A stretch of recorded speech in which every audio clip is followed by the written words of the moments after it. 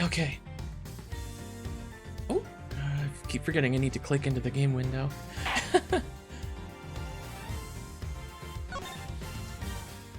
Alright, let's try finishing this story here.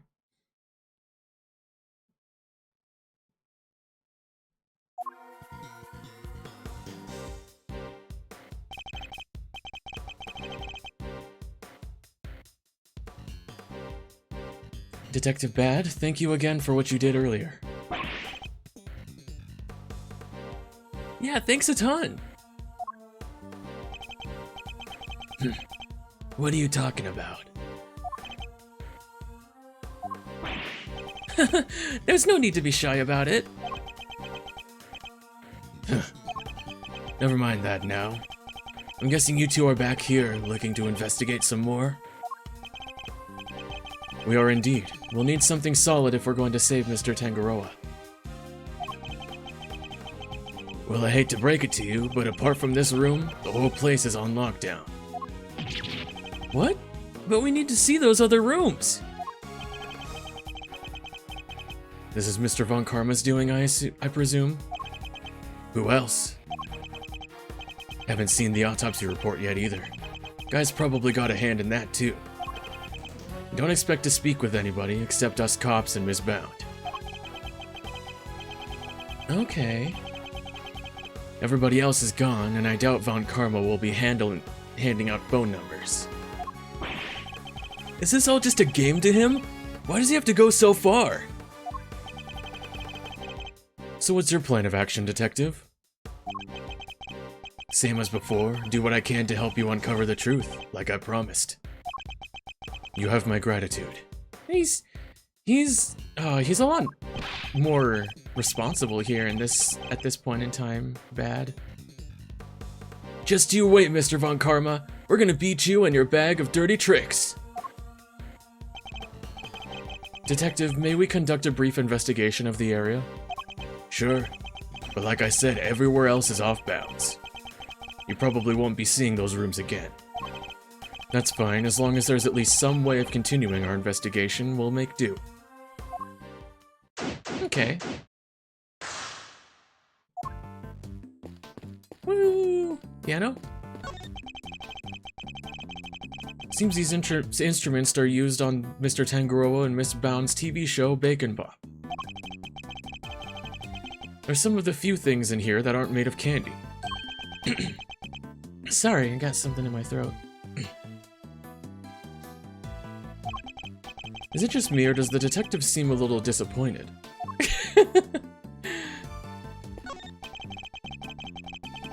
There's a drum set here, decorated to look as if it were made out of cakes. They must play it on Bacon Bop. Detective, about these drums. We already checked.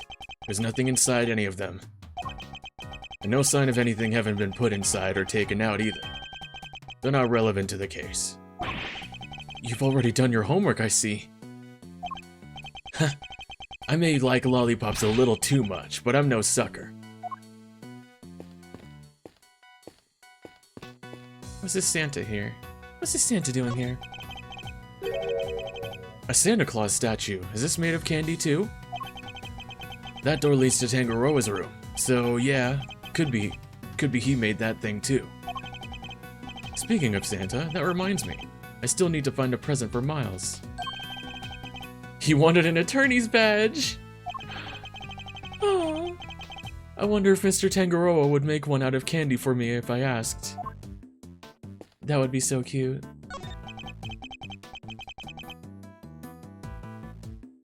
That's the door to Gusto's room. I guess the candy reindeer is meant to show the way. Big antlers like that. Must be a bull. I think not. Male reindeer shed their antlers in winter. Therefore, this must be female. Thanks, Mr. Trivia. Attorneys. They don't teach you about reindeer in law school, Detective. This is quite the trophy. Awarded to Tangaroa, first place, International Confectioners Association Annual Spectacular. That's a long title. It's made of candy. I guess it wasn't meant to last forever. Makes sense. Prizes, fame. None of it lasts forever, right? I doubt it's anything quite that deep. Where does this elevator go? The second floor. Tangaroa and Bound live up there. Sounds like they live a pretty charmed life. Tea parties, candy making, that kind of thing. They even made a garden. Must be nice on a sunny day. They even had a garden. That does sound nice. Perhaps they'll invite us when all this is over. You'd come, wouldn't you, Detective? Don't get ahead of yourself now. I'm not in the habit of palling around with attorneys. Palling around.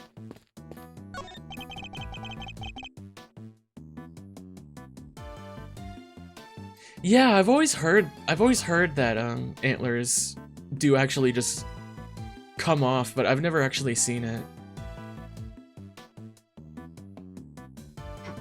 Oh, what you doing, Emma? What you doing? You getting a toy? Get your bear? You getting your bear? These trophies all belong to Mr. Tangaroa. But they're not all for confectionery contests. Some appear to be for charity work. Interesting. A testament to both his character and his professional achievements. What's this one here? In recognition of Bacon Bop's long-standing achievement in making children's dreams come true. That's so sweet, it's got me wanting to watch it. Snowman! Scone's room is through there. It's marked by a snowman. A candy snowman by the look of it. Oh yeah? Well, I'll be. He's really sizing it up. He isn't thinking of making that into his next lollipop, is he? Is this tree made of candy? It's a Christmas... Oh, yeah! Just as he said! It's a Christmas tree made out of candy. These candy statues have everybody on edge. If ants get in there, that's our scene ruined. Yes, it would be pretty disastrous, I suppose. There's a lyre here, and some maracas designed to look like ice cream cones. They're so well made that it's hard to tell what's candy and what's not just by looking. This reminds me of that one Japanese game show that people had to, like, bite into, like, random objects to see if they were candy or real. Or like, candy or, like, chocolate or something. I thought that was really funny that they did that. I'd reach out and touch them, but then I'd be disturbing the crime scene. Hands off, I already checked them out, they're real. Check them out how exactly? Did you manhandle vital evidence, detective? I didn't touch them, not with my hands at least. Did he...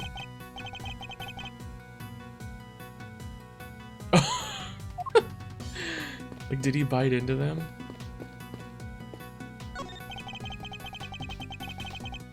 This sign shows which artist's work is on display in which room. From left to right, Mr. Tangaroa, Mr. Gusto, Miss Scone, and Mr. Frost. Incidentally, this sign is also made from candy. What were they going to do with all this candy? Was somebody going to eat it when the contest was over? I would. Excuse me, may I ask what you're investigating? Sir, I'm analyzing the fountain water to see what might be in it, sir. And did you find? What did you find? Chocolate and what looks like the kind of flavorings and colorings used in frozen desserts, sir. The composition of the chocolate seems to be the same as that of Mr. Tangaroa's work. So the flowers in the water are made of chocolate too? And the flavorings and colorings match the profile of those used in Mr. Frost's ice sculptures. Those little rivers flow from all four... Oh, the water, yeah. Guess that's how the stuff from the melted sculptures wound up in here. And that's not all, sir. We also found blood. What? Why is there blood in the water? Think back to our investigation of the murder scene, detective.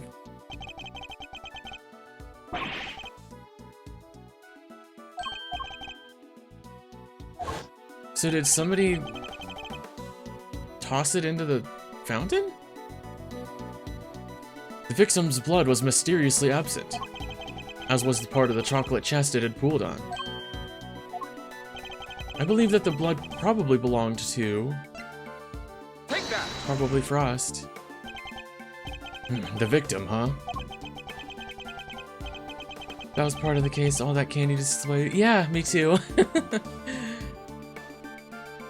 I'll have the guy compare it with the blood on the murder weapon.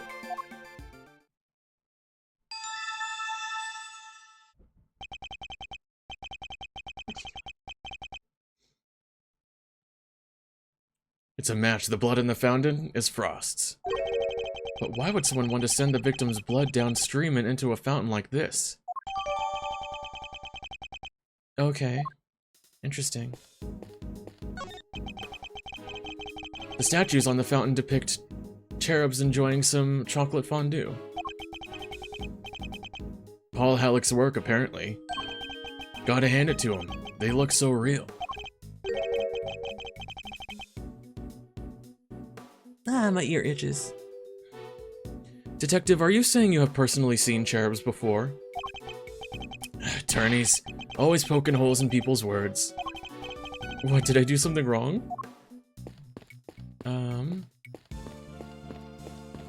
Well, I want to talk to these guys first before...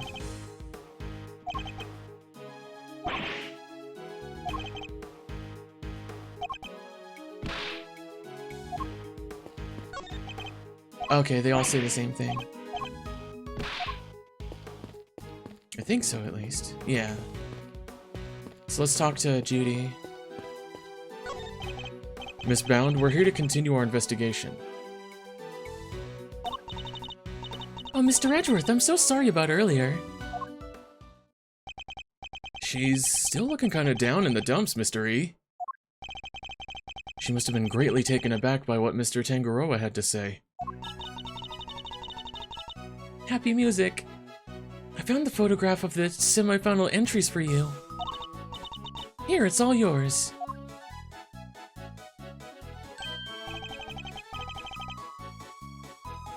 Wow, Miss Scone sure knows how to make a cute cake. Yes, Samson loved her design for that one. And he loved the designs of flowers of Mr. Gusto and Mr. Frost's entries too.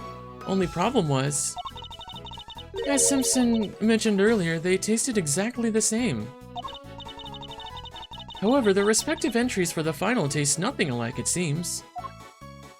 So did Gusto... Did one of them steal from the other? Emma, down. Down.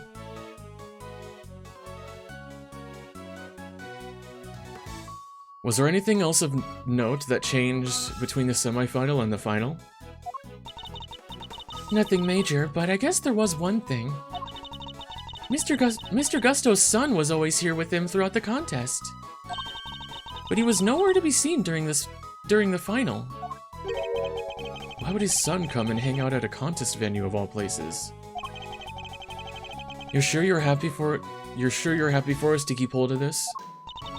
Of course, I hope it helps you with your investigation. Interesting. Oh, and I also have the book containing the recipe for the cure Samson mentioned. We've seen this book before. Oh yeah, there it is. It was in the chocolate frame in Tangaroa's room. That's right. He put it on display there so that everybody could see the grand prize. What? The cure is in the ultimate cookbook? So it's not a book of dessert recipes, I take it? Oh no, we told the contestants, of course. But I guess nobody told you yet. So the contestants all knew that the ultimate cookbook was this whole time. So... I'm starting to think that either...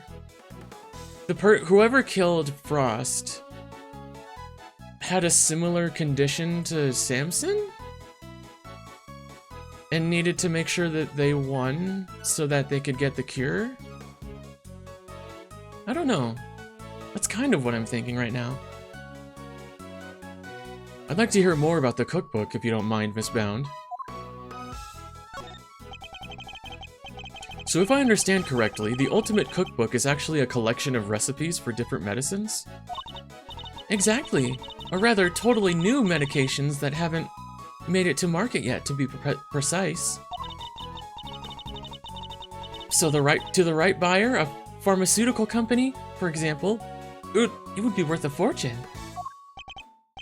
But why make that the grand prize in a confectionery contest? Mr. Tangaroa is the sole heir to the Tangaroa family fortune.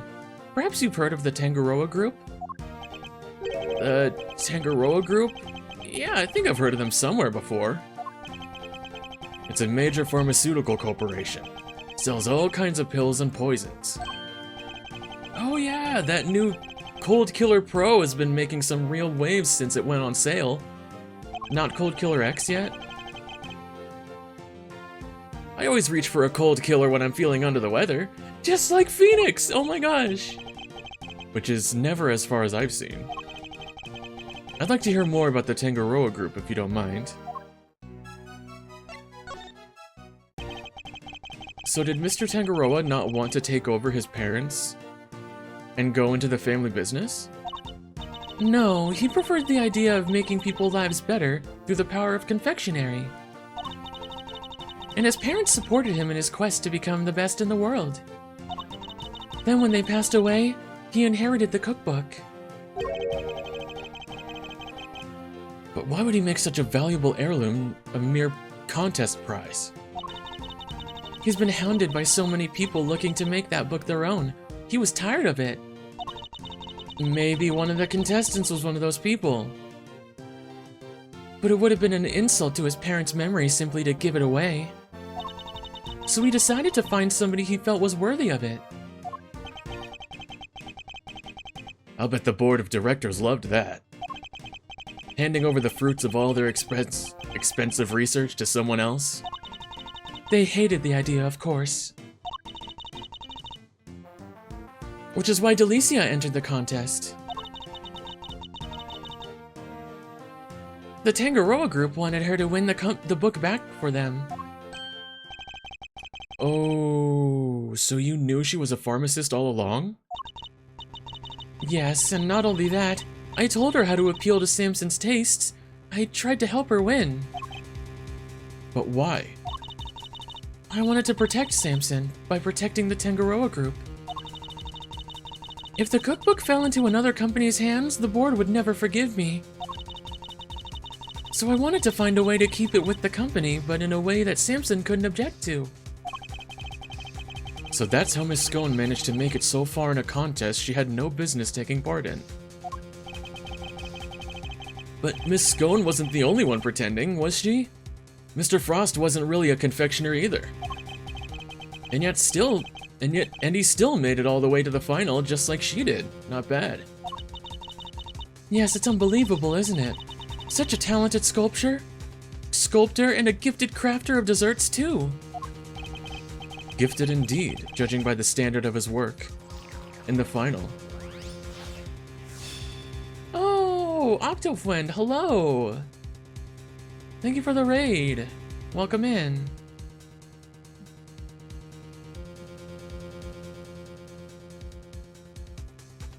Hi! How's it going? It's been a while. It's been like almost 2 years. We're almost at the end of the third case of this game. But how did one man produce pieces of that size and quality in such a short period of time? I'm not sure I have much more to tell you. But if there's anything else I can help you with, I'd be happy to, of course. She's certainly very keen to ensure that she does all she can for Mr. Tangaroa. I could certainly use a cup of tea you made. A cup of the tea you made us yesterday, if you wouldn't mind. I think that might help move the investigation along nicely. Oh, I'll have some too! Your tea is to die for, Miss Bound. Well, how could I possibly refuse? I'll bring it right out. You know, I think that cheered her up a little.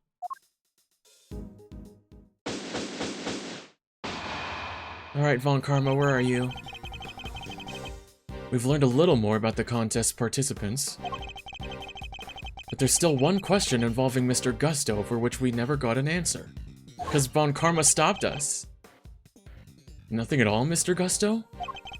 You went into Mr. Frost's room, didn't you? Perhaps you could tell us why. Sure, I was. Silence! You were not to give the attorney even the tiniest shred of information. Ah, that asshole. What was he doing in Mr. Frost's room? And that's not all. I also have questions about the work he submitted for the semifinals.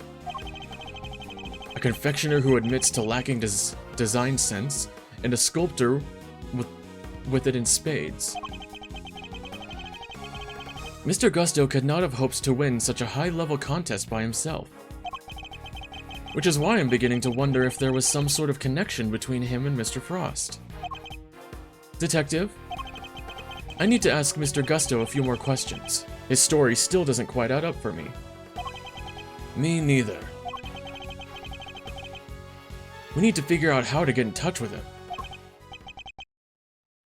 Oh, do you now?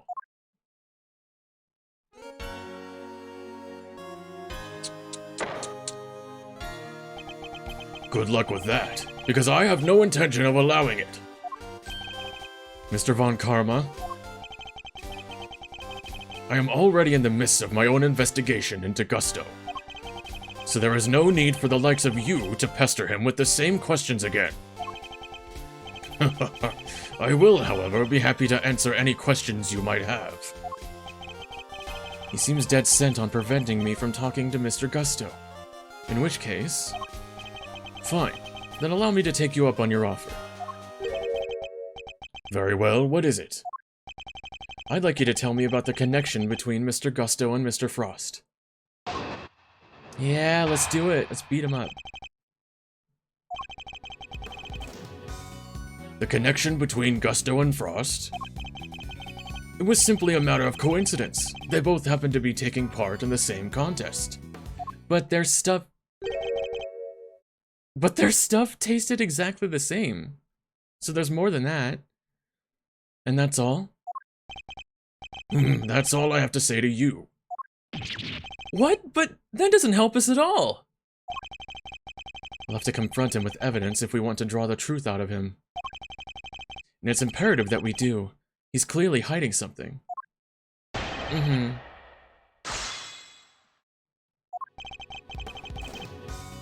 Hold it! Yes, there must have been a connection of some kind. And if you would cease your baseless interruptions, I will happily tell you what it is. If this were a courtroom, I would have you removed for contempt. But isn't that solely the judge's purview? Yeah, Judge Von Karma would probably have dancing to his tune. What? Even judges are scared of him? Oh, yes they are. It won't be an easy trial, that's for sure. Please, Mr. Von Karma, continue.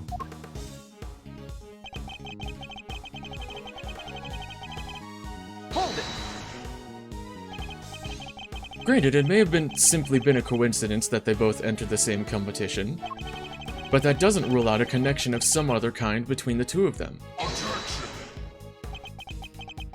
I do hate to repeat myself, but if you do not have any pertinent evidence, then kindly keep your mouth shut. Guess I'll just do as he says for now. At least until I find evidence that yep. Still, the look in your eyes speaks volumes. Well, go on then. What are you trying to say? Make up your mind, will you? Should I keep my mouth shut or not? Seems Mr. Von Karma is keen on keeping us away from the truth. Which means the truth must be inconvenient to him somehow, right?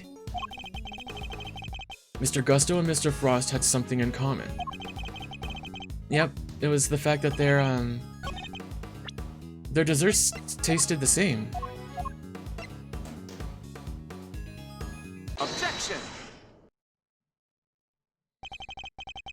I wonder if you could look at the two confections in the foreground for me, Mr. Von Karma. They were made for the contest semifinals. Both are quite exquisitely crafted, wouldn't you agree?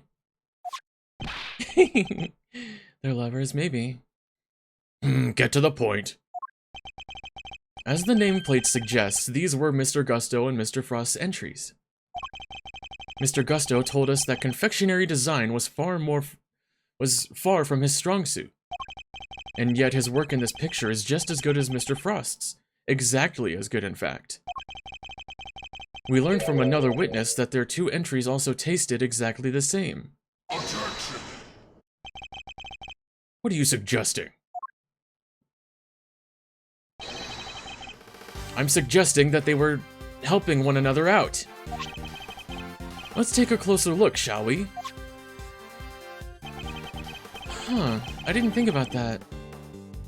Well, while at first glance, the two may appear to be superficially different, it soon becomes apparent that there are significant similarities in how they were put together. Maybe the fact that Gusto was doing the animals and Frost was doing the rest of it? They were made of the same ingredients, taste the same, and share a similar design aesthetic. This picture is proof positive that the two were working together. If you figured that much out, I suppose there's little point in denying it. Mr. Von Karma knew all along that they were cooperating? But I'll warn you, none of what you're about to hear will be to your advantage. Oh really? Let's see. Oh, the real connection, okay. Let me confirm what you seem so desperate to prove. Gusto and Frost were indeed working together. Gusto spelled out the details of his relationship to Frost during his questioning last night. It seems they were helping one another right up until the day before the final. And that's also the day that Gusto's son wasn't there. Huh. So you knew that the two were cooperating. Mr. Von Karma, why are you trying to bury the truth? Objection! Please, enough with the petty slander. I merely wanted to avoid you poking your nose around before I could provide proper context in court. It simply slipped my mind to explain it to you. Doesn't explain why he's being so slippery with the facts, though. I need to figure out what it is he's hiding. I can't let things end like this. We already know at the end of this that he unfortunately did leave things undone, unfinished. Hold it! So you did know that there was a connection between the two. Why were you trying to hide it? I don't just hand out information like candy, and certainly not to the defense. Not like that lollipop nursing fool of a detective over there. You do things your way, and I'll do them mine. You wonder why I refuse to share information with a traitor like you. Hold it! Okay. Last night, after Mr. Frost's work melted, correct? Yes, I interviewed Gusto personally. Yeesh, a one-on-one with Mr. Von Karma. That must have been terrifying. I imagine Mr. Gusto probably meditated his way through the difficult parts. He most certainly did not, every time he closed his eyes. I brought him back with an almighty snap. No one dares to plead the fifth with me. Did that even work on him? And that is how I was able to perfectly learn every last detail of Gusto and Frost's relationship.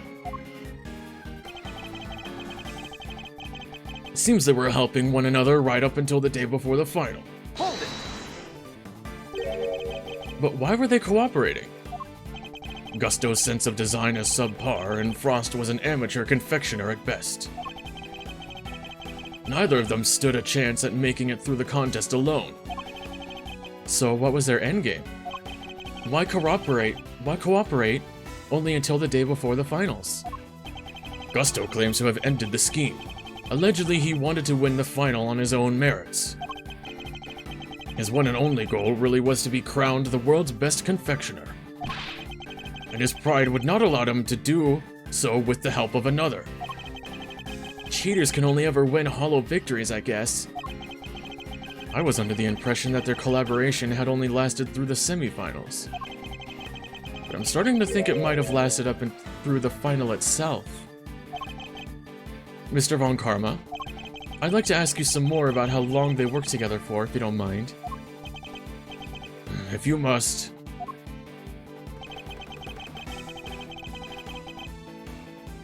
Hold it! Before you ask, I'm not objecting to your characterization of Mr. Gusto's design sense. Yeah, he admitted himself he isn't all that great. He made what he alleged to be the likeness of me. Just thinking of the abomination he came out with turns my stomach. Yeah, I kinda like that guy's work. An artistically rich amateur and an artistically impoverished professional. In a way, it was inevitable that they would wind up working together.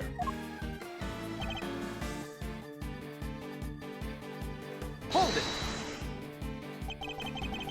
You really believe that they were cooperating until the day before the finals, and then just simply stopped? It seems a little strange to me, wouldn't you agree? I have told you the truth. Whether you find it strange or not is none of my concern. He was concerned enough to try and hide it from me only a few minutes ago, though. Which means there must have been a reason for that. Based on Mr. Tangaroa's assessment, it sounded as if Mr. Frost's entry for the final was the clear winner. Which means he must have still been working with Mr. Gusto, right? That's precisely what I was thinking. I must have some evidence that proves they were cooperating right up through the finals. Yeah, let me look at what we've got.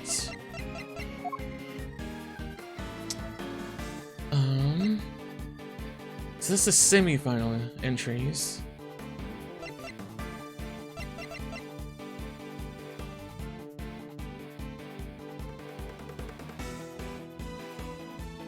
Maybe it's because the strings on the lyre were salty and the rest of it was sweet. Objection! Ah, nope. Oh no, I think that might be just the wrong statement. Let me try. Okay.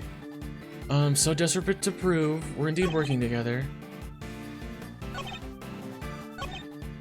Until the day before the finals, then decided to complete on their own merits. I'll try it on this one. Objection! Yeah, there we go.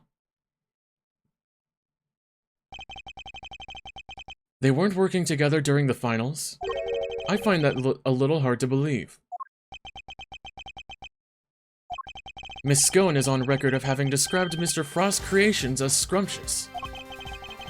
And while he was certainly skilled, I doubt he could have become a world-class confectioner overnight. It seems far more likely to me that he and Mr. Gusto were still cooperating during the finals. How many times must I explain this to you? Assertions require proof, and one person's entirely subjective statement is not proof of anything. Besides, even amateurs can occasionally make delicious food. Perhaps Frost was simply lucky. My wife, for example, is an amateur whose cooking put first-class chefs to shame. How is that not an entirely subjective statement? Furthermore, you were ignoring another crucial part of the pharmacist's testimony. Namely, that she also describes some of Frost's works as having been unbearably salty. In other words, your evidence actually shows that Frost failed to produce the perfect confectionery. But if Frost was already dead at the time... No more objections, I take it? There must be some way I can prove that Gusto and Frost were still collaborating. Mr. E? There's something that's been on my mind. Yes, what is it, Eddie? Mr. Mr. Frost's entry for the finals? Wouldn't it have taken a while to make? I would imagine so. Making flavored water, freezing it all, and then carving 2 full sculptures? Could he really have done that and helped Mr. Gusto with his work? If it was me, I'd have barely gotten as far as the setting the flavored water up to freeze part. I just can't see how Mr. Frost could have pulled it off.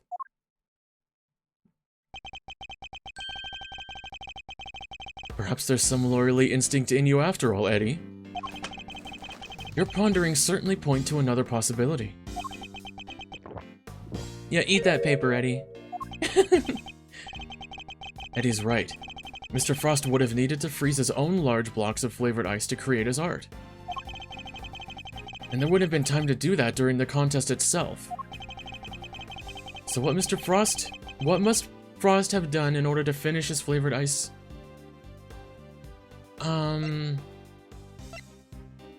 Make it the day before? He must have made the flavored ice the day before. Then all he would have had to do was sculpt it.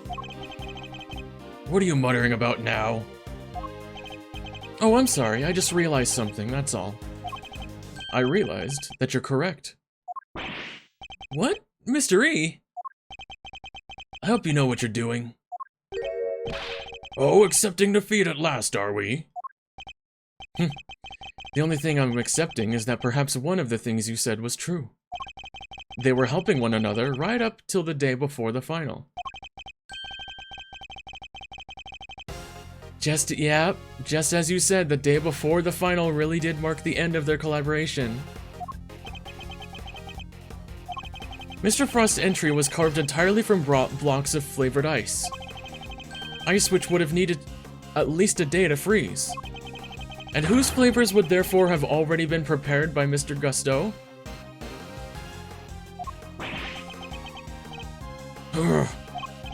Yes, which lines up perfectly with what Gusto told me, that he helped Frost until the day before the final. In that case, why didn't Mr. Frost reciprocate and help Mr. Gusto in return? I can hardly be expected to read the minds of the dead. Objection!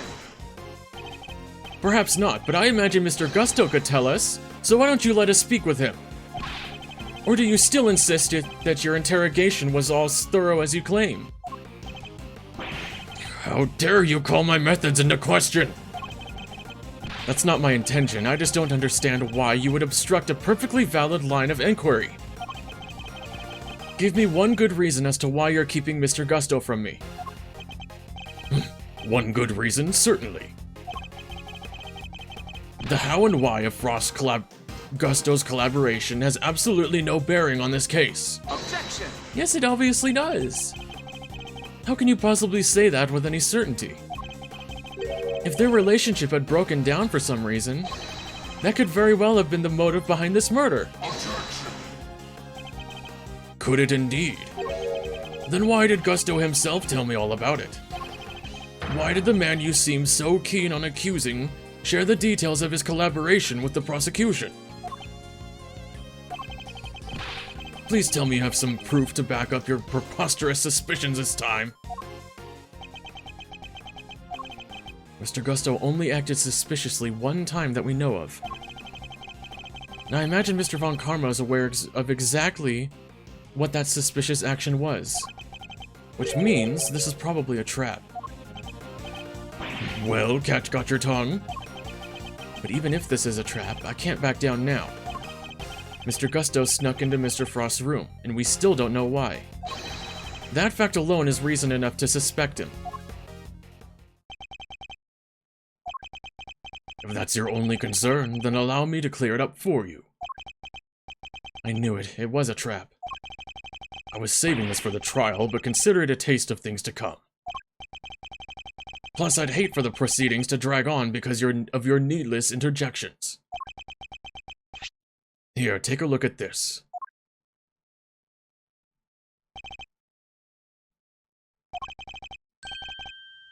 Gusto and Frost and their sons.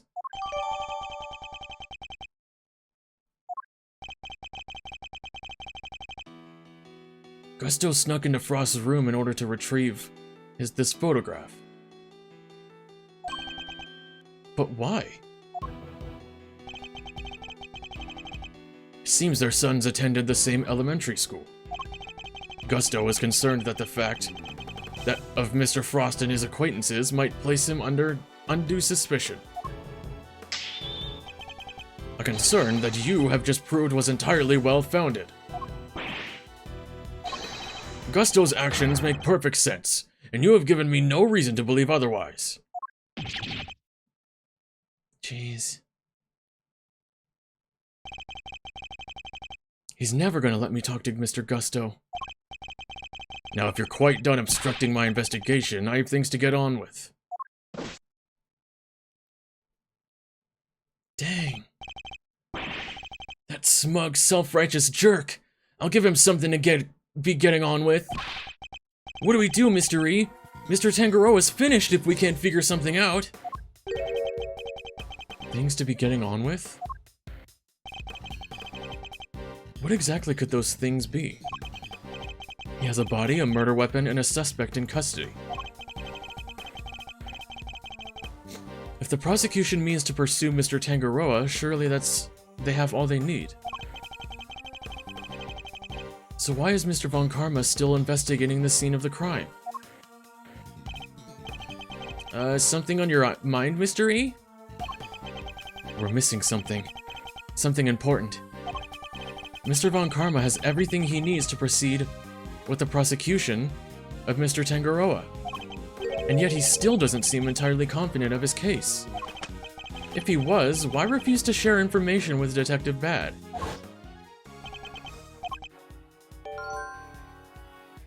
Oh, still no autopsy report, yeah. In addition, we still haven't solved the mystery of what happened to the evidence that went missing. The missing blood.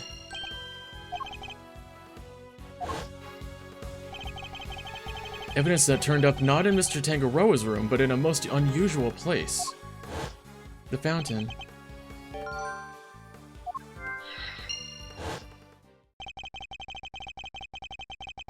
So there were no traces of Mr. Frost's blood left in Mr. Tangaroa's room. Yet we found some in the fountain instead? Why?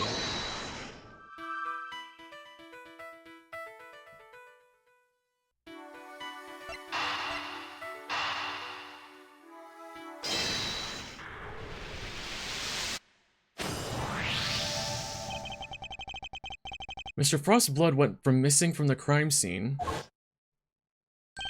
but traces of it showed up in the fountain. Why go through the trouble of removing the blood from the scene after the body has been discovered? And why only the blood? Surely the body would have also been in the way. Yeah, I'm confused by this. Could someone have moved the body aside to get to the blood?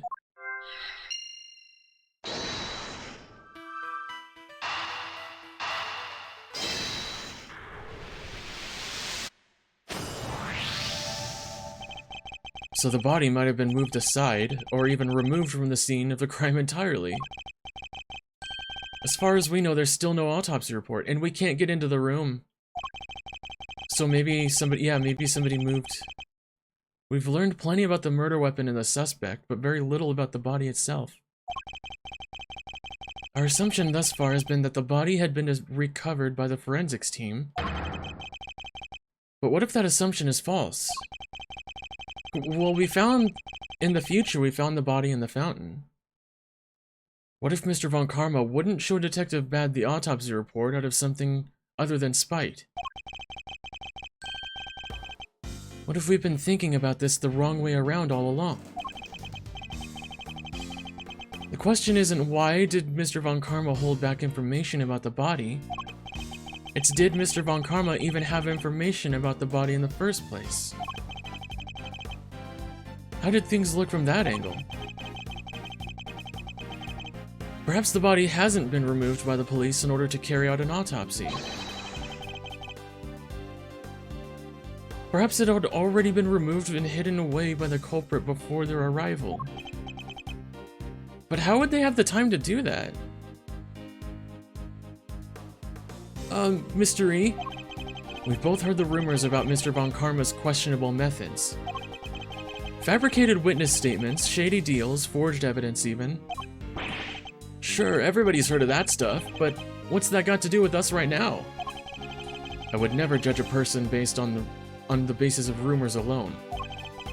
Even Mr. Von Karma, I've tried my best not to let my preconceptions color our interactions with them.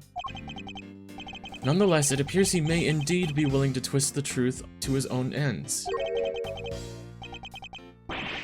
Twist the truth? You mean he's been playing dirty? I fear he might have been, and still is. And I'm not about to let him get away with it.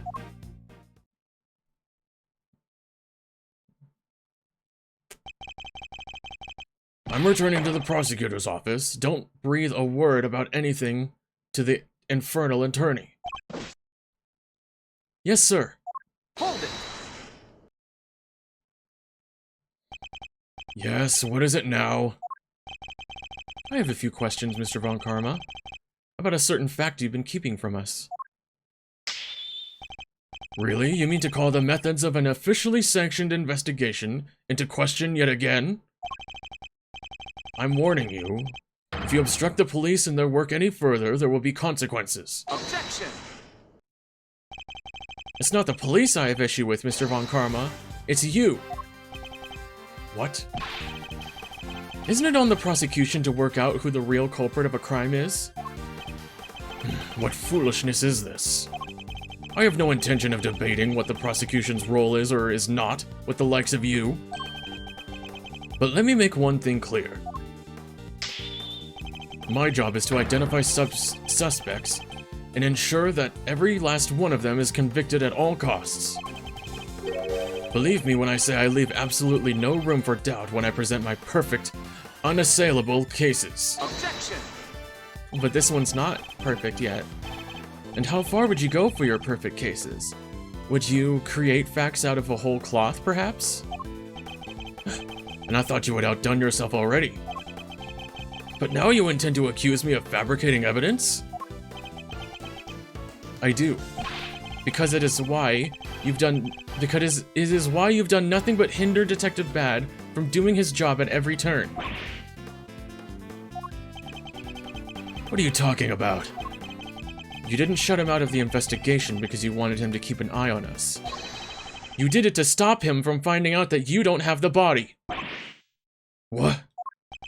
He doesn't have the body? Objection! Ridiculous! You're clutching at straws. I will tolerate no more of your preposterous slander. Then allow us to examine it. Prove me wrong if you can. Ugh. I'm afraid you'll have to try a little harder than that. I'm under no obligation whatsoever to prove your baseless accusations on one way or another. Objection! As you must have seen for yourself, a piece of bloody chocolate is missing from the scene of the crime. Why did it disappear and where did it go? What does it matter? Some blood went missing from the chest where the body was found, so what?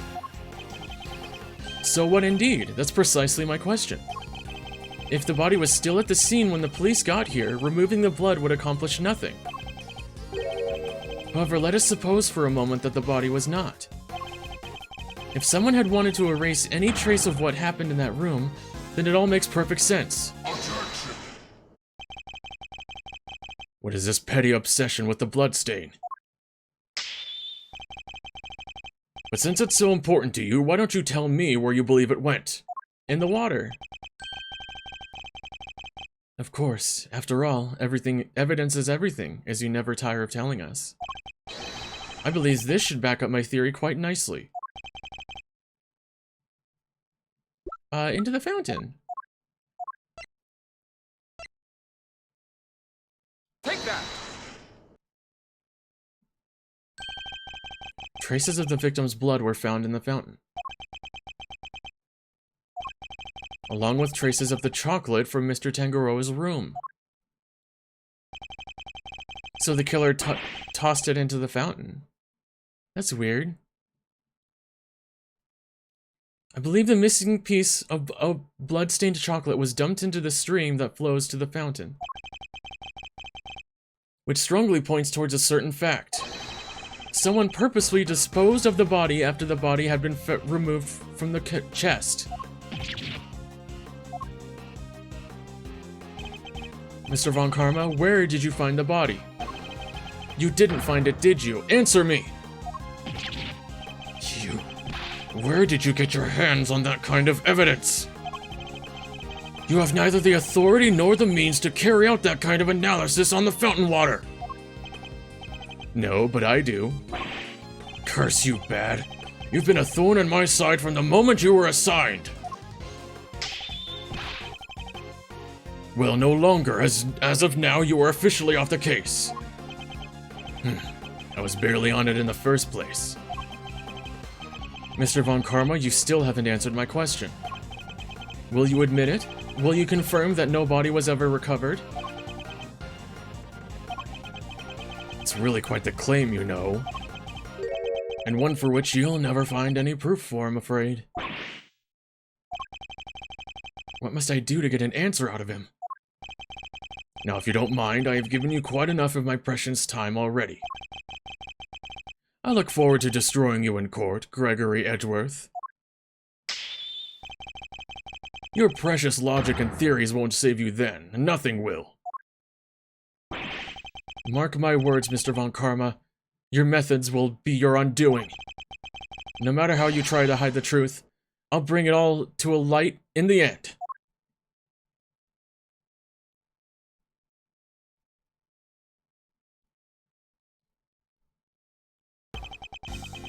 Forgive me, Detective. I didn't mean to put you in a difficult position. Don't sweat it. It was always gonna end this way. Honestly, nobody's ever sidelined me that way he did before. First time for everything, huh? You know, I think you might be right about the body being missing. I am, and I'll prove it in court. Well, if there's anything I can do to help, just say the word. Since you know, I'm off the case now. That's very kind, and I'm sorry to keep asking favors of you, Detective Bad, but there is one more thing. Hey, what are you guys whispering about? Come on, let me in on the secret! Alright, Eddie. The detective and I were just arranging a little insurance for the trial. I think we have enough to see Mr. Tangaroa acquitted. But I'd prefer to have an ace in the hole just in case. And what is it? You'll find out in the courtroom. Wait, what? You're letting me join you? Of course I am. You're my assistant, after all. I'll be more than that by next year. I'll be a full-fledged attorney, you know it. We can take on Mr. Von Karma together. Indeed. Though I'm hoping we'll have freed Mr. Tangaroa by then. But if we're up against Mr. Von Karma, I guess we can't rule out the possibility that this might take some time.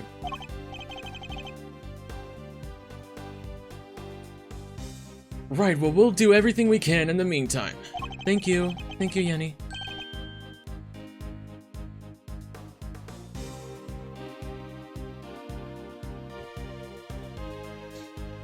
I know you can beat Mr. Von Karma, Mr. E. I believe in you. We can't allow Mr. Tangaroa to remain imprisoned for a crime he didn't commit. And we won't. I'll expose Mr. Von Karma's lies if it's the last thing I do. Ooh.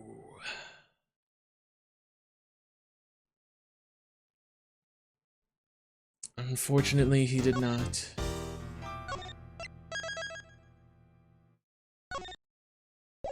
Back to the present. Looks like, yep.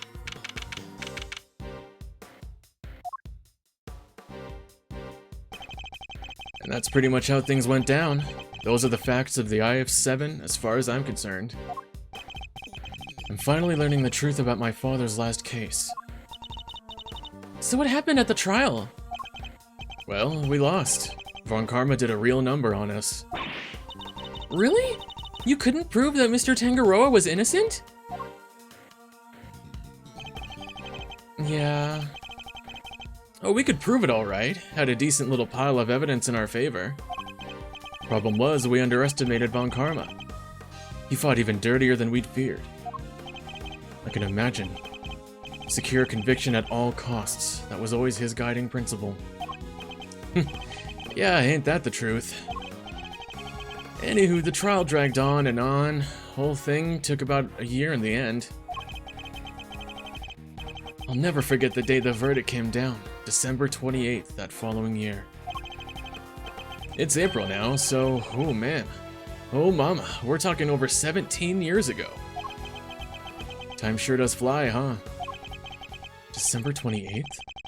I was there that day 17 years ago, sitting in the courtroom gallery.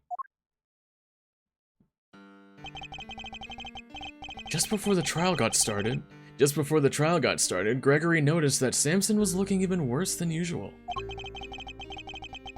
Turns out the poor guy had finally reached his limit. It was so bad he even said he wanted to be found guilty. Wait, you mean they forced a confession out of him? Yep. Von Karma got what he'd been pushing for from the very beginning. And when Gregory tried to stop the bombshell about there being no body to speak of, he learned that Von Karma had used the power of the police to head him off at the pass. Even had himself a fake autopsy report, but that wasn't the end of it. Von Karma had gotten Samson to falsely testify against himself to being an accessory to murder in court. Combined with this confession, the poor guy's goose was well and truly cooked. But Gregory still had his ace in the hole, though. The same ace he asked Detective Bad to help him with. Exactamundo. He knew he needed one last card to play if they squeezed a confession out of Samson. So we had Bad record all of Samson's interrogations. I guess Detective Bad really wanted to know the truth too, huh? We all did, but he was a trooper. Stayed with the case even after Von Karma took him off of it. He was tied up in some other big case too. Good old Bad. They don't make him like that anymore. Gumshoe's still good. Anyway, Gregory presented the recordings as proof that Samson's confession was coerced. And you know what? It almost worked. A cop named Ian Seidman got fired. Oh my god, that's great. Ian Seidman. Samson's interrogator and the initial detective before Bad, he took the fall for pretty much the whole thing. But Von Karma didn't get away scot-free.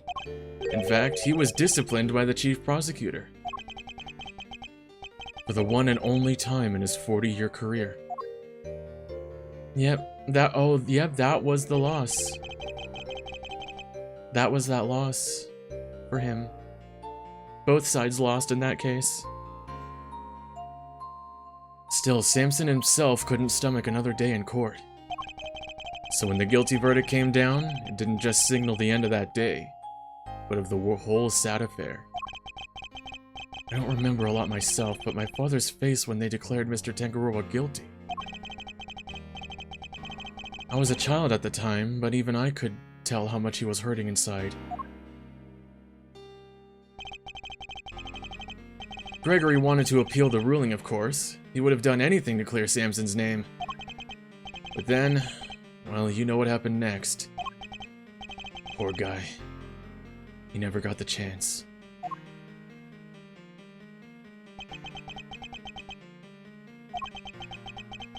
I should have left with him that day.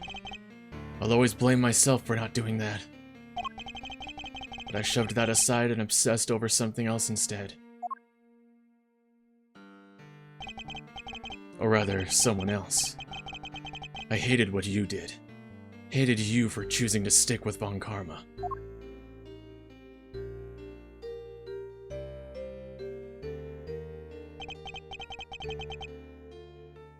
I hope you can forgive me. No, you had every right to hate me. I went on to become a prosecutor as planned, And that's when Mr. Von Karma showed me this case file. According to these records, Mr. Tangaroa was convicted as the main culprit in Mr. Frost's murder. No, that's not right. Samson was convicted as an accessory to murder. Strange, the file clearly states that he was the perpetrator. Plus, I'm fairly certain that all of Mr. Von Karma's cases were successfully solved. Mind if I take a peek at those? This file's been doctored. The part with the verdict, it's been changed. What? Here, feast your peepers on this.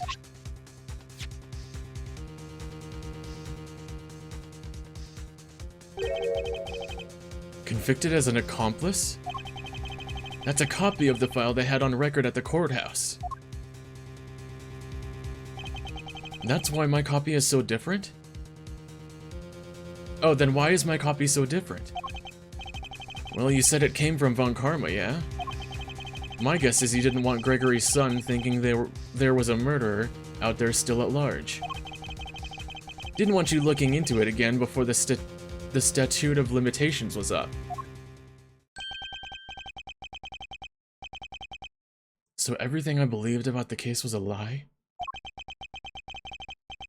Like they say, we all gotta start somewhere.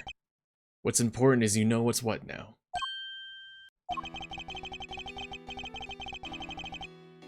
The statute of limitations may have run out, but the truth's still out there, you know?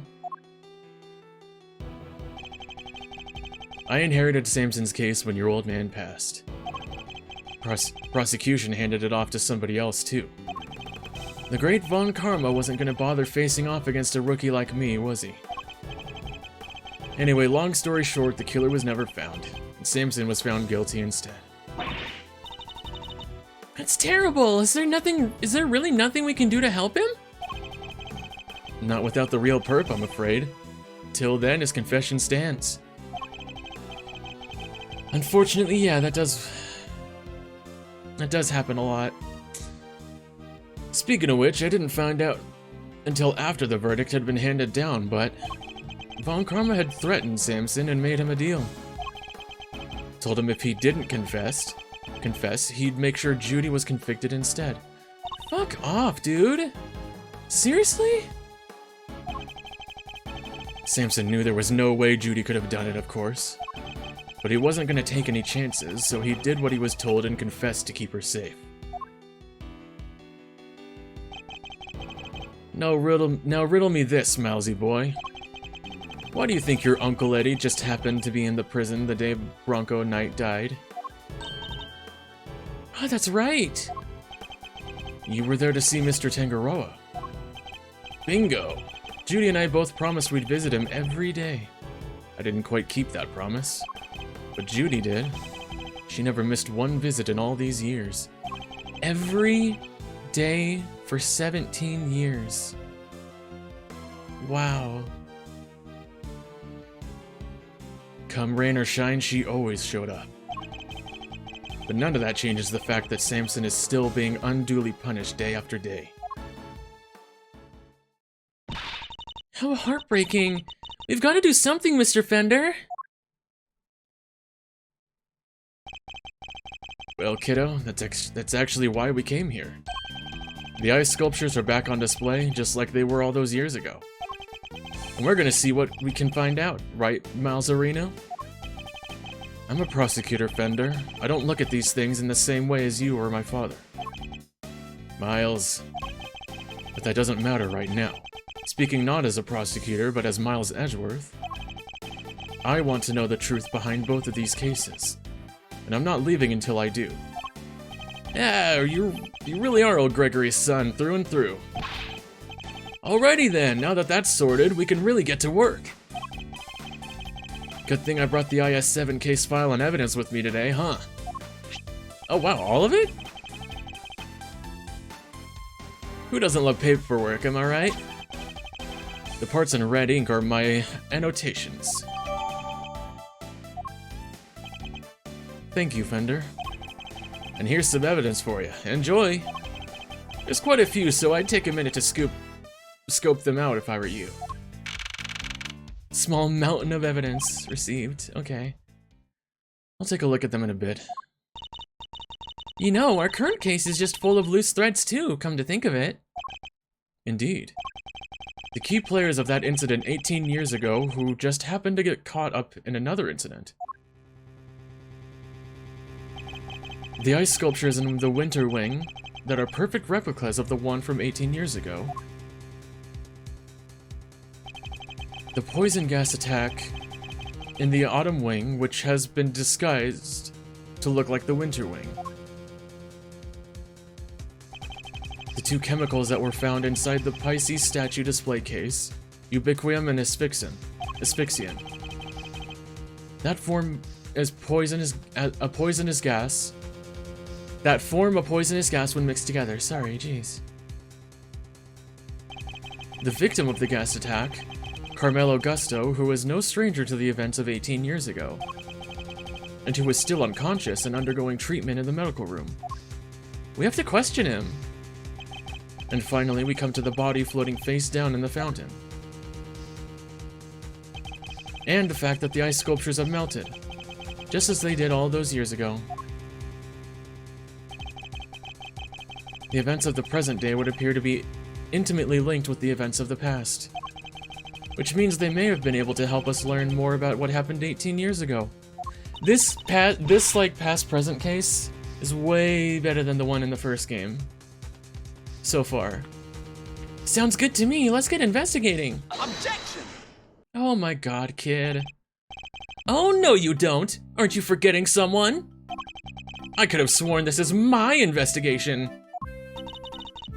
Eustace is quite right. I do hope you aren't intending to obstruct him in his duties, Mr. Edgeworth. Hello, hot lady. I would hate to have to add a guilty to my report to the committee. What am I guilty of now? Of course not. I'm simply offering once again to do what I can to help with the investigation. Your offer is duly noted and duly declined. Oof, she isn't pulling any punches.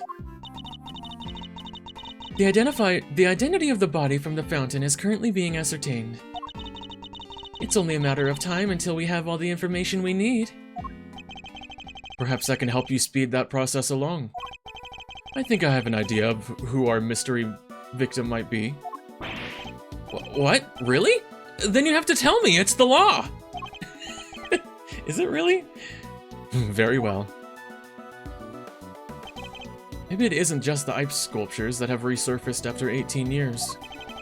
The body in the fountain must have been a visitor from the past. Take that! I believe the body in the fountain is that of the man who was murdered here 18 years ago. Mr. Artie Frost. What? You're saying that was poor Chillywinks?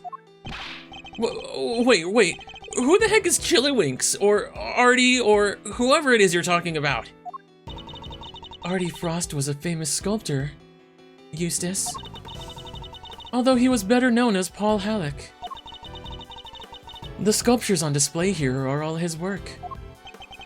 No way. Sounds like he did well for himself. Always good to encounter a fellow winner. Mr. Frost was also the victim in the IS-7 incident. Judge Gavelle knows about the IS-7 incident?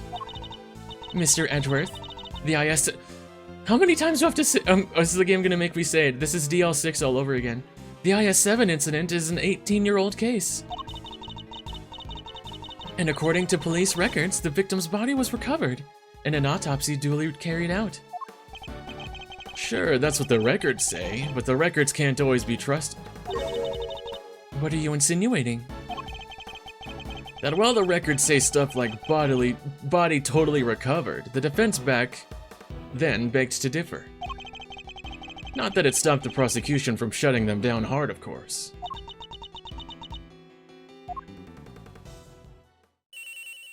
Oh!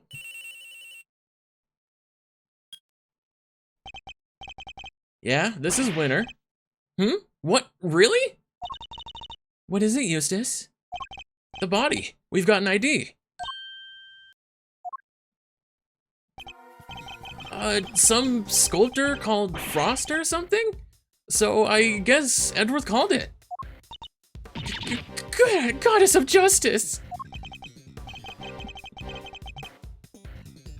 Hello, Burnt Mayo. Welcome in. So my father's deductions were right all along. Well, Judge Gavel, I'd say this changes things, wouldn't you? Perhaps now you'll admit that I might be of use to this case. More than a certain junior prosecutor, anyway. No fair! You're trying to steal the win! I'm doing no such thing. All I want is to uncover the truth. And if we're going to get to the bottom of what happened here, we'll need to work together. We do not need to do anything, and you do not need to know the truth. This case is none of your concern. Objection! Whoa there, Judge G. I think you might be wrong about that. Another of your interruptions, Mr. Fender? Yep. See, I was on the defense team for IS-7, so this case is very much my concern. I was one of the pesky kids pushing the theory that the body had actually gone missing. The prosecutor at the time may have brushed us off, but you can't deny the testimony of your eyes. Or to put it a little more bluntly, the prosecution's case was rotten from the ground up. When there's been a miscarriage of justice caused by the prosecution, it's the committee's job to fix it, no? And who better to help you unpick the mess than someone who was there at the time? Unless you have an ulterior motive.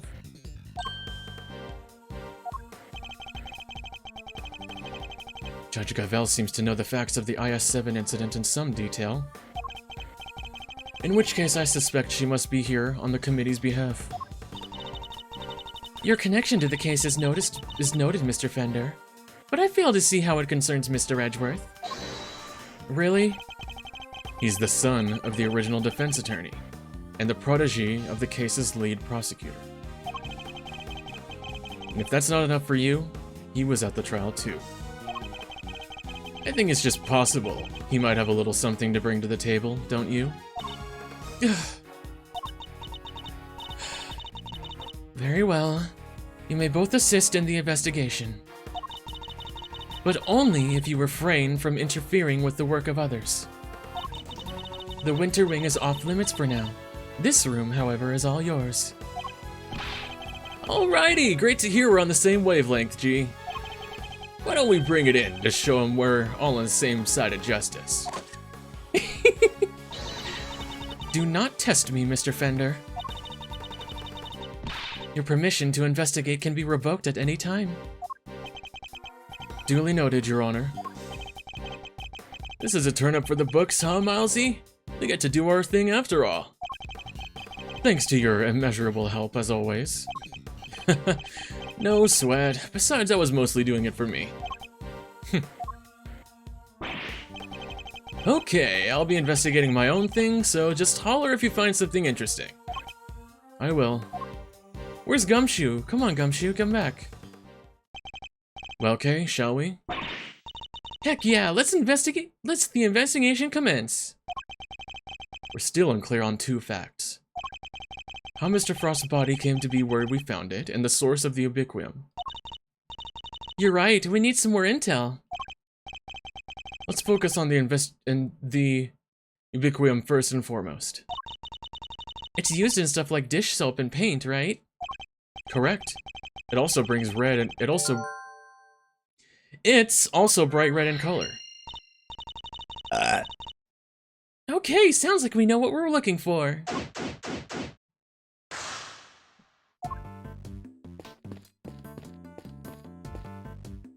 Hey you two, what you up to? This thing is the front of the door. Is a fir tree, right? Yes, they're usually associated with winter, but this door leads to the autumn wing. I suppose it's all part of someone's elaborate ruse. I could paint it red for the autumny feel. Evergreens stay green all year round, Kay, hence the name. Sure, I knew that. Statues of a man and woman in old-timey clothes? Did Paul Halleck make these as well? Yes, it seems he created them later in his life, once he began to make a name for himself. His wife pushed him to sculpt the two of them as ancient gods, and he couldn't say no to his beloved. The title is The Beautiful Goddess Venus and Her Humble Servant. Wow, talk about putting your goddess on a literal pedestal. It's a sculpture of a brave warrior battling against a serpent. Seems he was fascinated by fantasy and mythology when he was a young man. This piece embodies the tragic yet gritty determination of the young as they face an impossible situation. It's called the math test. Talk about relatable. That's a good name. It's a man with a moon-shaped head and a woman with a sun-shaped head. And a woman with a sun-shaped head. The man's got a real pained look in his eyes, though. Is this another Paul Halleck piece? Yes, from his younger years when he was something of a dreamer. He depicted those closest to him by means of a motif taken from nature. The piece is titled My Parents. What are these names? Guess the moon shone brightest in that house. Miss Bound's tea set is laid out neatly on the serving cart. The pamphlet says the gallery is famous for its tea. Understandably so. The cup we were given was delicious. Looks like all this stuff was designed by Mr. Frost. Interesting. In that case, I think we'd better take a closer look. What's in this thing?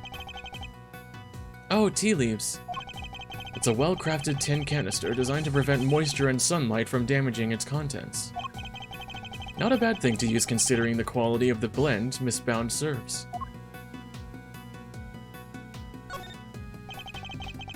So this dishware was made by Artie Frost. It looks very fancy. Oh, it is. I'm willing to bet that this set can fetch something in the thousands of dollars. So let's try not to touch any of it unless we absolutely have to. Whoa, this stuff's really worth that much? Stop it, Kay. I can see your eyes lighting up. Miss Bound must be a real fan of Mr. Frost. Like Fender said, to still have this.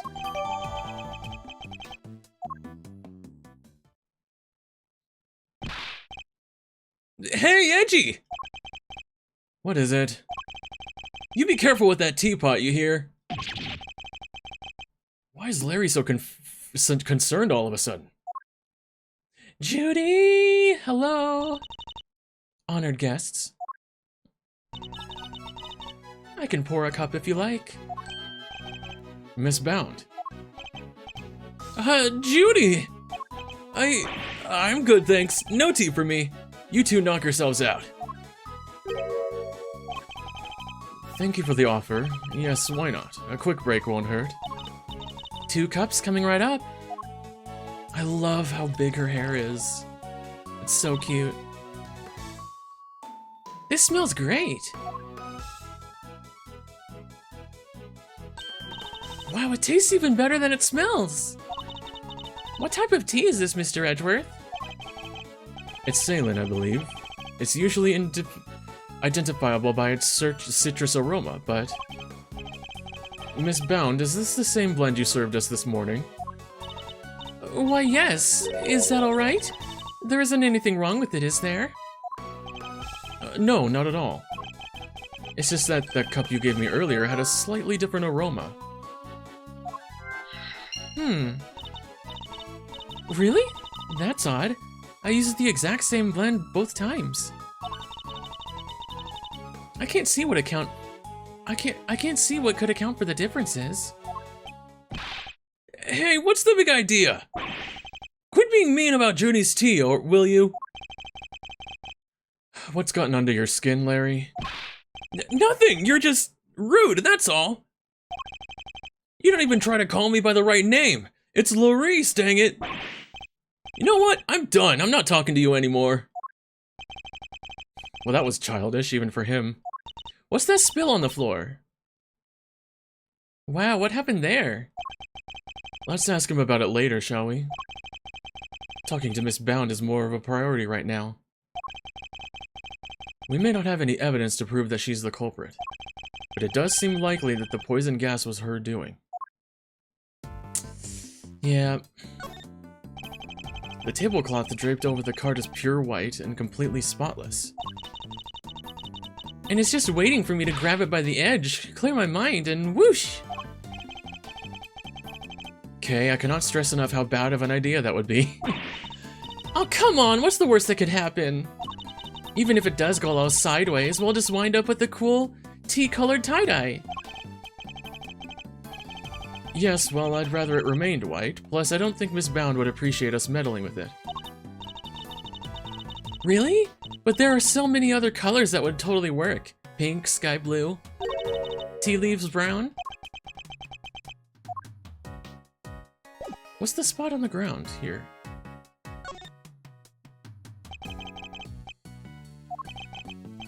Oh, I didn't mean to talk to him. Things are progressing. I think a fuller picture of what happened is beginning to emerge. Good to hear. Guess I better step up my game too then. Sorry, hold on. I didn't mean to talk to you. I meant to investigate this stain here. From the color and aroma, I'd say this is a puddle of spilt tea. And look, there's a small chunk of ceramic in it. I guess somebody must have broke something. Larry?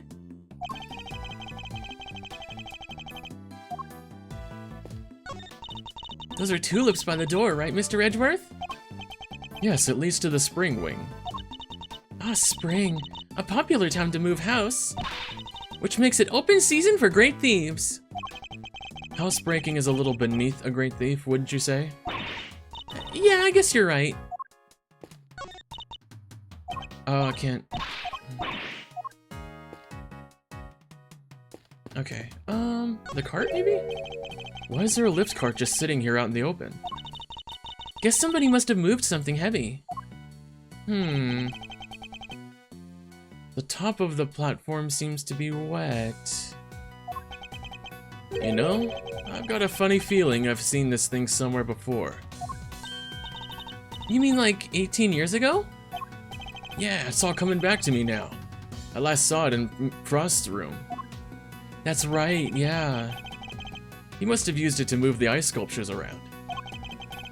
It's one of those fancy numbers where you can change not only the platform's height, but even its angle.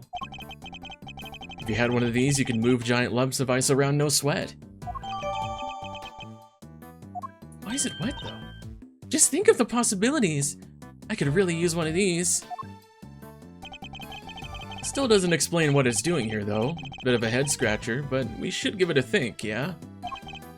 Indeed, after all, it just might have something to do with our case. It's a selection of trophies won by Paul Halleck, or rather, Artie Frost. Evidently, he was a very well-respected artist. Well, you've got one too, Mr. Edgeworth. So it's about time I won one too. Guess I'll have to find some thieving contest to enter. Or you could set something up. Something with a nice ceremony at the end, all that. Yes, followed by a swift round of arrests. Mr. Winter was very clear that you're only allowed to investigate this room. So I'm afraid I can't let you pass. Sorry, sir. It wouldn't make much difference if you did, officer. You're standing in front of a wall. Oh, but we all know a few breaks won't stop you, Mr. Edgeworth, sir. Wow, he actually sounds kind of scared of you. Just what kind of reputation do I have down at the precinct? Seems the elevator is only accessible to select individuals. I wonder what's upstairs. Among other things, the medical room. That's where Mr. Gusto is being treated. I hope he's alright. We've got some questions that need answering as soon as he wakes up. Since there's no way of knowing when that might be, we should explore other avenues in the meantime. Okay, I think we've done... Oh, hold on. Do you mind, Mr. Winter? You're in the way. I do mind, actually. And I'm not going anywhere. You'll just have to go around me. Well, we just thought you might want to move to a better spot, that's all. What better spot? I demand you show it to me at once. Is that really all it takes to make you do whatever we want? Don't think you've gotten away with anything, Mr. Edgeworth. I'll be reporting your actions to the committee. Do whatever you need to do, Judge Gavel. And we'll do the same.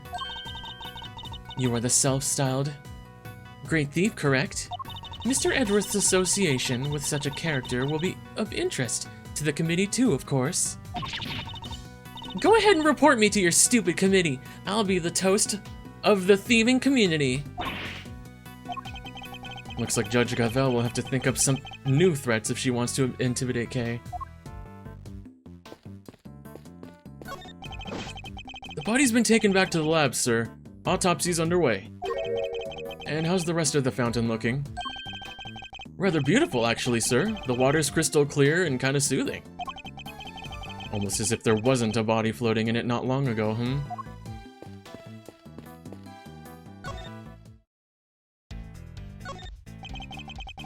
This case seems to have a lot in common with incidents from 18 years ago. And how?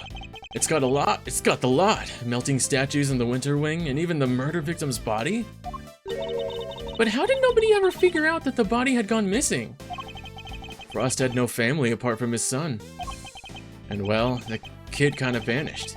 Nobody's seen him since around the time of the incident. Gusto's son too. Him and his best pal from school both just up and disappeared. What? And they were never found? Gusto's boy wasn't, not as far as I heard anyhow. Guess Frost's kid turned up in the end though. He collected his inheritance at some point. But yeah, with no family around, just after the incident, Frost got no funeral. No, nothing. So no need for the police to release the body, and no need for anybody to find out they didn't have it. They filed their fake autopsy report, and nobody was any the wiser. Well, almost nobody. I still can't believe Mr. Von Karma would have stooped so low.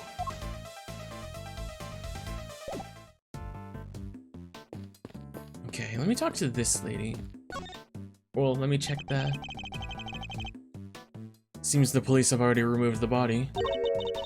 But why did the body of a victim from 18 years ago turn up in this fountain? And why wasn't it all rotten and stuff? Did it slowly shuffle its way here? No, need I remind you that zombies aren't real? Seems likely that the body was preserved somehow. Really? Is that even possible?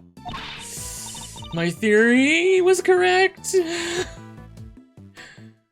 Hi, Henry. Hey, Mr. Forensics guy, anything to report? Yes, ma'am. Traces of both ubiquium and asphyxian have been detected in the fountain. I'm gonna say they were probably carried here by the stream from the Autumn Wing. In addition to those two chemicals, there's also a large amount of sugar. Yeah, the composition of the sugar is being analyzed as we speak. There's sugar in the fountain? Where would it even have come from? The river. Hello there, dearie. Still investigating away, are you? Found anything interesting? No, dearie. Well, nothing much anyway. Silly girl, that wasn't a dearie moment. That was more of a lambkin. Sweetheart is for when you're being sympathetic, of course, and treasure is for when they're in a tiz. Love is for people you're not that keen on. And pedal you use when you're trying to get someone's attention. Wow, I didn't realize there were so many rules.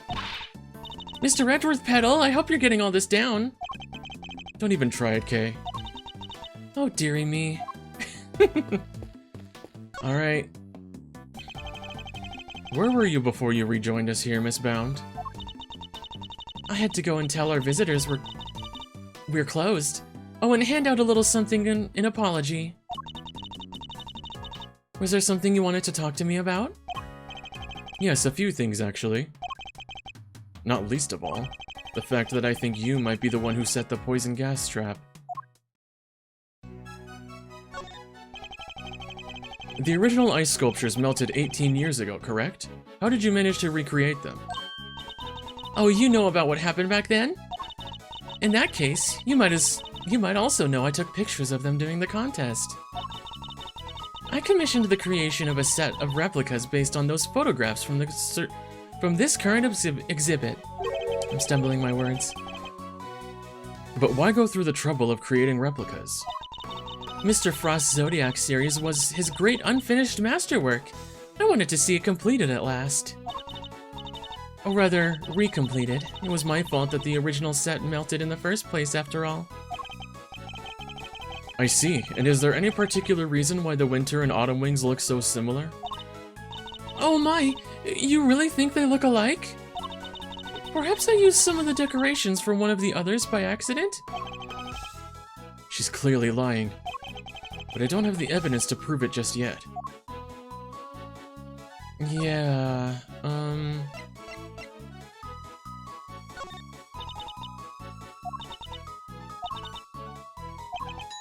Uh-oh, they're singing again. Huh. Larry, you gonna talk to me? I'm gonna keep this simple, Larry. You're hiding something, so just tell me what it is.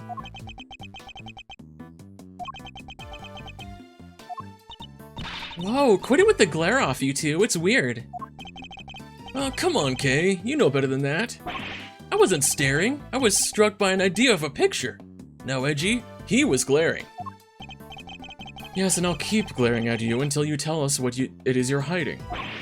Quit it! I already told you I'm not talking to you anymore. You're talking to me right now. I mean, from now on, I'm not talking to you ever again, starting now.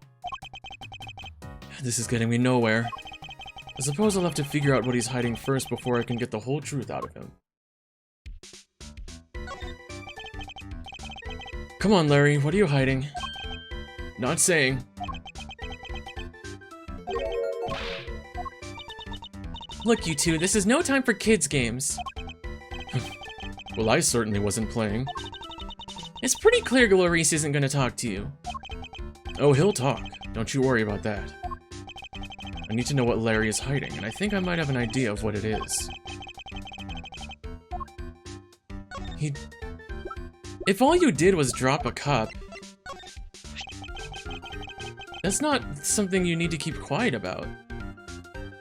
Would you mind taking a look at this for me, Larry? Why would you show me that? Tell me, what is it about Miss Bound's tea set that's got you so agitated? If you won't tell me, then perhaps you'd prefer to explain it to Judge Gavel. Wait! Don't make me look bad in front of Verity! She thinks I'm a sensible, cool, clean-cut guy! I don't want her to see the real me! The real low-down, dirty me!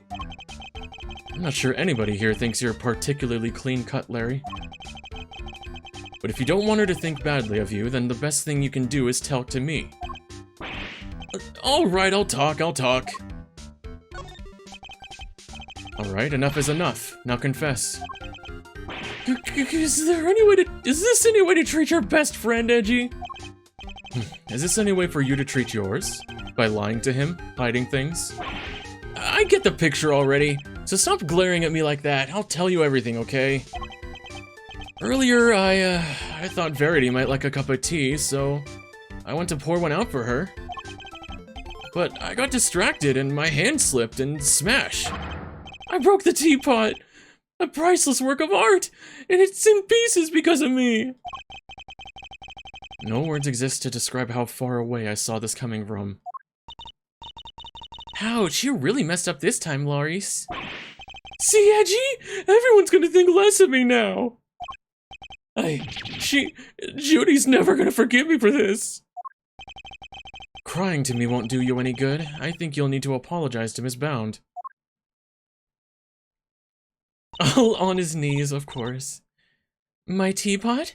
I see. I'm sorry, Judy, I'm so sorry! I don't have any money, but I'll paint your portrait! I'll paint you 50 portraits! Please, Mr. Donim.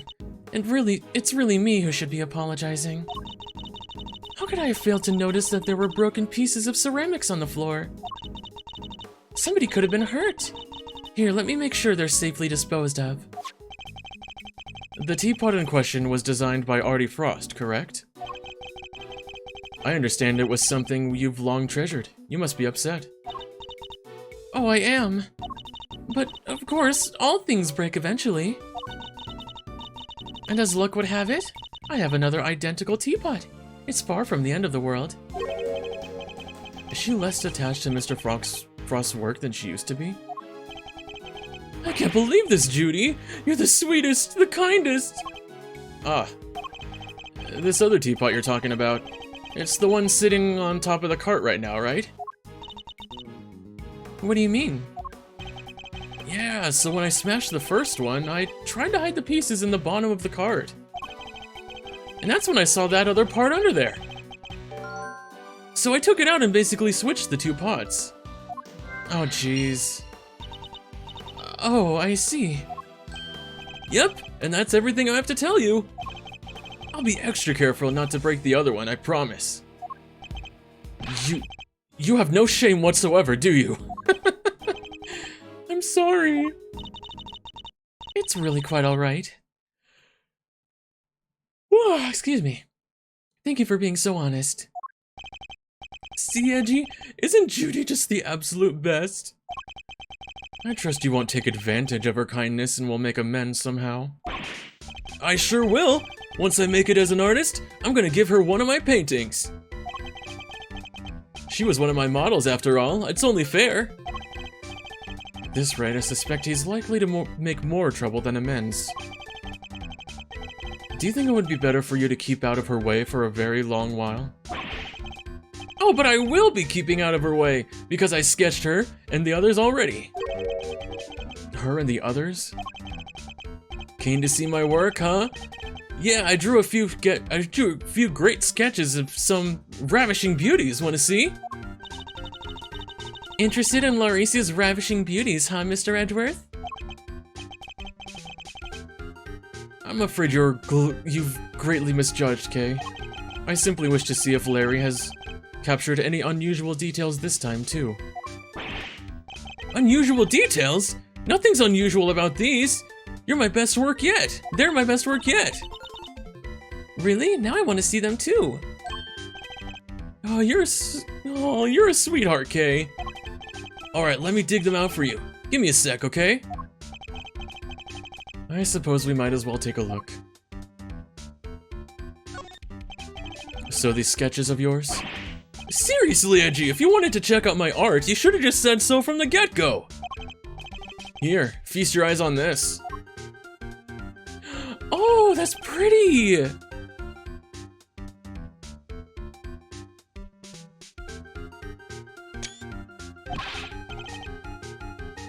I told you already, ravishing beauties. Just a few of their faces that have caught my eye since I've been here, you know. There's Verity and Judy and somebody else. Why did you draw them all on the same page? Wait. She dropped a cloth in there. Oh, no, she was taking the... Was that the same cloth that was wrapped around the body? So she took it out? Well, I meant to draw the room at first, just something to pass the time. And then I saw one beauty and another, and well, I just scribbled them all down as I went. So these were all drawn at different times? Huh? Yeah, I guess. I did one review too, Kay. You're on a different page, though. Wow, you did? I'm flattered. How true to life are these sketches? Did you only draw what you actually saw? Of course! Wait a second. Also, why is Judy's cart light blue?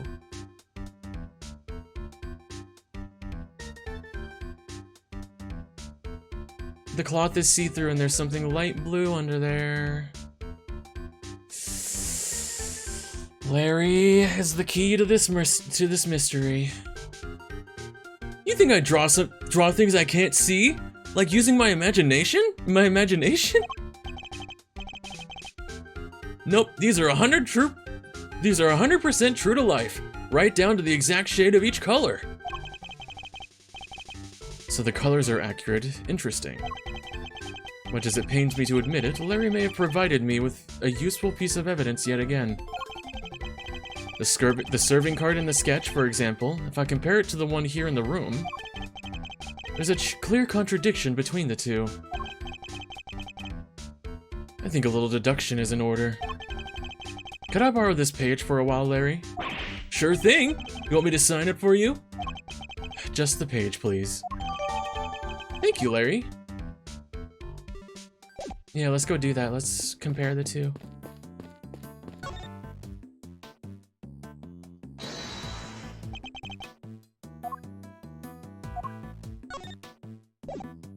Eureka! Larry, could I ask you something about your sketches? Fascinated by the work of the great Loris Donim, huh? It's the composition, right? Not exactly. This light blue tablecloth. You painted that exactly as you saw it, correct? I already told you, everything is exactly how I saw it. But the tablecloth on the card here in the room is white. Wow. Your head's so full of crazy theories, the simple stuff just passes you right by, huh? What's that look for? Listen, just before I drew that sketch, I was in the middle of some business with the card with the tea set on it, okay? What kind of business? That's right, I was thinking it was the hiding the pieces of the teapot I smashed kind. That's nothing to boast about. Anyway, I was still in the middle of cleaning it all up when Judy came out of the winter wing. I didn't want to get busted for breaking the pot, so I quickly drove out of sight. Oh no, it was just a different cloth. But it's... Wait, Miss Bound came out of the winter wing? Yeah, and she was pushing a cart, a different one. That's the one with the light blue tablecloth on it I drew. And what did she do with the second serving cart? Well, I saw her wheel it into the summer wing, but I don't know what happened after that. When she came out, she was pushing one of those other carts, the kind you can lift stuff with. A lift cart? Yeah, so I called out to her, but she just ran off and left it behind. Never had her down as the shy type, but it just goes to show, you never know. Another serving cart and a lift cart. Is there maybe another tea set too? We'd better check with Miss Bound. Uh-oh.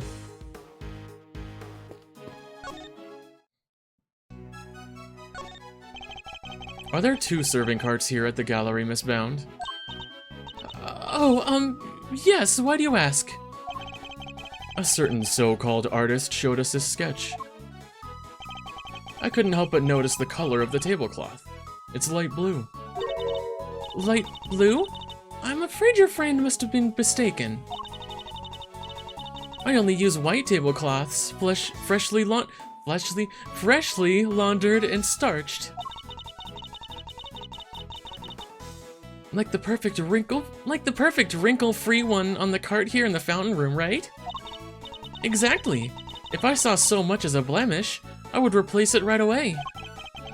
Could the color of the tablecloth in the sketch simply be a mistake on Larry's part? Do you have any idea of what you might have been doing when this sketch was drawn? Let me see. I appear to be carrying out my usual duties. But I'd like to ask you a little more about these duties, if I may.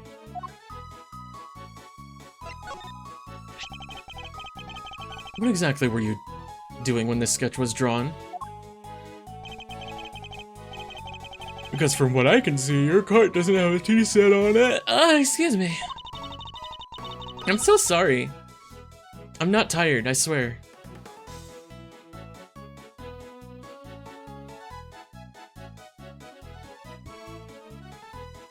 I was delivering some chocolates to the investigating officers. Aw, now I'm jealous. I love chocolate. Well, there are a few left over, so here, for you both. I made them myself. I hope you like them. Woohoo! Hey, thanks, Miss Bound. Well, why not? They're a little melted, but I suppose that's because they've been sitting around in her pocket. They're super sweet. I love them. I'm very glad to hear it. They may not be the prettiest, but I'm glad for the... Oh my god! Ah, stop yawning, God. They may not be the prettiest, but I'm grateful for the energy boost nonetheless. Though perhaps they could do with a little less sugar.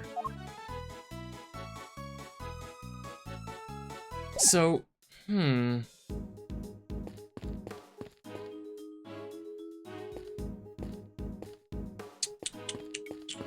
Is there something I can talk to her about? No? Larry? No?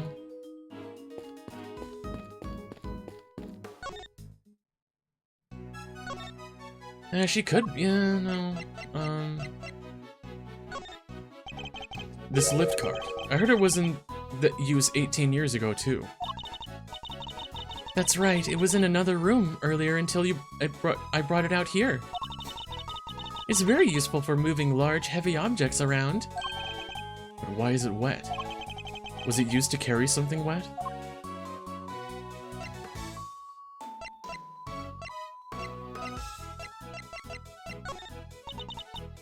Okay.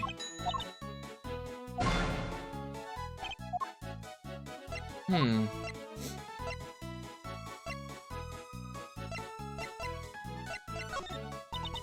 I'm trying to see if I have to present anything else.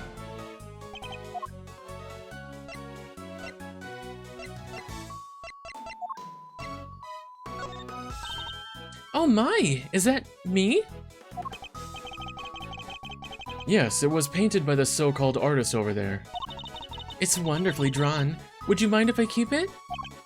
I'm sorry, Miss Bound. I'm afraid it's an important piece of evidence. Oh, I see. That's a shame. I suppose Larry's charm is something of a talent if he can impress a gallery owner with sketches like that. I mean, they are pretty good. That's what I'm thinking, Yenny, but I don't know who I need to talk to now.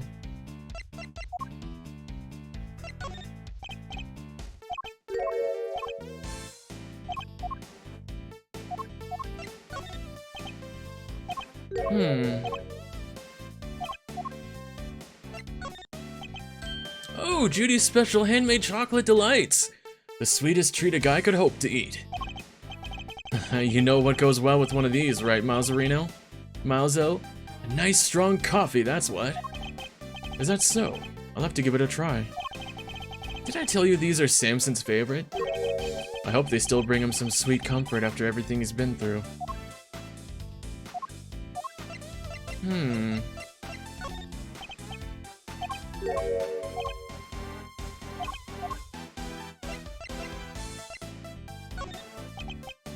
Yeah, I'm just trying to figure out, like,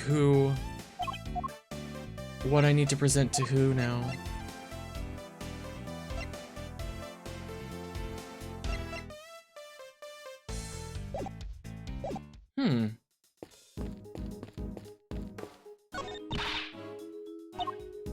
Oh, can I not actually talk to her? Oh, did I present the... Yeah, that's it! That's what I'll call my next picture book. Verity's Grand Gaviling Gala. Oh, okay. It's not actually anything important. Whoo-wee, this page is a real beauty, right? I've really done my subjects justice here. Which one's your favorite? Oh, I really couldn't decide. They're all perfect in their own way. I'm sure you think all of your portraits are perfect, don't you? Of course not! Not everybody is a suitable subject, you know. Take you, for example. You're the dictionary definition of super hot mess. Shoot, okay,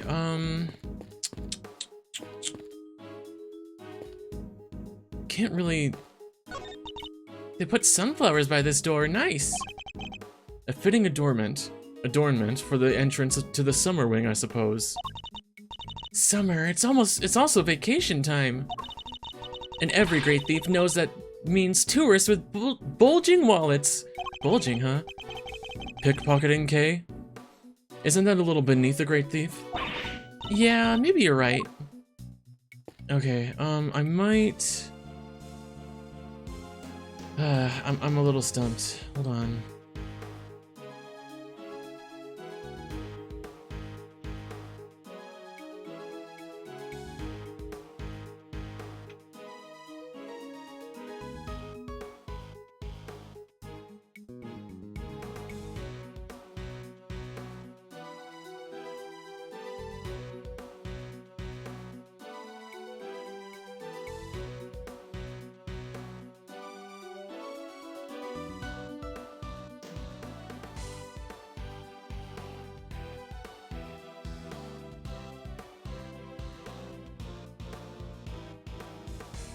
Wait a hold on. Talk to Judy.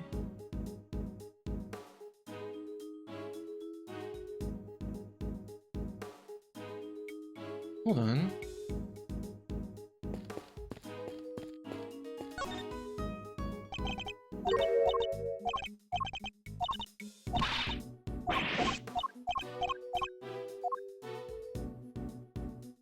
Hold on a sec. I'm trying to look at a...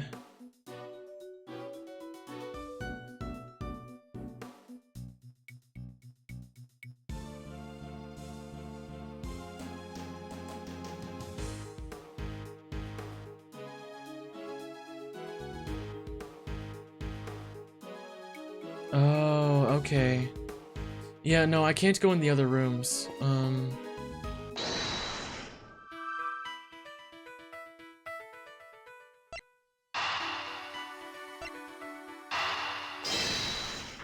I forgot to do this.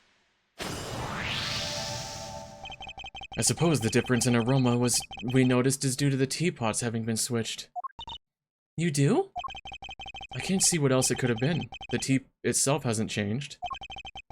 Why don't we ask Miss Bound just to be sure? Miss Bound? The difference in aroma we noticed, do you think it could have been because of the different teapot? I suppose so. My cup just now had a subtle minty scent, rather like uva tea. Oh, I just remembered. I made some peppermint tea in that pot only yesterday. That must be where the minty aroma is coming from. Could that really be it?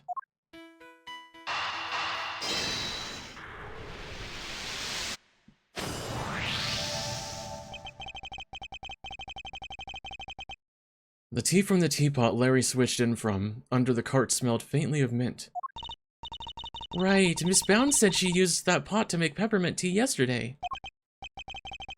Yes, but there's something else that's been troubling me. Miss Bound seemed more taken aback by the switching of the teapots than the breaking of one. You're right. You'd expect it to be the other way around. I suspect she might have been deliberately hiding the teapot underneath the cart. But why? One of Ubiquium's key characteristics is its minty fragrance. So what if she had been hiding some in that teapot? What, in the teapot? It's simply a possibility, but one worth investigating, I believe. Mr. Winner, any luck finding that Ubiquium? Huh? Oh! My people are searching the entire gallery, but they haven't found anything yet. And what about you? Don't tell me you know where it came from. I may have an idea. Huh, I knew it. If you can't find it, there's no chance unless... What? You do know where it came from? Yes. Where? Miss Bound's teapot. Wow, nice piece. I like it. Yeah, this looks like a fitting prize for a natural-born winner. It's not a prize, it's a vital piece of evidence. Oh, it's just evidence? Then I'll have one of forensic people check it out.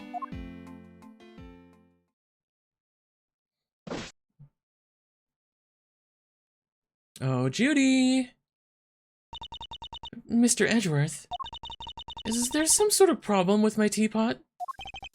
Possibly. The minty fragrance we noticed coming from it. I think it just might be the scent of one of the chemicals used to make the poison gas. But, Mr. Edgeworth, surely you don't think I had anything to do with that? I'm afraid I do. The method used to create the gas would have required considerable preparation. Nobody would have had the time or the opportunity to set that up except you.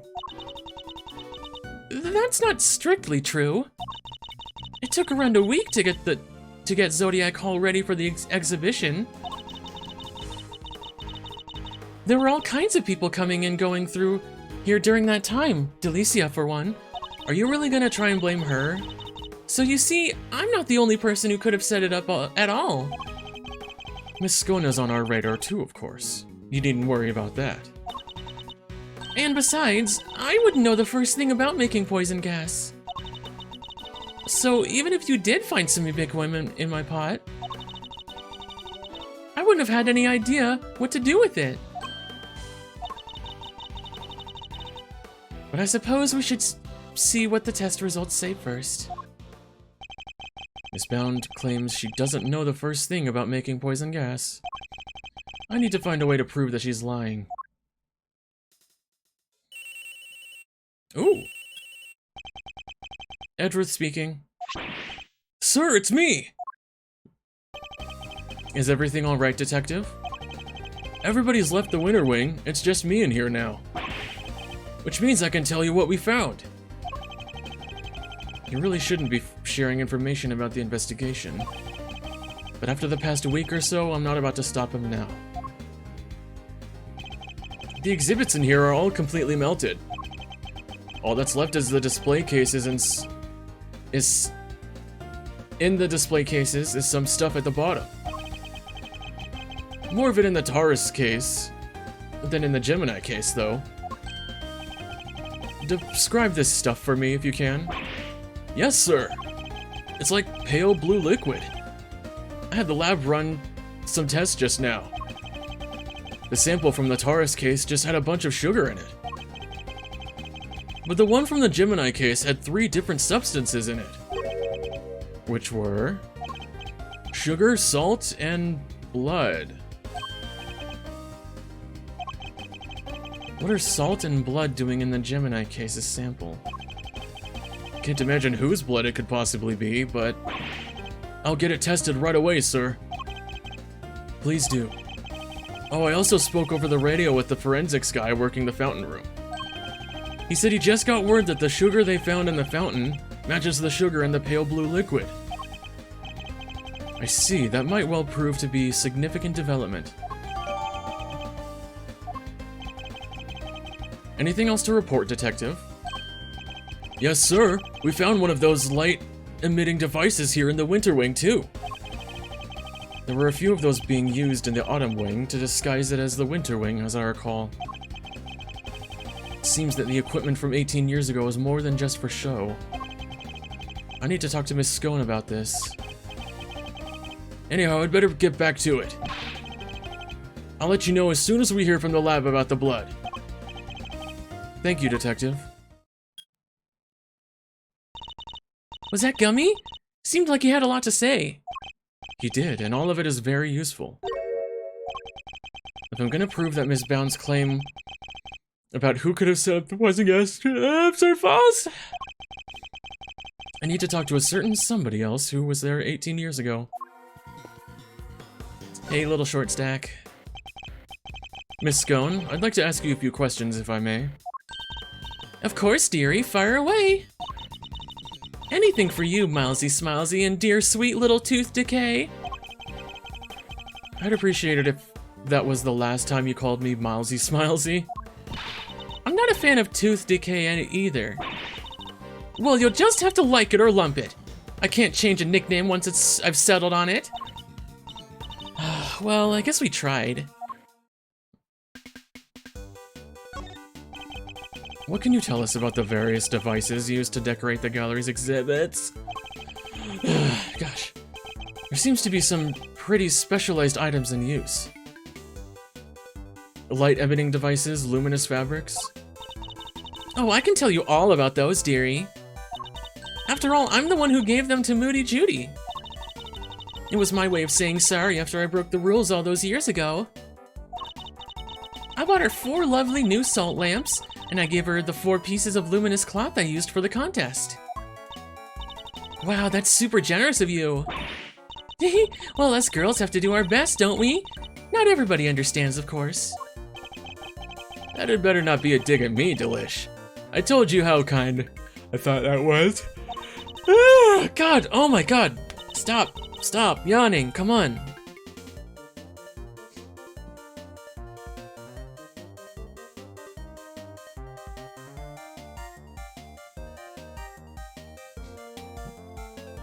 So?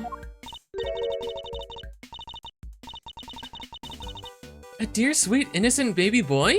Mr. Fender? Can't quite picture that, I have to say. So these decorations, they're all the same as the ones you saw 18 years ago, correct? Yep, salt lamps, glowing fabric, light-emitting doodads, the whole bit. There were 4 luminous cloths used at the Autumn Wing, but I'm sure I saw another one somewhere.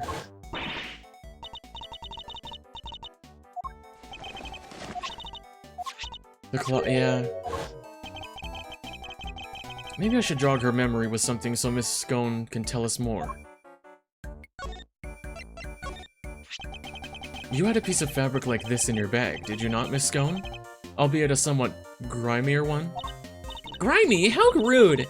You won't go get people to cooperate with your little investigation like that, young man. Shall I call it a dish towel then?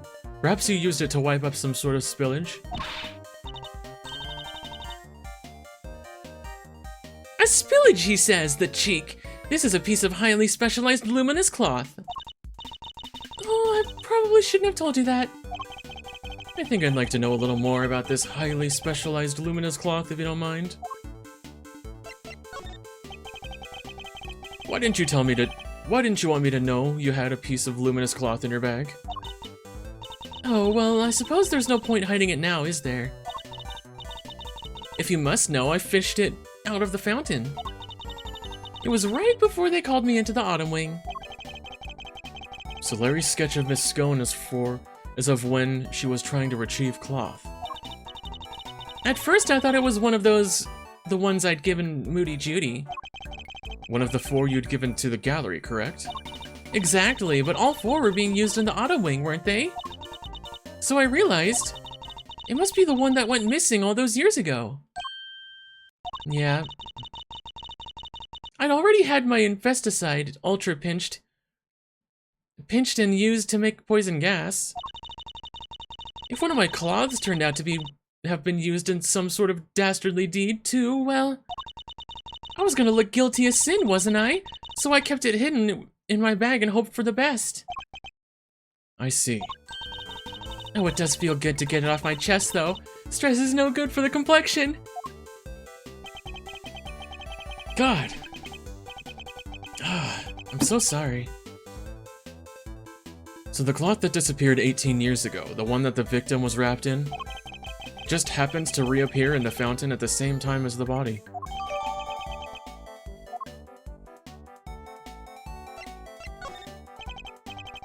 Miss Scone, you're something of a specialist. How might someone learn to make the poison gas that was used in the attack? Any ideas? Well, any pharmacist who's ever handled Infesticide Ultra would know, for a start. After all, it says right there on the label, do not mix with products containing ubiquium, ever. But what about a layperson? It's unlikely they'd know, wouldn't you say? I suppose so, yes. Well, not unless they'd had a nose through the Ultimate Cookbook anyway. Oh my god. The prize from the contest 18 years ago. The recipe for making Infesticide Ultra, along with the not mixing up with ubiquium bit, is in there, you know. Dang, okay. So you're familiar with the context of the book? Oh yes, dear, I know it inside out. Because I work for the Tangaroa Group, you see. We're the company behind Cold Killer X. I'm sure you've heard of it. Cold Killer X. Fights back sniffles and sneezes with ease, apparently. After Sammy Poople was found guilty, the company took custody of the book. But they only grant their most trusted people access to it, of course. Which means Miss Scone is one of these elites, I suppose.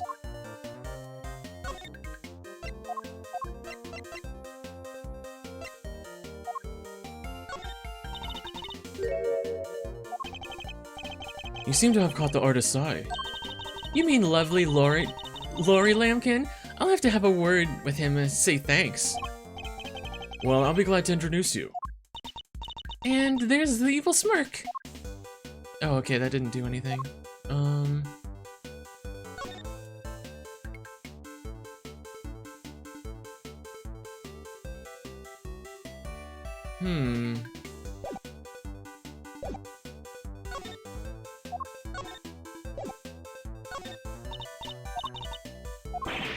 Dang, okay,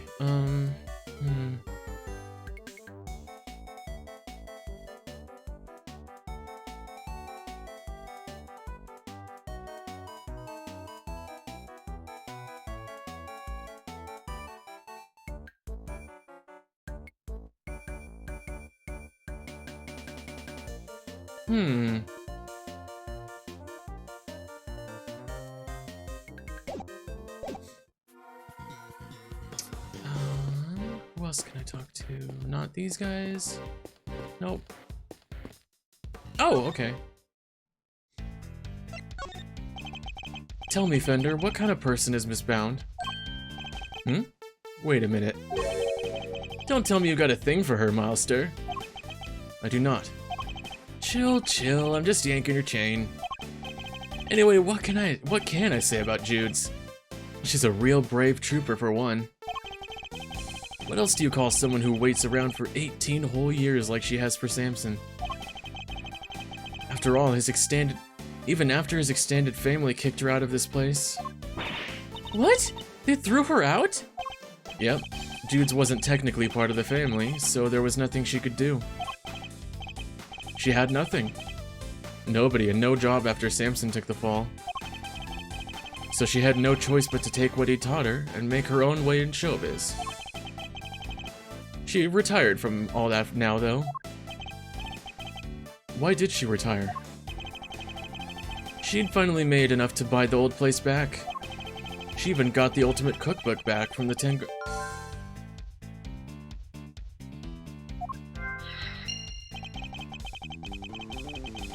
Guess this place and everything to do with it was all she ever cared about. So she just wanted it back, all of it. Bender seems very sympathetic to Miss Bound's plight. But from a less charitable perspective, she has, in a way, taken everything of Mr. Tangaroa's for herself. Oh, Judy.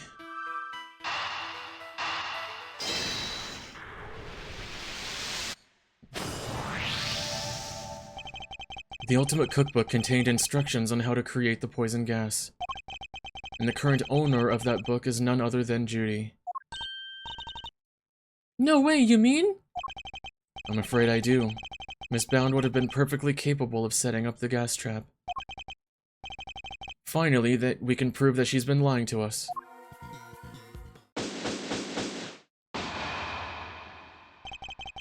And that's that. All that's left now is to await the results of the tests on the teapot. Ooh.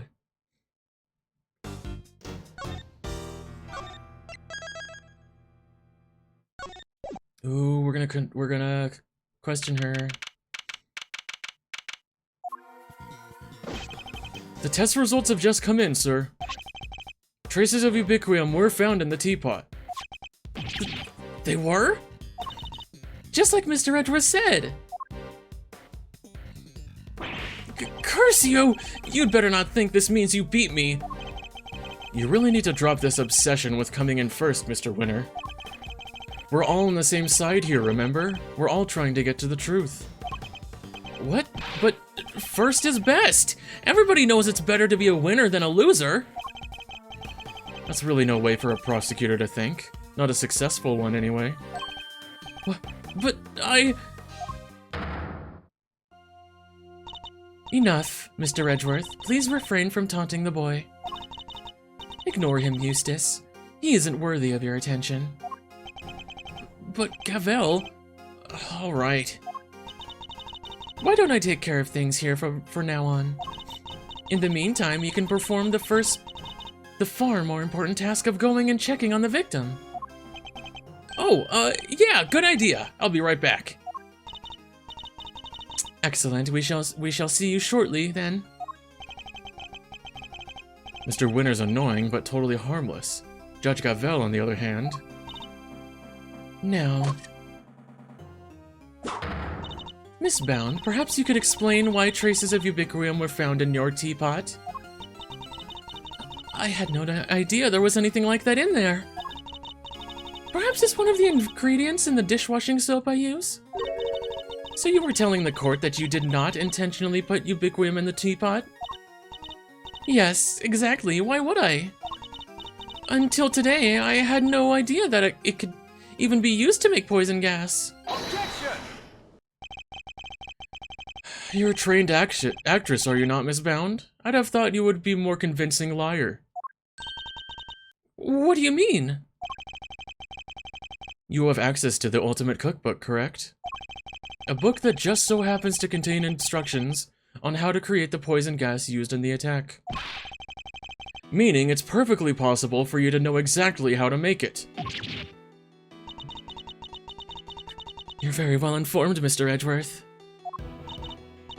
Miss Bound, is what Mr. Edgeworth said true? The book does contain information on how to make the poison gas, yes. But the fact that I have seen it doesn't make me guilty. Can I ask exactly how the gas was triggered? The victim used a blowtorch to heat the lid of one of the display cases, thereby melting the ubiquitous. I see. But he locked himself in the room too, didn't he? Surely that and the fact that he triggered it himself. Wouldn't it point to it being a suicide attempt? That doesn't make any sense. Furthermore, where would I have gotten hold of this Infesticide Ultra? Oh, I don't know. Perhaps you stole it? You know, I did bump into Moody Judy a week or so ago. And that very evening, I noticed my Infesticide Ultra had gone missing. Judy, surely you didn't. Delicia, you carry your bag of pharmaceuticals with you everywhere, don't you? There would have been any number of opportunities for someone other than myself to steal it from you. That's true, and I don't have any hard evidence that it definitely was Miss Bound who stole it. Judes, there's clearly something you're not telling us. Why don't you just come clean? We all know you'd never hurt somebody for a reason, so... Not you too! You think I'm guilty as well, Mr. Fender? Can you blame me? We've got one wing disguised as another, a gas trap in one of the display cases, and you're the proprietor of this establishment.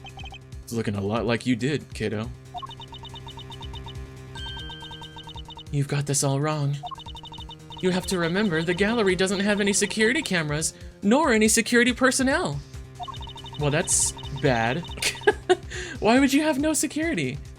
If some ill-intentioned person or other wanted to get in undetected, I don't think they'd have much of a problem. Wow, so you're practically asking to get burglarized. You need to be more careful. A great thief can have a field day in here. But I don't think she's joking.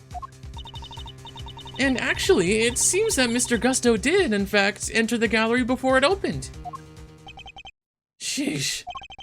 Judy's one tough cookie. She's not budging an inch. Maybe it's time to rock a little technique Gregory taught me back in the day. And what technique might that be? So hear me out. Everything's connected to what happened 18 years back, yeah? And since we're not getting anywhere by focusing only on the here and now, maybe we ought to approach this from a different angle and look to the past for clues instead. A turnabout in thinking. So my father used this method as well. Alright, let's run through this old thinkatron. How was Judes involved in what happened back then? According to Miss Bound, it was because of her that Mr. Frost's flavored ice sculptures melted. And yet his sculptures are here on display at this very gallery today. Is it possible that she... Did she fake the melting? Thank you, Fender. I think I know what I need to ask Miss Bound now. Don't thank me, thank your pops. Now take it away, Milesy. I'll grab the popcorn. Miss Bound, you say that you were the one who caused Mr. Frost's creations to melt 18 years ago, correct? I'm afraid so. I was young and foolish, and it was a terrible accident. And yet, what you did allowed you to open this exhibit, no? What do you mean? Yes, what do you mean, Mr. Edgeworth? If you're going to ask such questions, perhaps a formal testimony from Miss Bound might be best.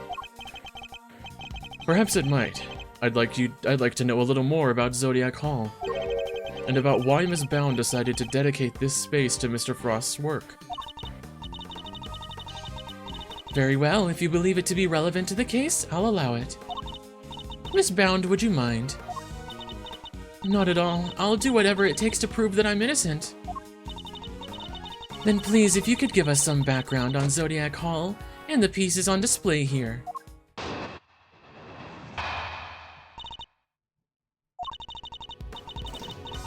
It took 18 years, but at long last, I was finally able to buy Samson's home back a little while ago.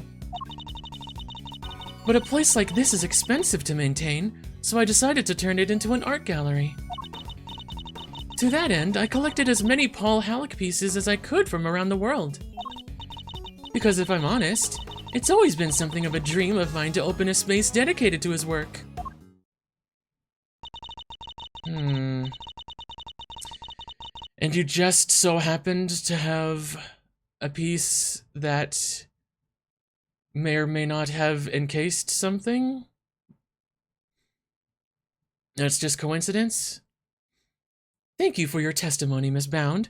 How wonderful it is that you were able to fulfill your dream. Well, Mr. Edgeworth, everything seems entirely above board to me. Judge Gavelle, that was simply the witness's preliminary statement.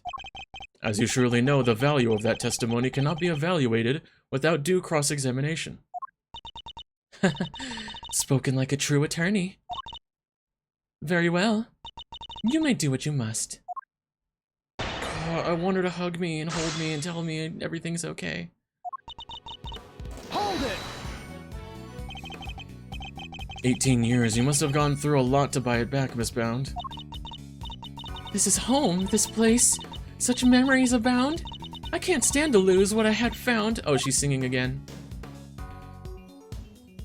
Back! Samson, I did what I had to do. To see that home was waiting here for you. How does she make it look so easy? I'll say, but I wouldn't expect any less from a trained triple threat performer. If you could continue with your testimony, Miss Bound, minus the singing, if you please. Hold it! You managed the gallery by yourself, Miss Bound? Yes, well, we only opened today, so I haven't done much actual managing yet, but I have to keep the mansion going. Can't have it falling down around my ears. Samson could come home any day after all. So she really got the house back for him. I'm so sorry, Judy. I wish I could have done more. You've done plenty, Mr. Fender. If anyone should have done more, it's me. Even if the only thing I can do right now is to keep this place safe for Samson. Hold it! Paul Halleck? That was Mr. Frost's pseudonym, correct? Yes, he adopted it while he was working as a sculptor in France. I see. I'm curious about some of the pieces in your collection. More specifically, how you were able to acquire the Taurus and Gemini sculptures. It was my understanding that Mr. Frost died before he could complete them. Yes, I was able to create replicas for the Winter Wing based on photos of the sculptures he made. Really? Perhaps you could go into detail about that? How were you able to do the sculptures? Hold it! These photos mentioned, you mean the ones you yourself took in Mr. Frost's room 18 years ago? Yes, you certainly know a lot about what happened back then, Mr. Edgeworth. So those statues in the Winter Wing were just copies? And I didn't even get to see them before they melted. No, the sculptures in questions were definitely not replicas. Which means that Miss Bound is lying. I know, it's such an awful shame. And after we went through the trouble to recreate them too. The sculptures in the Winter Wing weren't replicas, they were the very ones from 18 years ago. Okay, let's see. Hold it! Tell me more about this dream of yours, Miss Bound. Well, what I really wanted was to open a gallery with Samson, of course. That wasn't a screenshot. Oh my god. That was the idea anyway. And here I thought art was to be appreciated in silence, not accompanied by musical numbers. Alas, Mr. Tangaroa transgressed against the edicts of the Goddess of Justice. And as such, that part of your dream may go permanently unfulfilled. No, Samson, he's innocent. That awful prosecutor refused to listen, but it's true. He'd never hurt anybody. Mr. Tangaroa gave a false confession in order to protect Miss Bound. The two of them really did what they could to protect one another, didn't they? Okay. Replicas? I don't... Let's see. Because the strings are gone. Oh wait, no, this is a photo of after she took it, right? After the eating, right? I think so.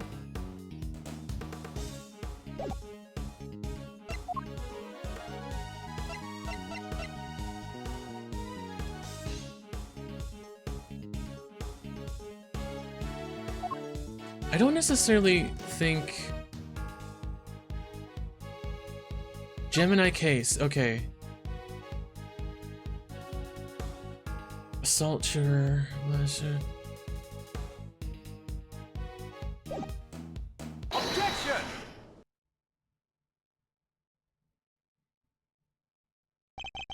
I'm afraid you've run out of road, Miss Bound.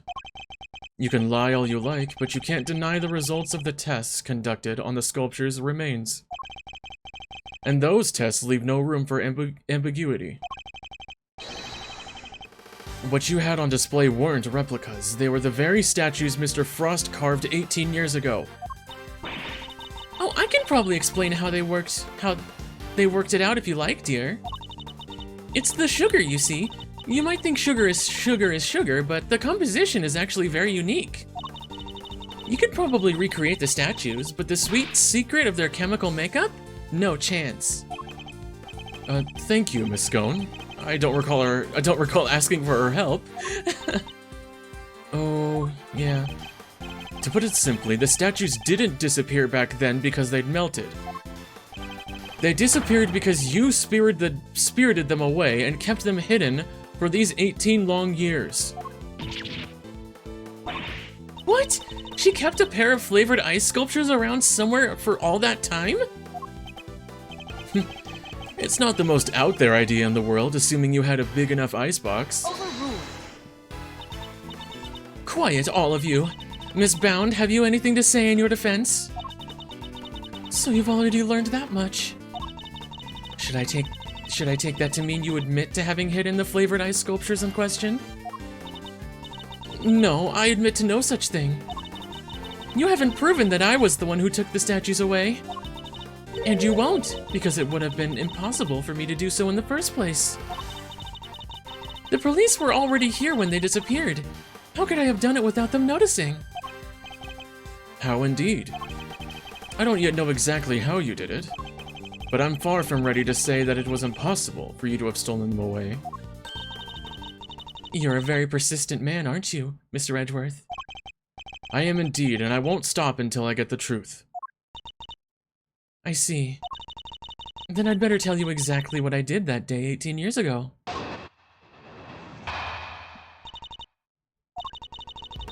The whole time before judging began, I was waiting upstairs in our living area on standby. During the judging, I had to go change the camera's film cartridge for Samson. But before I could take the camera back to Samson, I discovered Mr. Frost's body. Later, around when your father arrived, I began to make the rounds and serve tea to everybody present. That was when I saw Mr. Gusto entering Mr. Frost's room. And those were my movements on the day it all happened. I hardly see how you could take issue with any of that. That's for us to decide, Miss Bound. Are you saying there's a contradiction in her story, Mr. Edgeworth? I'm more focused on proving that fact that she did indeed steal those statues. The question is, when she would have had the opportunity to do so. If I can pinpoint that, I might be able to prove what exactly she got up to.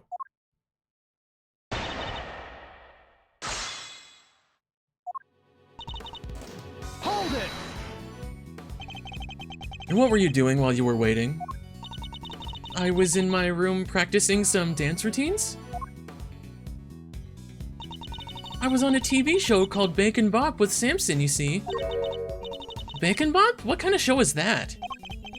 It was a children's show. The two of them would sing and dance as they made a variety of sweets. Whoa, that sounds awesome!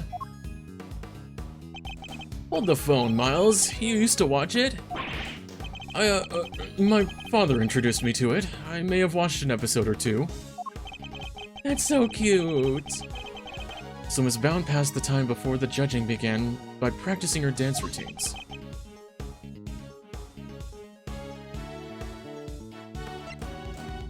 No, that was not the moment she stole them.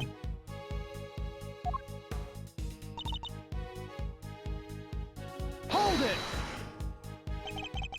Were you the only one who was able to move around freely during the judging? Well, I wouldn't say freely exactly, but I was able to move around more easily than the contestants, yes. Even so, I could hardly have spirited the sculptures away while Samson was standing right there, could I? And I ran straight off to change the film as soon as he asked me. I wouldn't have had time. So changing the film and the camera as requested by Mr. Tangaroa. No, that wasn't the moment.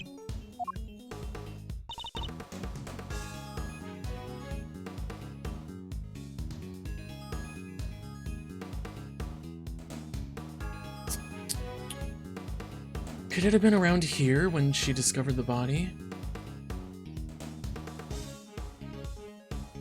Hold it! You entered the room containing Mr. Tangaroa's work before bringing the camera back to him, correct? Yes, I heard the sound of something collapsing.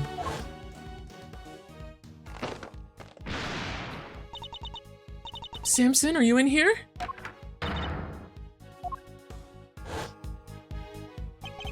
The sound of the chocolate chip falling over after a certain someone took a bite out of one of the supports.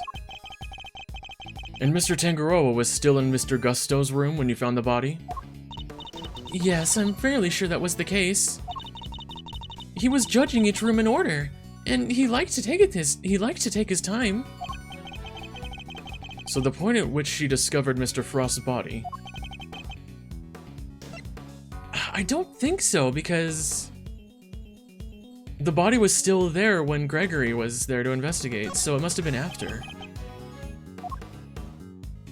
Later, around when your father arrived, I began to make the rounds and search.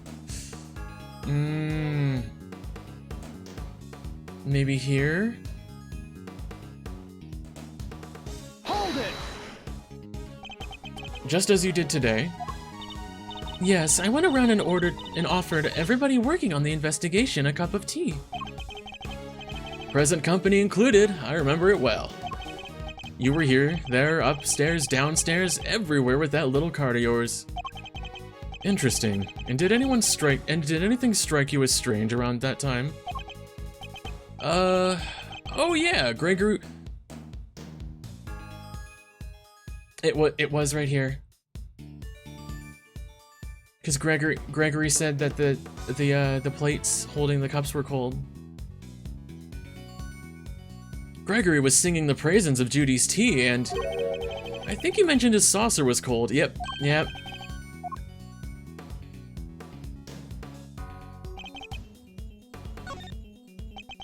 Miss Bound, I believe this was when you stole the sculptures. I hate to contradict you, but the fountain room was full of witnesses at that point, Mr. Fender included. Are you suggesting that I somehow got the sculptures out of Mr. Frost's room right under everyone's noses? That is precisely what I was suggesting.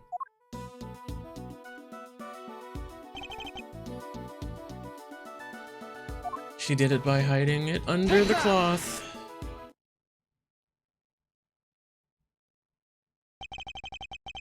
My father and Fender had no idea that one of the sculptures was mere inches away from them. Because it wasn't just a tea set you were pushing around, Miss Bound, but a hidden ice sculpture in a glass case. Overruled. Surely such a thing would have been impossible. How would a case of that size fit on a serving cart? It would have been spotted immediately. Objection! It was the lifting cart. Who said anything about a serving cart? I'm not sure I follow, Mr. Edgeworth. What are you suggesting she used instead? I'm suggesting that Miss Bound used this to transport the sculptures. Take that! What? Oh, did I click the wrong thing? Okay, whoops. Take that! No, I didn't. Ah, damn it. It's okay.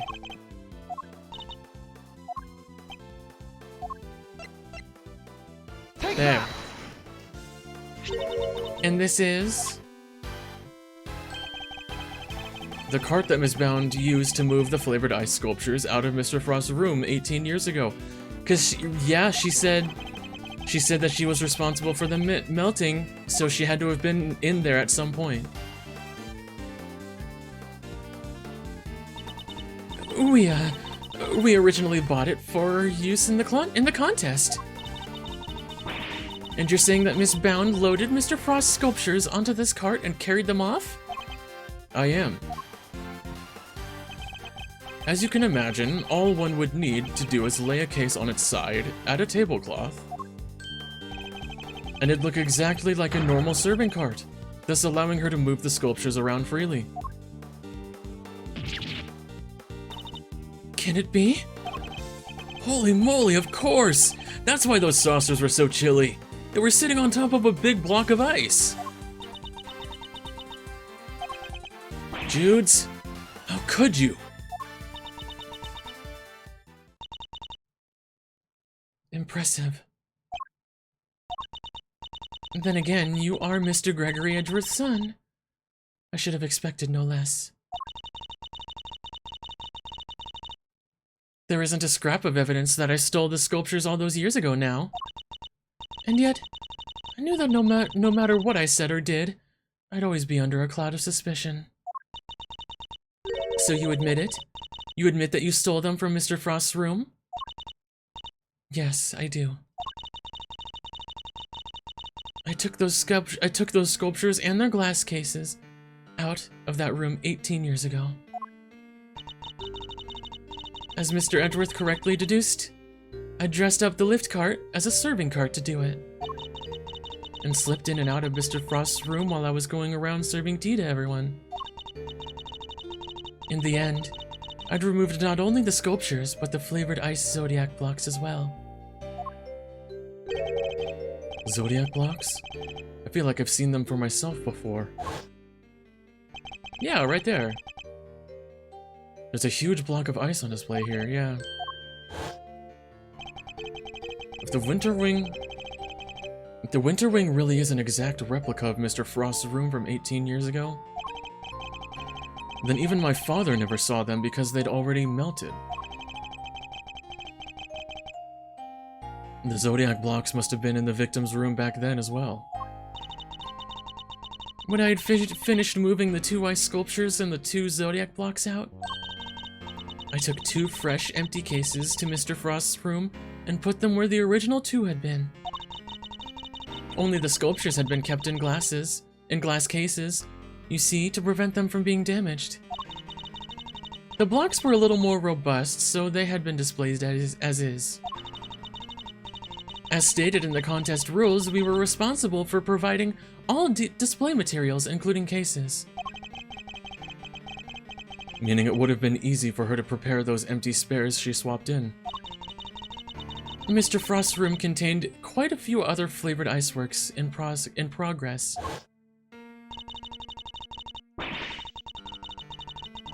I figured if I melted them down somehow, the resulting puddle would look like it came from the sculptures.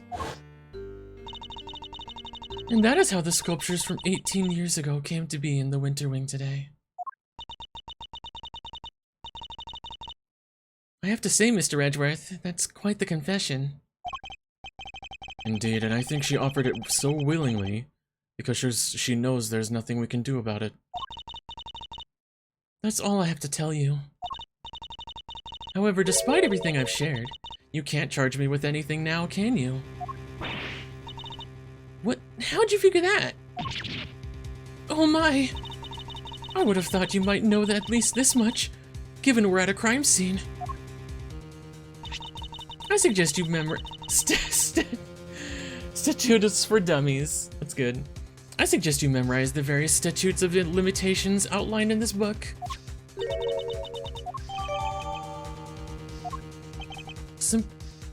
Excuse me.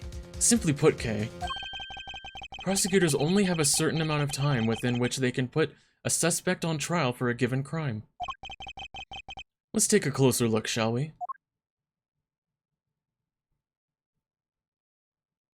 Theft, 7 years. Okay. So it's different for every crime? Murder, 15 years. Theft, 7 years. Yes, Miss Bound stole the ice sculptures 18 years ago. So it's too late to have her arrested for that crime. I don't believe it. Theft is a serious matter, especially when it involves the removal of evidence from a crime scene. However, as you yourself just pointed out, Miss Bound can no longer be prosecuted for her crime. Rendering your revelation rather pointless, wouldn't you say, Mr. Edgeworth? Objection! No, not really. I wouldn't be so sure about that. For you see, the theft of the ice sculptures isn't my principal interest here. I find the body that reappeared 18 years after the theft to be of considerably more interest. Are you suggesting that I also hid Mr. Frost's body? I am indeed. But how do you keep a body hidden for 18 years without anyone finding it? By hiding it in a very unusual way. Now this is interesting. Are you telling me that you know where the body has been for all this time, Mr. Edgeworth? It's not such a big leap if you think about what Miss Bound has told us already. Let's just say it wasn't just flavored ice that she removed from Frost's room back then. Very well, if you are confident in this claim, let us put it to the test. Where exactly was Mr. Frost's body hidden? Take that! A photograph of Mr. Frost's work? And of the victim's body, Your Honor. You will have to forgive me, but I don't see what you mean. Where exactly in this photograph is Mr. Frost's body? The victim's body is hiding right here. Take that! Oh, whoops, I clicked the wrong one.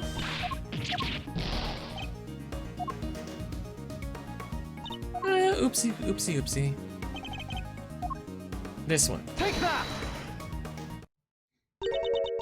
The Gemini sculpture? Yes, it may look like a sculpture at first glance, but it is in fact Mr. Frost's corpse. Surely you can't be serious. I don't see anything in the photograph to support such a wild claim. Objection! That's because a certain piece of evidence was used to hide the body in plain sight. Take that! One of the cloths in the autumn wing? Yes, when it's made to glow in just the right way, it's so visually convincing you might mistake it for ice. Isn't that right, Miss Scone? Well, yes, dear, but you can make it look like just about anything. Really, even blazing fire. And the right shade of blue would make it look like ice, yes, exactly like it, in fact. Overruled. It is not the case that is it not the case that a certain special device is needed to generate these colors, though? Objection! And it was there. If you would care to take another look at the photograph of the winter wing, you notice there's a small box connected to the bottom of the Gemini display. That's... One of the very light-emitting devices in question.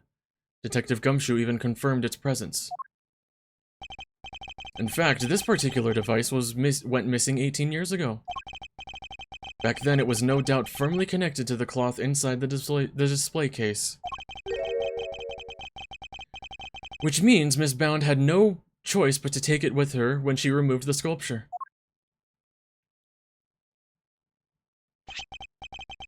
So you see, this cloth and the light-emitting device were being used to create the illusion that Mr.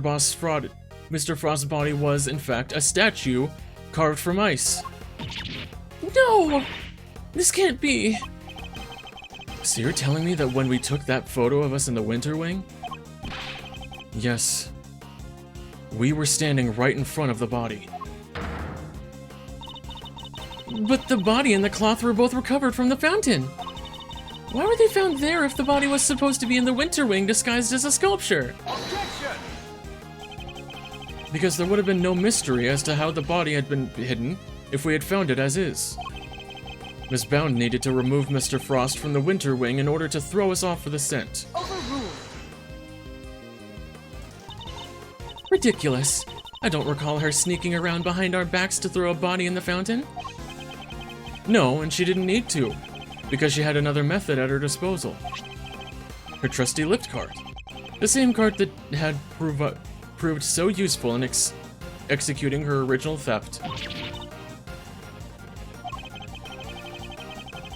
I believe she wheeled the body into one of the other wings and floated it down the stream to the fountain. The frozen body, being quite solid, probably got stuck somewhere along the way. Which is why only the cloth appeared at first, the cloth Miss Scone discovered.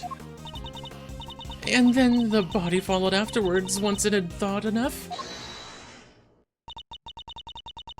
It's an ingenious theory, Mr. Edgeworth. But can you prove that it was me? It seems a little unfair to expect me to accept your accusations without proof, don't you think? What about an eyewitness? Do you think someone might have spotted her when she was moving the body? As a matter of fact, I do. And the contradiction in the piece of evidence I was provided will shed light on exactly how Miss Bound moved the body as well.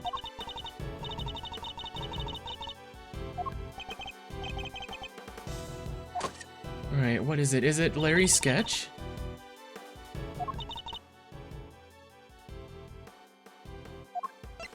Take that!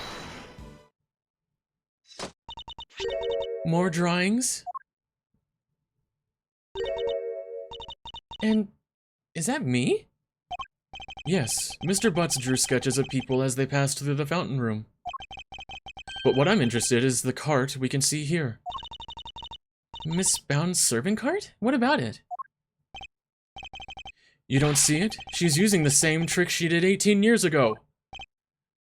Ergo, we know that Miss Bound was busy moving Mr. Frost's body when this picture was being drawn.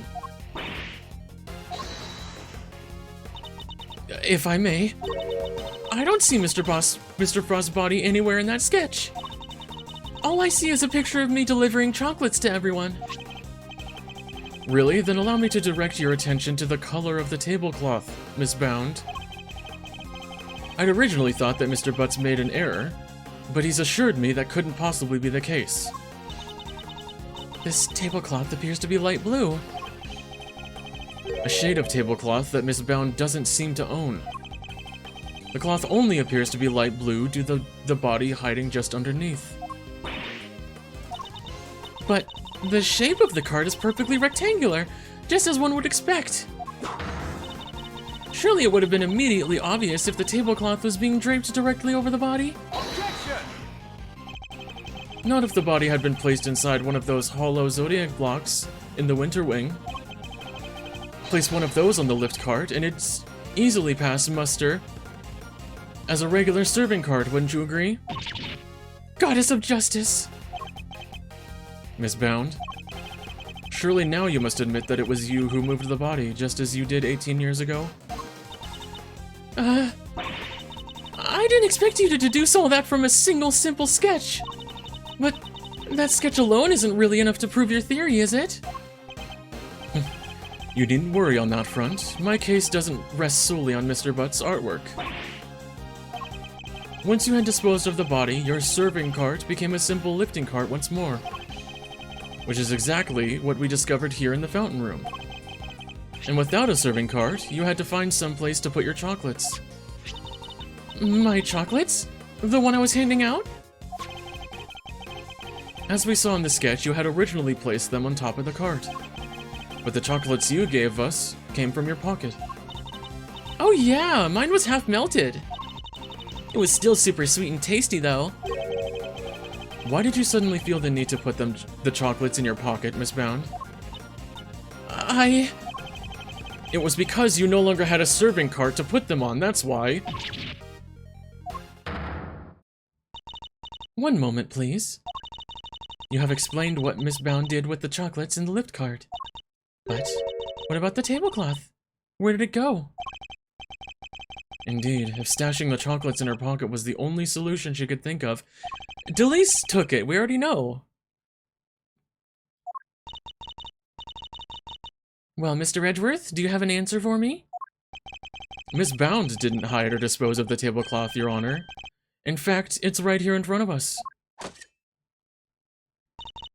Perhaps you would care to enlighten us. Where exactly is the tablecloth Miss Bound used to hide the body?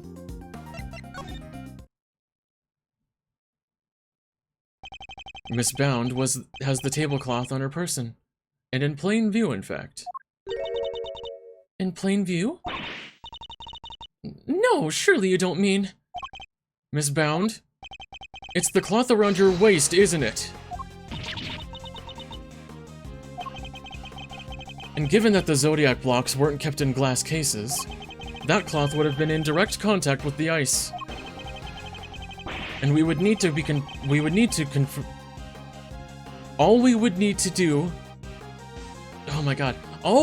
need do to confirm my theory is test the cloth for traces of the sugar used in Mr. Frost's work. It's time to come clean.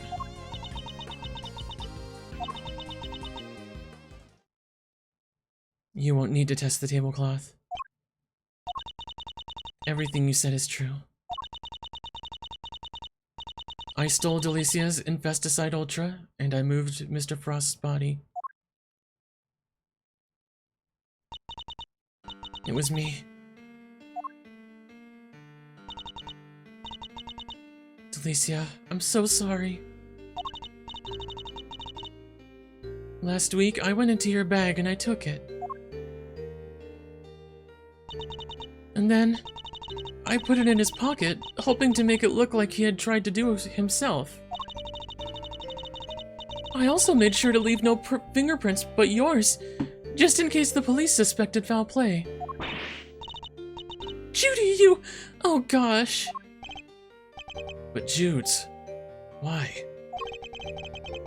Weren't we supposed to be on the same side? All fighting together to free Samson. We were, but I couldn't afford to get arrested. Not yet. Not until I'd finally proven that Samson is innocent. I always planned to give myself up in the end, I swear. I know it's easy to say that now, but... Why do it this way, though? It's does not like you. I'm sorry, Mr. Fender. I've caused you so much trouble. I've been the guilty party all along, ever since that day 18 years ago. Are you trying to tell us that the true culprit in the IS-7 incident was you?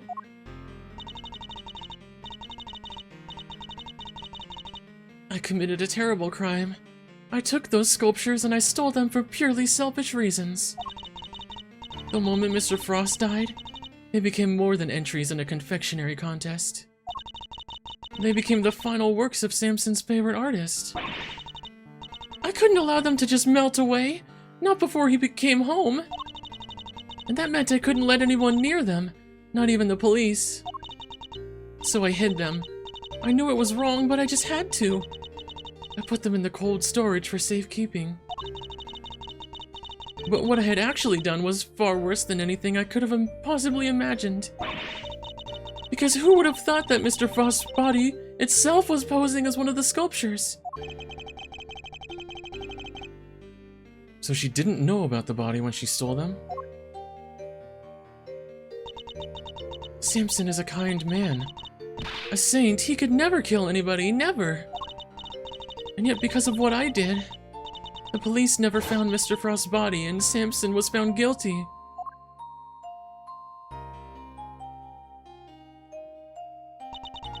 After all he'd done for me, he was my family, the only family I'd ever had. He was the most important person in the entire world to me, and I... Judes. After his conviction, I was forced out of our home. I was finally able to return only a few days ago, and when I did, I went to the cold storage to check up on the sculptures, and that's when I saw it. Mr. Frost's body had been there the whole time. Of course, by that point, the statute of limitations had expired. So I did what I did today, because it was the only way I could think of to make things right.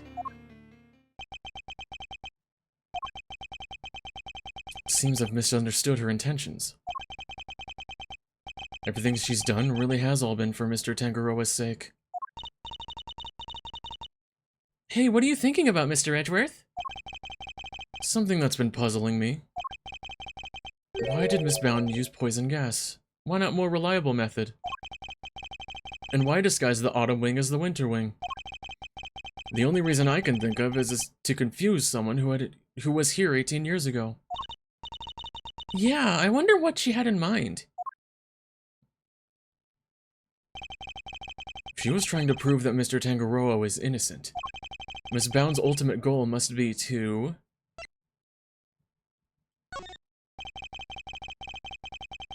Could she have been trying to discover the identity of the true culprit?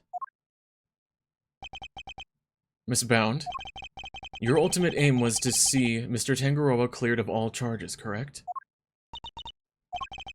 And to that end, you had to expose the real killer, and have the police find the body from 18 years ago. Is my understanding of your intentions correct? Exhibiting the sculptures was sure to force the killer to return to the crime scene. After all, they were the only person apart from you who knew that the body was hidden in the icework. So they would have freaked out thinking the body was about to be discovered and come running, yeah? Exactly, and Miss Bound ran the risk that the killer might successfully cover their tracks this time. In the worst case scenario, they might even have been able to remove Mr. Frost's body from the scene. So how could she lure the true culprit into revealing themselves without putting vital evidence at risk? Oh, I see what you're getting at. You're saying that's why the autumn wing was all winter wingy. I am. You were betting on one thing, Miss Bound, weren't you? That whoever opened the Pisces case you had so carefully disguised as the Gemini case would be the real perpetrator in the IS-7 incident. No. But that would mean the real killer was... Overruled. Enough. Not another word. Do you realize the implications of what you're saying, Mr. Edgeworth? Are you prepared to stand behind the accusation you are clearly about to make? Miss Bound set a trap for Mr. Frost's killer, meaning that whoever found themselves caught in that trap is highly likely to be the guilty party. But I lack the evidence to support such an assertion. To accuse someone without any evidence is not to be done lightly, so...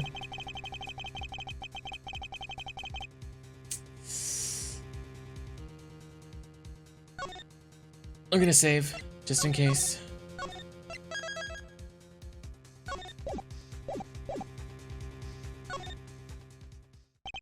My ultimate goal is to see the truth exposed. And to do that, I need to seize the moment. Yes, Judge Gavelle, I am prepared to stand behind my accusation. I know exactly who is to blame for the IS-7 incident. Take that! Mr. Gusto, the victim of the poison gas attack and is the perpetrator? Gusty? Mr. Gusto. Miss Bound, as we've established, you knew that the opening of the gallery would lure in the real culprit. And you set up the poison gas trap in order to catch them. Do you dispute the facts thus far? You're a very impressive man, Mr. Edgeworth. Just like your father. And of course, you're absolutely right. Then perhaps you could tell us exactly what happened in your own words. Of course. I have nothing to hide anymore. So I might as well tell you everything. As you said, I set a trap here in the gallery to try and catch Mr. Frost's killer. Before we opened, I made sure that the door to the Autumn Wing was the only one that was unlocked. When opening that time came, I went around to unlock the doors of the various rooms, and found that the Autumn Wing had been locked from the inside. The killer is on the other side of the door. The thought, well, it frightened me. And then she simply walked away, leaving him to fall victim to her poison gas trap. When I heard that Mr. Gusto was being treated for gas inhalation, that's when I knew he was the murderer. All that was left was for the police to find Mr. Frost's body, and then Samson would finally be proven innocent. At least that's what my plan was. Judes, why didn't you tell me? You know I'm always here for you, right? We could have found another way. It didn't have to be like this. Thank you, Mr. Fender. You've been so very kind to me all these years. But I'm the one who created this mess, so it was up to me to try and clean it up. I didn't care what it took, as long as I could get Samson out of that awful place. Judy. 18 years ago, the police managed to cover up the fact that Mr. Frost's body had gone missing. If I went to them now and said it had reappeared, I was afraid they might have tried to cover things up again. So I worked to set up a very public incident here in the gallery in front of as many witnesses as possible.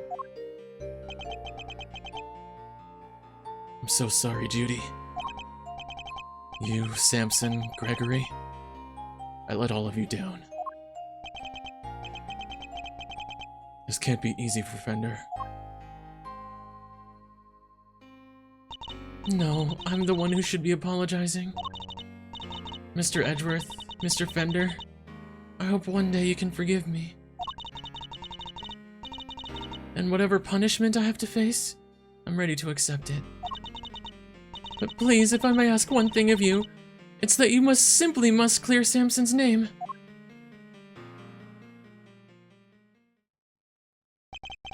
The way the truth of these past 18 years had come to light was unexpected, to say the least.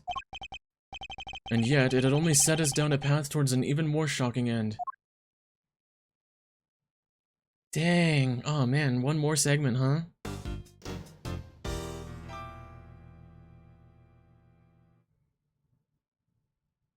Okay, let me plug my phone in real quick.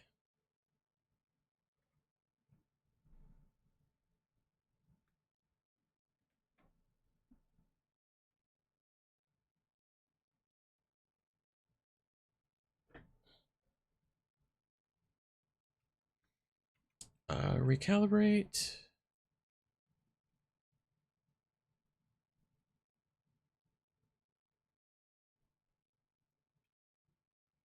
Oh, no, looks okay. Cool. Alright, one more segment.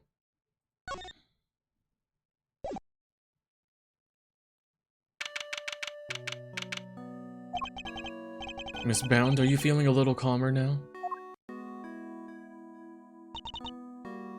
Yes. Good.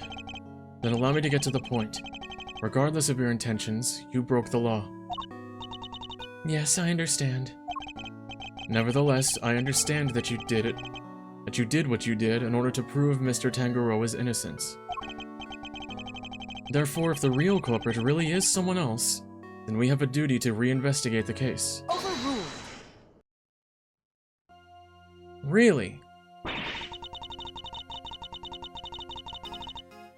There is nothing to suggest that anything nefarious took place in the official IS-7 incident records.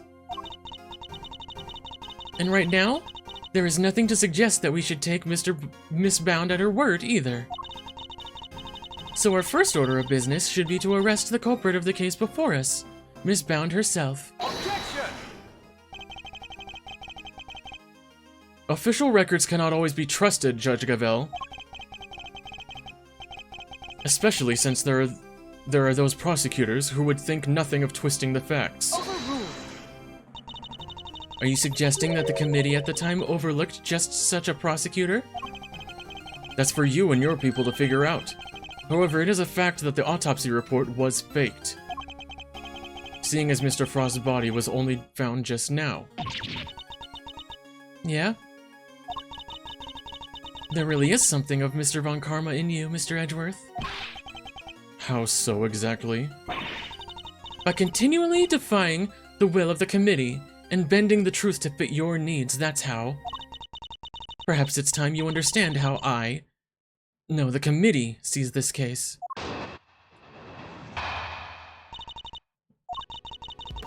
The committee is willing to accept that Mr. Von Karma falsifies Mr. Frost's autopsy report. Even still, Mr. Von Karma only managed to have Mr. Tangaroa convicted as an accomplice. I personally have come to the belief that the real culprit behind the IS-7 incident is Miss Bound. Her plan to poison and kill Mr. Gusto today was her attempt to frame him for Mr. Frost's murder. You were lucky you were so hot. And this is how the committee sees things, is it? It is. As always, I act solely in service of law and order. Sounds to me like all she's doing is acting in service of the committee and covering up the truth. And if I can't change her mind, there will be no saving Mr. Tangaroa or Miss Bound.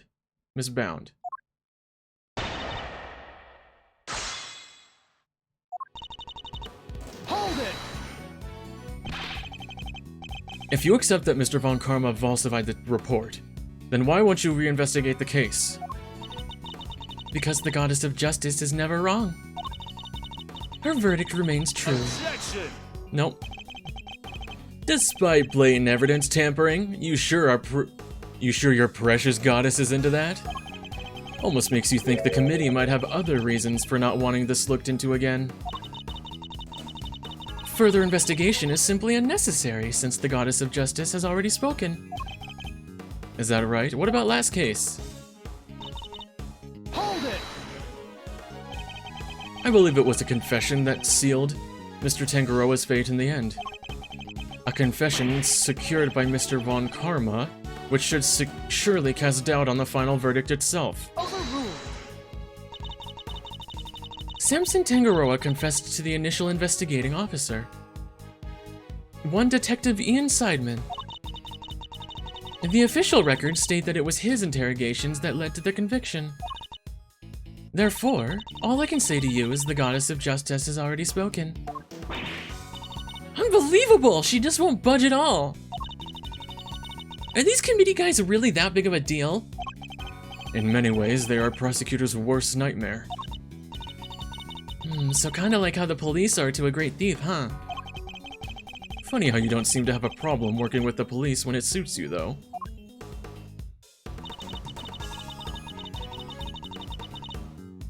Hold it! Are you suggesting that Mr. Tangaroa and Miss Bound killed Mr. Frost together? Why not? You could even imagine they split their roles as thus. Mr. Tangaroa could have been the one to commit the act itself, while Miss Bound was to remove the body. What? The thought of that You stole his corpse and hid it for 18 years. Is it really so surprising that you might be considered... Can you please just let me read the text? Is it really so surprising that you might be considered a suspect as a result? Miss Bound has freely confessed to all of her crimes. Now is not the time to speculate about what else she might have done in the past. Very well, then let us pass judgment on what we know she did in the present. Hold it! Why would Miss Bound have chosen to frame Mr. Gusto for the murder? No doubt because he suspected her of being the real culprit. He may have entered what he thought was the Winter Wing simply to see if the Gemini statue was genuine. Little did he know that he would be greeted by a trap designed to silence him. A trap that nearly worked. Objection! Do you have any evidence to support that line of reasoning? Unfortunately, Mr. Gusto remains in critical condition. It will be difficult to prove anything until he regains consciousness. In other words, there's little we can do for now. On the contrary, there's plenty we can do. You still have not grasped the situation, have you? Then allow me to spell it out for you. We have all the evidence we need to explain both the IS-7 incident and the poison gas attack. Hold it! All the evidence you need? In the matter of the IS-7 incident, we have a body, a murder weapon, and 2 suspects. 3, not 2. As for the poison gas attack, we have the sources of the 2 chemicals as Miss Bound and Miss Bound's confession. And as for you, Mr. Edgeworth, we also have enough evidence to see that you yourself will have to answer to the committee in a formal hearing. Whoa, that doesn't sound good! Don't worry, Malzarino. If nothing else, you're always more than welcome at Edgeworth & Co. Ugh. Your Honor, I'd greatly appreciate it if we could stay focused on the matter at hand. Of course. Now, where was I?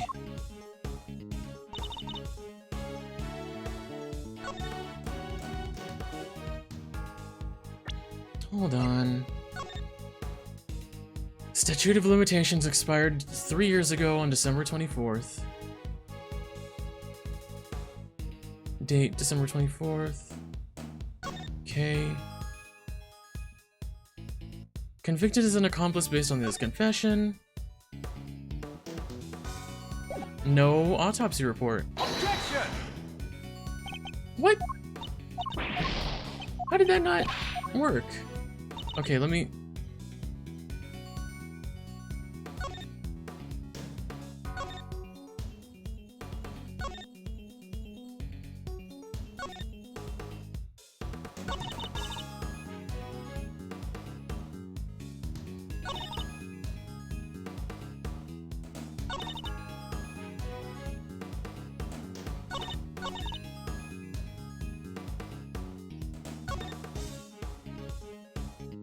Why wouldn't it be the case file?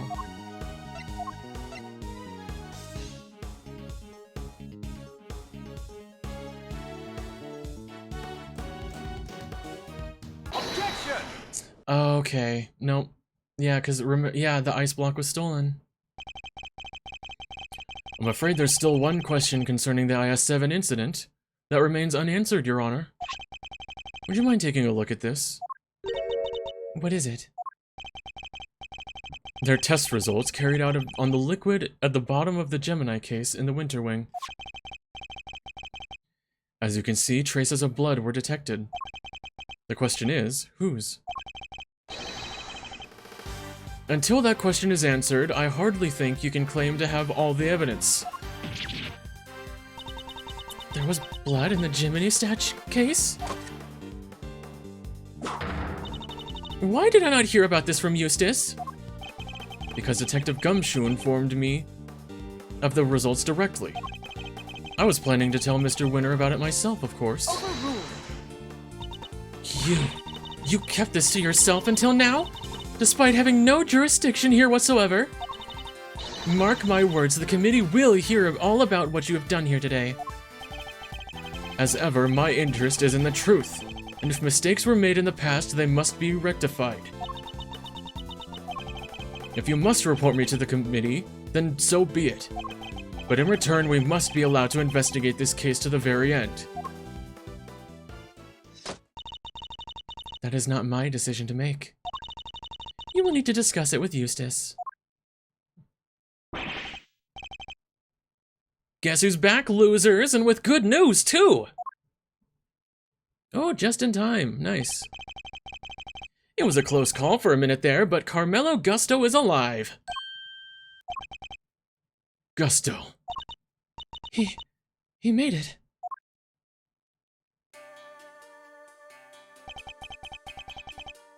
You're the ones who found me? Yep, long time no see, Gusto. You're the attorney's assistant. You've grown, and you have an assistant of your own now. Assistant? No, I'm... He hasn't got the gig just yet. This is Gregory Edgeworth's son. Prosecutor Miles Edgeworth at your service. Fate moves in mysterious ways. I'm in your debt. If you hadn't found me in time, I wouldn't be here to thank you. Oh, you're very welcome. After all, if you hadn't lived, we wouldn't be able to ask you what really happened 18 years ago. Huh? What are you talking about? We figured out quite a bit while you were out cold, including the fact that you're probably the guy who offed poor Artie Frost. Oh shit, already sweating. What? Is that true? Miss Bound set up a very elaborate trap to catch Mr. Frost's murderer. A trap that involved rigging the Pisces case with poison gas. Perhaps in light of the fact, you could tell us in your own words what happened back then. Or perhaps you'd rather exercise your right to remain silent? Oh, it's not that. Gusto's a fan of the old meditation. You know, Om and all that jazz. Wow, sleeping while standing seems pretty cool. That's one heck of a talent. Except there's no sleeping involved in meditation, Kay. Hey, Gusto, old pal, how about you snap out of it and tell us what went down way back when?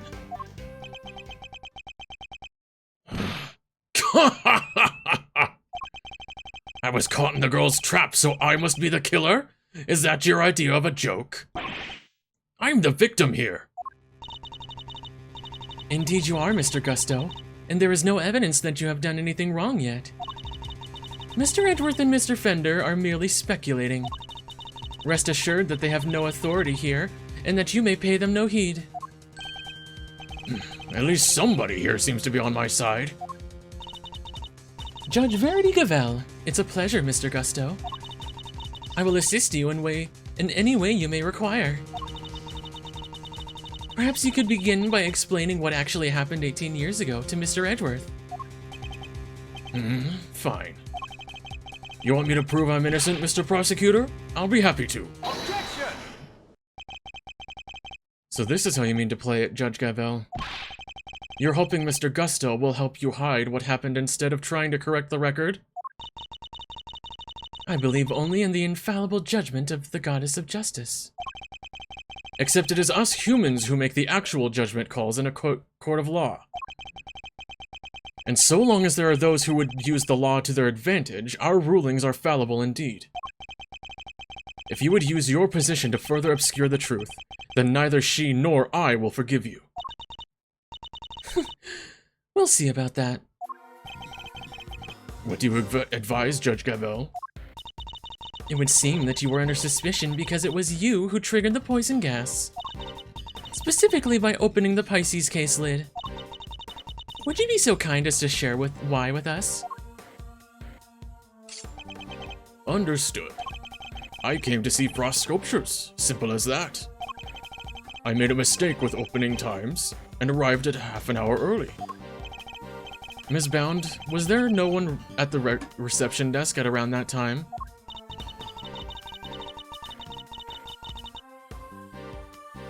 I had left the main entrance unguarded and unlocked, just in case the killer made an appearance.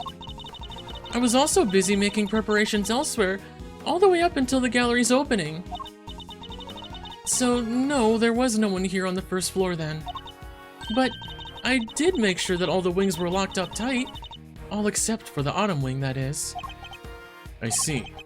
She did all that just to steer the culprit into the autumn wing, which is precisely where Mr. Gusto went. Sneaking into a building is pretty suspicious however you slice it. Silence in the courtroom! I will permit no objections or interventions unless there is some evidence that the witness is lying. The courtroom? You know this is an art gallery, right? Mr. Gusto, if you could please continue by explaining why you opened the Pisces case. I wanted to see Frost's work up close, so I went up to the Gemini. Sorry, guess it was supposed to be the Pisces statue. And I saw that the lid was frozen on tight, so I grabbed a blowtorch from nearby and tried to open it. When I finally got it open, gas came pouring out. Fascinating. He is the sort of flawless testimony attorneys can only dream of. Yeah, the everything sounds like a lie kind. I am none too satisfied with Mr. Gusto's explanation myself. Alas, there's no evidence to refute it. Come on, there must be something. It's Bound's story you should be questioning, not mine. I'm not the one who set up the gas trap. She could have killed anyone with that thing. Objection! She turned on the sprinklers as soon as the gas was released. She knew exactly what she was doing. She was gunning for the killer and nobody else. That killer being you, old pal. So you believe that self-confessed criminal? Miss Bound is far from blameless in this affair, and she will have to pay for her crimes. But so will Mr. Frost's killer. You seem determined to pin Frost's murder on me, but I have no reason to kill him. And you have no evidence to prove otherwise. Can we really not prove that he's the killer, Mr. Edgeworth? Mr. Gusto fell victim to the poison gas, that much is undisputable. Yet no matter how suspicious his actions are in the present may seem, they prove nothing about the past. Yeah, but then what about you, Mr. Fender? There must be something we can do. You're right. We may not have evidence, but we have plenty of intel. Let's see now. If Gusto killed Frost, he must have had a reason. He claims to not have a motive, but that can't really be true, can it? Because they were, again, he wanted to win the book. If he did it, he has won. Not many people commit murder just for fun. In fact, your old man had a little back and forth with Von Karma about a probable motive too, remember? Yeah, Mom. Yeah, Mom. You having a dream? You dreaming?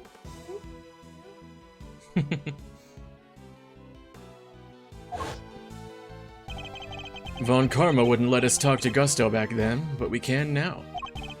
If we can put the pieces together, I think the picture we've been looking for might just emerge. I think you might be right.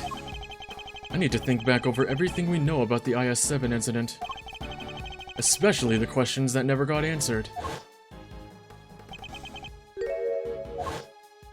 Who was wearing gloves, yeah.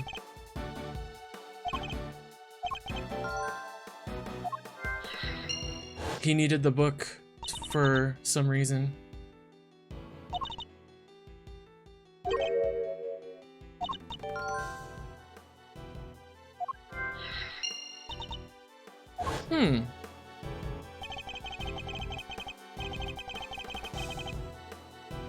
My father noticed these things for a reason. I just need to piece them together correctly. In the absence of evidence, it's the only way to the truth.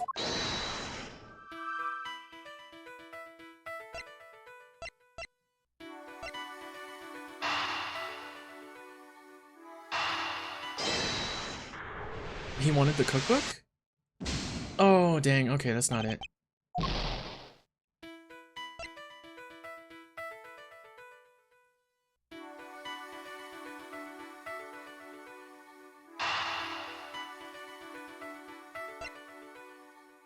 More film had been used up than Tango expected. Did someone else use the camera?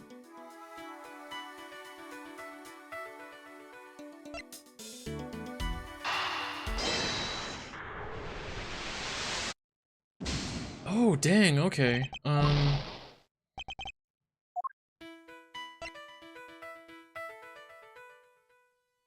get it.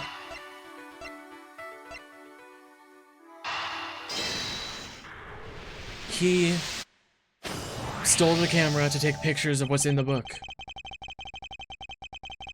Photographing the cookbook's contents would be the perfect way to steal its secrets undetected. And what if Mr. Gusto did just that? What if he used Mr. Tangaroa's camera to photograph the book? It'd be the perfect crime. So much better than stealing it and getting chased by the cops. A sneaky snapshot or 20, huh? That could work. The only question is, when would he have done it? Good question. What about during afternoon tea? Didn't Delicia say that Gusto and Frost had missed out on the little tea party they had? Mm-hmm. When do we know for certain that Mr. Frost was still alive?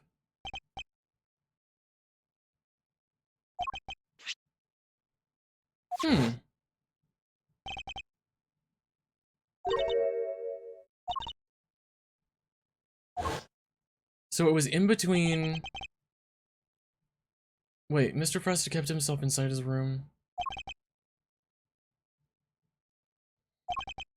Meaning there was a good chance he was murdered before the end of the... Okay.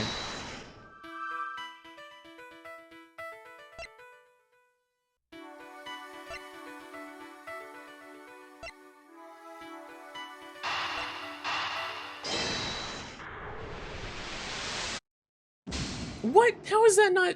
Come on.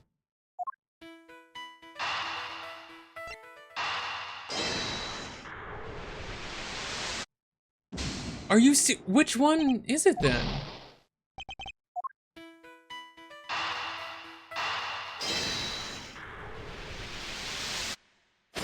Oh my gosh. Mr. Gusto, you and Mr. Frost conspired to create works for the contest together, did you not? Huh? So you know my little secret. Mr. Fender was kind enough to inform me. Mr. Frost was in charge of the designs while you were in charge of the flavor. Is that correct? What can I say? I still had a long way to travel on the road to become a master confectioner. But you only collaborated up until the semi-final. Something changed after that. We both wanted to show what we could do. Show that we were better than Tangaroa. Objection! Then why did you help Mr. Frost with his entry for the final? What grounds do you have to say that? Your own statement made to Mr. Von Karma 18 years ago. You told him that you had been working together right up until the day before the final. Yeah, I remember this. Objection! Objection! So why didn't Mr. Frost help you in return? Ugh. I submit that your relationship broke down for some reason, and that became the basis of your motive for murder. Ooh! God, that's not how it was. Sure, we stopped working together, but it was all perfectly friendly. You stopped working together in a friendly way? Kinda hard to imagine, but okay. Besides, how do you think I did it exactly? You think I just strolled into Tangaroa's room and killed Frost? I couldn't have killed the man while Tangaroa was there working on his chocolate pieces, could I? So you see, it couldn't have been me. I wouldn't be so sure.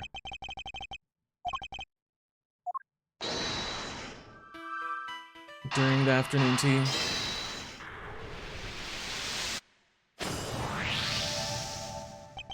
We can be sure that Mr. Frost was alive until the beginning of afternoon tea, making tea time the only window during which Mr. Gusto could have killed him. Are you satisfied with Mr. Gusto's story now, Mr. Edgeworth? Sadly, I'm afraid I'm still rather unsatisfied. But things are finally starting to become clear, and the truth will soon come to light at last. Do you mean to say that you have uncovered new evidence? Evidence? No. I was hoping I might convince Mr. Gusto to open up to us about it instead. Oh, is it mind games this time? It is. Mr. Gusto, I have a question for you. Oh no, is it gonna make me do the chess thing? I said I have a question for you. What is it? You chose to make your entry for the final on your own.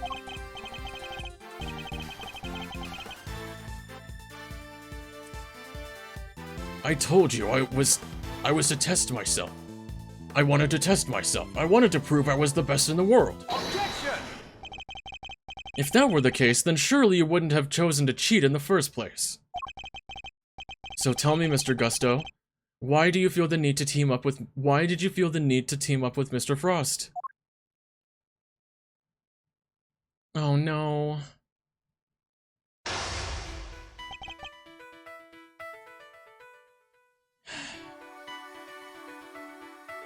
"18 years ago, Mr. Gusto and Mr. Frost collaborated in the confectionery contest. Why did they work together, and why did they enter the contest in the first place?" Oh my god. Mr. Gusto seems to have a habit of pretending to be asleep while things aren't going his way. Alright.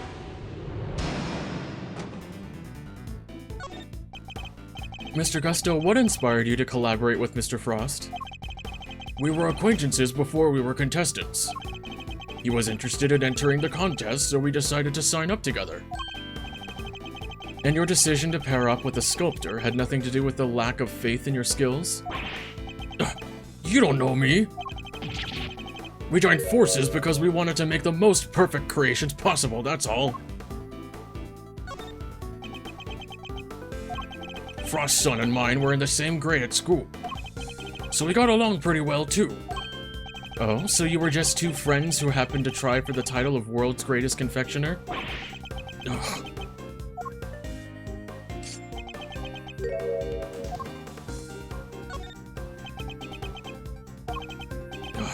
I'm still recovering, so if you've got nothing to I should have waken him up.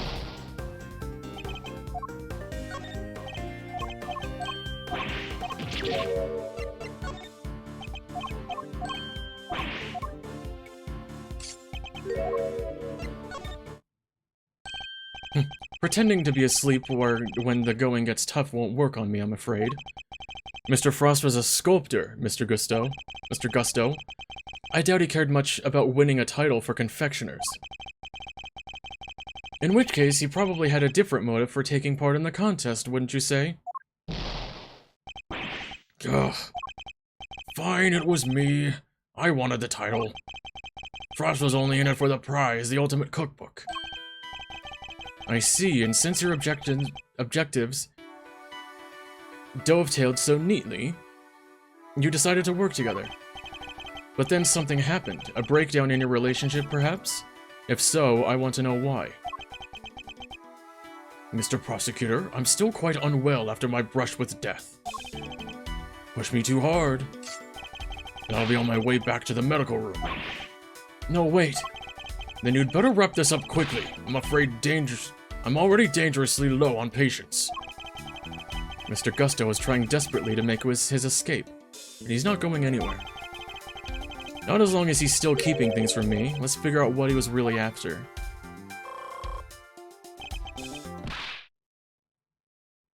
He probably has a similar condition to,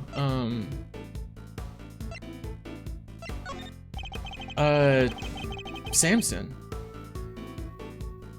You two had your eyes on something other than the title, didn't you? After all, I'm not sure the title of World's Greatest Confectioner even counts for that much. Huh? Now you're insulting the way of confectioner? My goal, my only goal, was to win that title. I don't care about anything else. You have no idea how much it would have meant to me.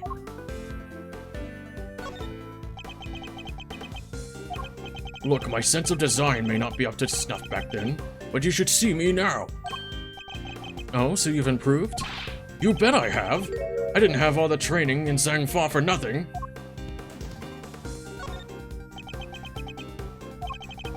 I looked up to Tangaroa, you know. Spent hours poring over the designs of his work. Even used to watch his show with my son. Sounds to me like Mr. Tangaroa was especially... Okay, let's... Oh, whoops, I'm sorry. I thought it was just giving me a clue. Sounds to me like Mr. Tangaroa's work was especially influential on your early studies. And with the recipe book, you might have even become the best someday. Maybe. The book was a real treasure, no doubt about that. Any confectioner would have wanted it. But it's a book about, like, medicines and stuff. You claim that your only goal was to win the title. Yet you also seem to have an interest in the contest prize, the Ultimate Cookbook. The greatest collection of recipes by the world's greatest confectioner. I can't say I had absolutely no interest in it. And even if I did, what exactly is so wrong with that? Nothing, I suppose. Only that the book contained recipes for medicines, not desserts. And everyone who entered the contest supposedly knew that. Feel like I'm finally getting somewhere.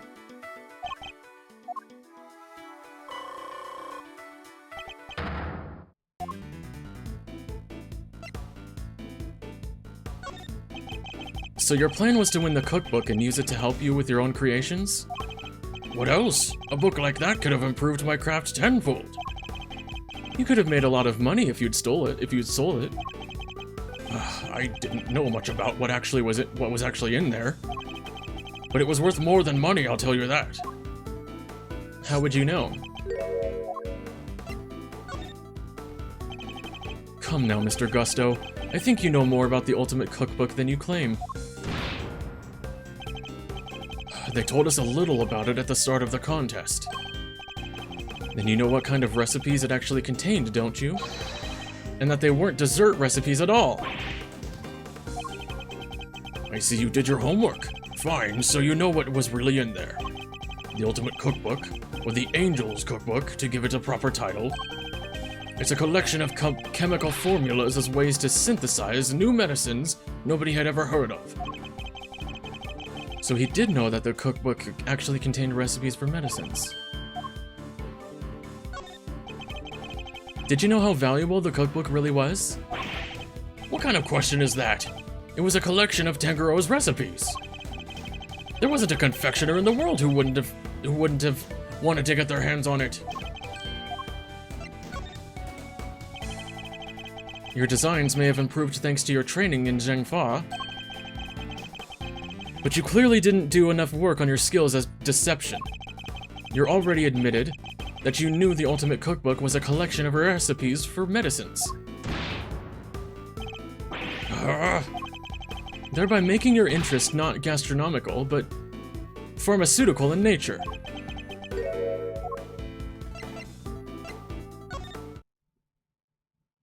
He needed it for some reason. You're a confectioner, Mr. Gusto. You had no professional interest in revolutionary new medicines. Which suggests that your interest must have been personal. I underestimated you. Fine, you're right. Winning the title wasn't the only reason I entered the contest. I needed one of the recipes in that book. It was for my son. He was sick. He was? Tell me more. That's none of your business. I've told you as much as you need to know. He looks rattled, but I can't let him off the hook.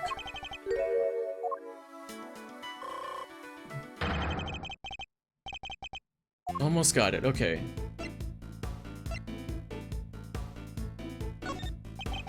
So you needed the cookbook to cure your son? Yeah, nowadays you can get the medicine he needed anywhere. But back then, that book was our only hope. Which is why I didn't dare waste my time on fancy tea parties. I had to give my all to my work. And what about Mr. Tangaroa's work? Surely that tea break gave you the perfect opportunity to go steal a glance at it. And what makes you think I had the energy or time to care about what the others had made? I think you've made it abundantly clear how much interest you had in Mr. Tangaroa's work. What's more, if you were that determined to win the ultimate cookbook, I seriously doubt you would have passed up on a chance to take a peek at your competitor's entries.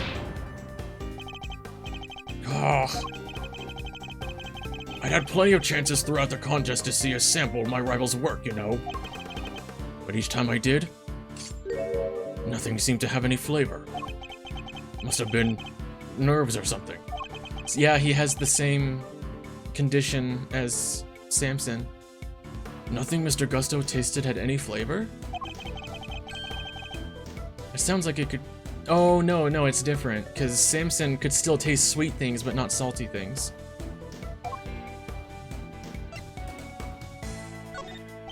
Tell me a little more about your son. He was my pride and joy, and my biggest fan. And you entered the contest in order to help him? You clearly don't have children of your own. Any father would have done the same. I would have done anything to help him. Anything. He would come see me here at the contest venue too. Right up through the semi-final. Really? He didn't get in the way of your work? If you were trying to beat Samson Tangaroa, surely you didn't have time to look after a child. Yeah, well, I wanted to do what I could for him. He said he wanted to always be the first to try my creations. You said your son was sick, Mr. Gusto, and yet he was able to come and join you for the contest? Ugh. It wasn't that kind of illness, nothing life-threatening anyway. This seems like it could be an important clue.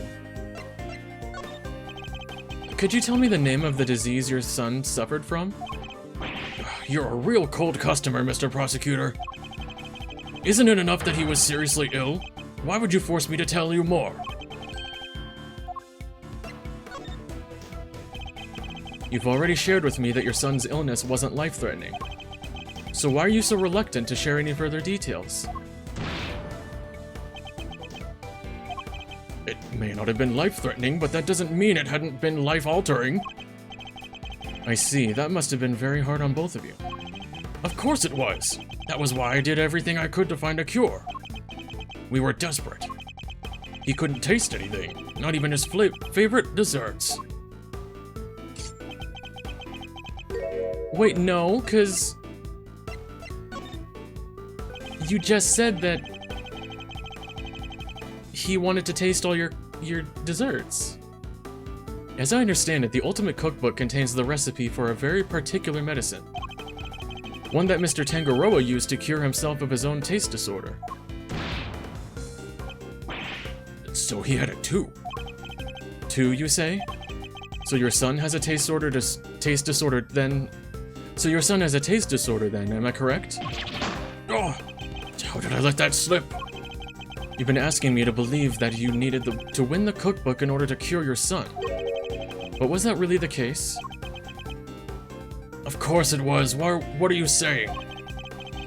I'm saying that I'm not so sure that it's true based on everything you've told me. Taste disorders are difficult to live with. It isn't easy not being able to enjoy your food. You should know, after all, you just told me you'd experienced something like that during the contest. You said nothing you sampled had any flavor. Those were your words, correct? Which would seem to suggest that you were suffering from a taste disorder. A confectioner without a sense of taste? Not exactly ideal. Are you sure it wasn't actually your own condition you were seeking a cure for, Mr. Gusto? I've had enough of your speculations. I managed just fine in that contest. Made all my own entries, no problems. Liar. Sorry, but I'm afraid you're contradicting your own testimony. You already admitted that you and Mr. Frost had worked together during the contest. It's too late to claim you did it all on your own.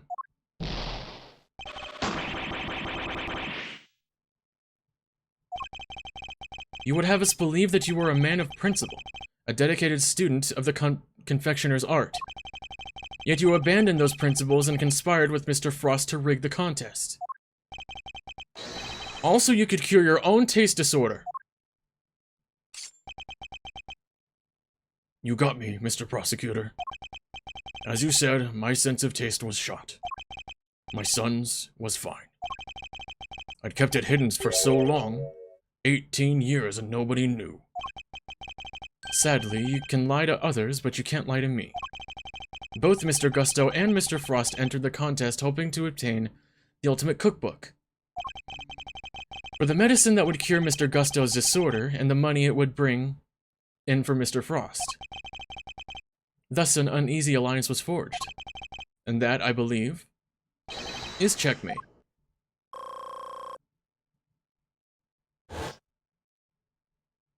Nice.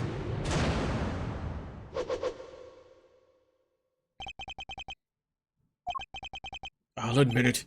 You're good. I never told anybody about this, but you figured it all out anyway. It's true, 18 years ago, I developed agousia. What's... How do you pronounce that?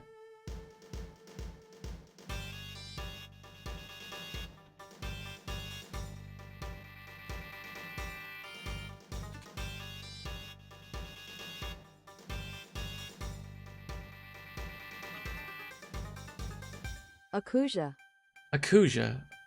Oh no, that's a Q. What the heck? Put a G in there. G, not Q. Oh, whoops, no, not that. No, not that. Okay. No, I want English.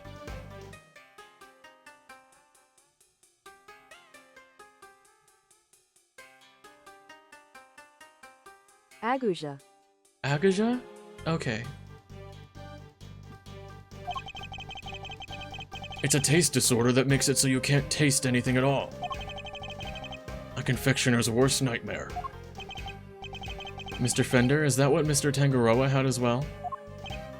No, the big man had what they called disassociated taste disorder. Basically, some things he could taste just fine, while others he had no flavor at all. So he suffered too. Can't have been easy. Not when there wasn't a way to cure it on the market. Which is why you needed Mr. Tangaroa's cookbook. Do you admit now that that was the real reason you entered the contest? It was only one of the reasons. I wasn't lying when I said I wanted the title. When I put my mind to something, it gets done, and I won't lose to anybody. I may not have been able to taste it then, but I still knew my stuff was good enough to win. Oh? So you went into the final thinking you stood a good chance of winning? Of course. What was it that Fender said about what Mr. Tangaroa thought of Mr. Gusto's... Mr. creations? Mr. Gusto's creations were a perfect balance of flavor and design, at least up through the semifinal. But disappointingly, his entry for the final was subpar on both counts. We were told that your entry for the final was far from the prize-winning taste sensation you describe. What happened, Mr. Gusto? What went wrong that day? Fine. You want me to talk? I'll talk. You're not gonna like what I have to say.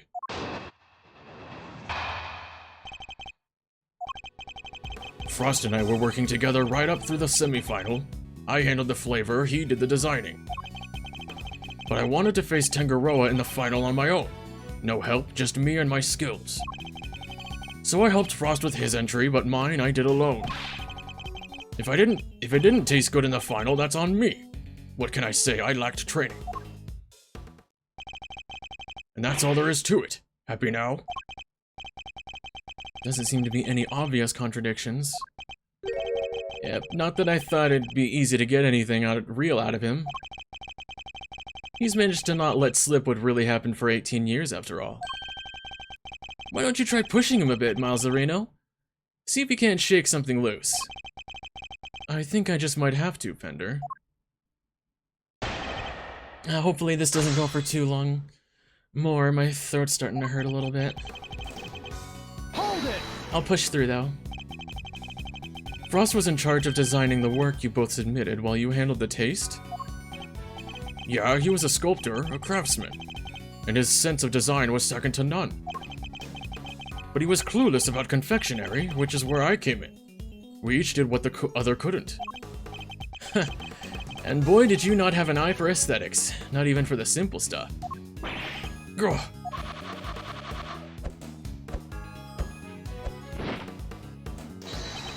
Oh, he actually did something good there.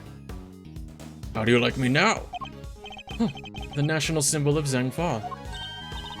Oh yeah, it's a phoenix. That's awesome. I'll say, pretty different to the stuff you were pumping out 18 years ago.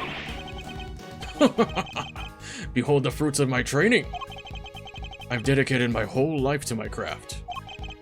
But back then, we both needed each other's help, so we joined hands until the final. Hold it! You were serious about winning the title then? Of course. The art of confectionery is my life. Why wouldn't I have wanted to be crowned the greatest? But I still had a lot to learn back then. Guess it's no surprise my work wasn't up to scratch. But the title wasn't the only thing you wanted. There was the cookbook too. And you wanted the book even more than you wanted the title, isn't that right? Ugh. Overruled. Mr. Edgeworth, you are badgering a witness who is still suffering the effects of today's attack. I cannot allow this harassment to continue. I understand, Your Honor, but... Ignore him, Mr. Gusto. You need not answer that vile prosecutor's question. But please do continue your testimony in your own time. Hold it! So you're saying Mr. Frost didn't help you at all? But he'd helped you up until then, correct? It's a bit strange for him to stop so late in the contest. Strange or not, it's the truth. Could be he had his reasons too, I wouldn't know. If he's lying, it's gonna be a headache to prove. 18 years is a long time. Not unless that gizmo of yours has a built-in lie detector, Kay. If it did, I'd have stolen the show from Mr. Edgeworth long before now. Don't worry, Fender, I can tell when he's lying. No doohickeys assistance required. Perhaps Mr. Gusto, continue. Please, Mr. Gusto, continue. Hold it! And yet I hear that your creations prior to the final were scored highly for their flavor. So what went wrong? Was there some kind of cooking accident on that day? His son was taste testing for him. No, nothing like that. It was... I told you I had a taste disorder. My sense of taste failed me. It's as simple as that. But Mr. Frost's entry was complimented on its flavor. Your sense of taste hadn't failed you then. Did something happen overnight? I don't think he's gonna spill any more beans, Mr. Edgeworth. And perhaps I should ask him about something else.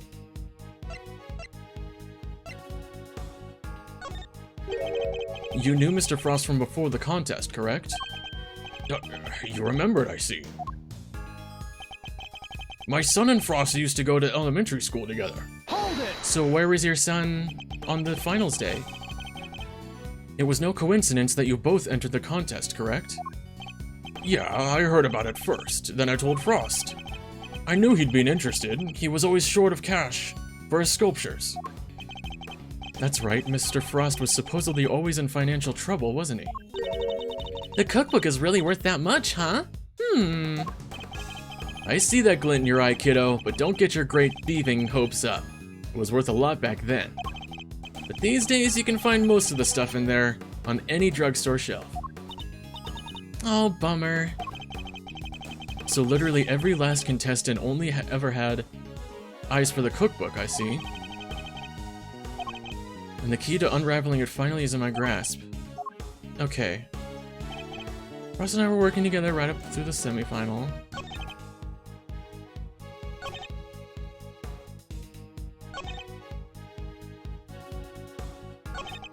My son and Frost used to go to elementary school together. Right. Oh, maybe I should go back and, ask him the other question? Let me try and see if it can switch. The semifinal. Did something change between the semifinal and the final, Mr. Gusto? Not really. The only difference between the semifinal and the final was that Frost wasn't helping me. Hold it! So you really completed your final entry without Mr. Frost's help? I may not have had his designs to lean on, but I knew I was still solid when it came to flavor. So the visuals were the only thing that changed between the semifinal and the final. You sure, Gusty old pal? Gonna have to call you out on that one, I'm afraid. It wasn't just its looks that got a big thumbs down. Come judgment time, it got trashed on flavor too. Doesn't sound much like a winner to me.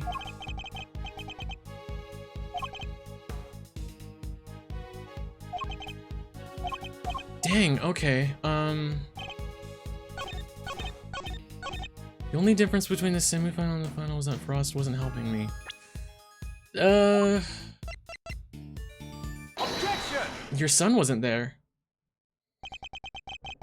I can think of one significant difference between the semifinal and the final, Mr. Gusto. Your son. This is him in the photograph, correct?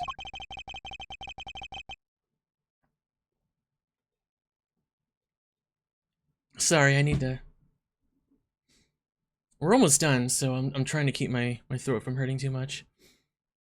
It's okay, Emma. No. No. It's okay. You told me he was here with you up through the semifinal. Shh. No. He was? What of it? What indeed? He was here with you until the semifinal, until he suddenly wasn't for the final.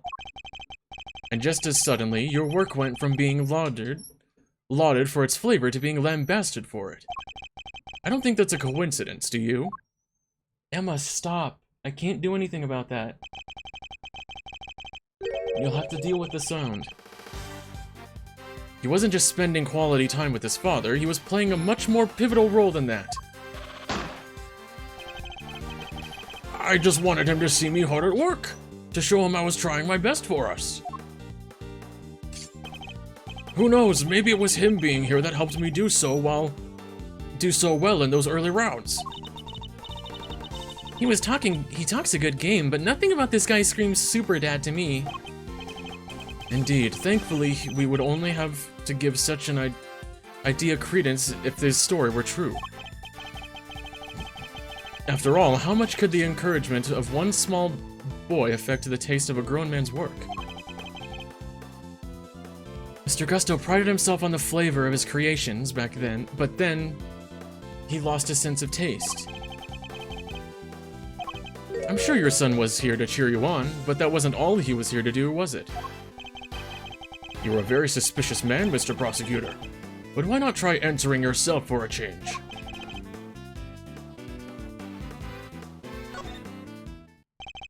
Your son knew the taste of your work pretty well, I imagine, Mr. Gusto. Ugh, he was my biggest fan, of course he knew it. In which case, he would have been a good judge for whether something tasted on brand, so to speak, no? What are you implying? You've already told us that you were suffering from a taste disorder.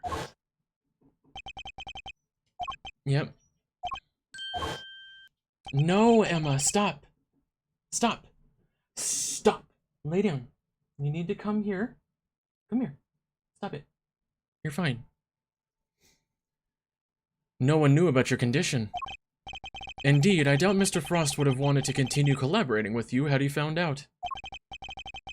After all, it was your job to make sure his creations tasted good. Therefore, your son wasn't just here to support you. He was here helping you by taste testing your work. Dang, now it all makes sense. Frost stuff tasted good because it really was finished the day before when the kid was still here.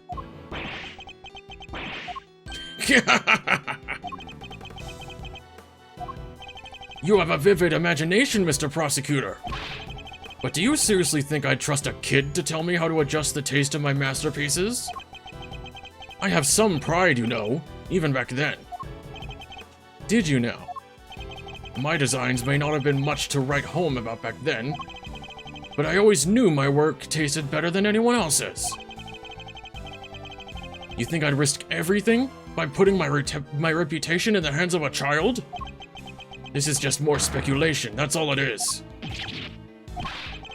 In that case, I ask to speak with your son this instant. Let's see how much of your story he can corroborate. Sadly for you, my son is no longer my concern. What? As soon as I got my sense of taste back, I went straight to Zheng Fa to start my training. And cut off all ties with the kid for good. Wow, what a shitty dad. You abandoned your own child? And that ain't the half of it. No one knows where he is even now. The cops have looked all over for him, but no dice. So, still think you can prove your asinine theory? I'd like to see you try. You think I care about anything besides confectionery? Think again. I got my sensitive taste back. What need do I have for a son? Wow. Shithead. Silence in the courtroom. While Mr. Gusto's words and actions may demonstrate a certain lack of humanity on his part, the goddess of justice cannot judge him for that. Therefore, Mr. Edgeworth, I believe it's time for you to admit defeat. Yes, give it up. 18 years is a long time for anything to surface now, proof or otherwise. The body surfaced. We have to do something! If we don't, the truth might be lost forever. Where are you, Detective Gumshoe?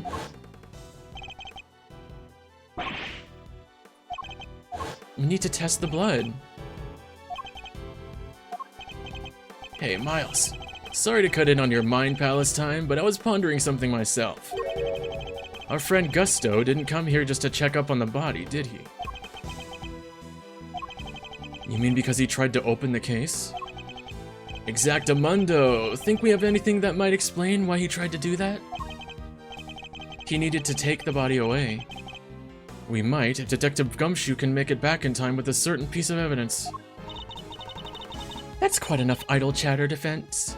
Now if you... Mr. Edgeworth, sir! Sorry to keep you waiting! Speak of the devil.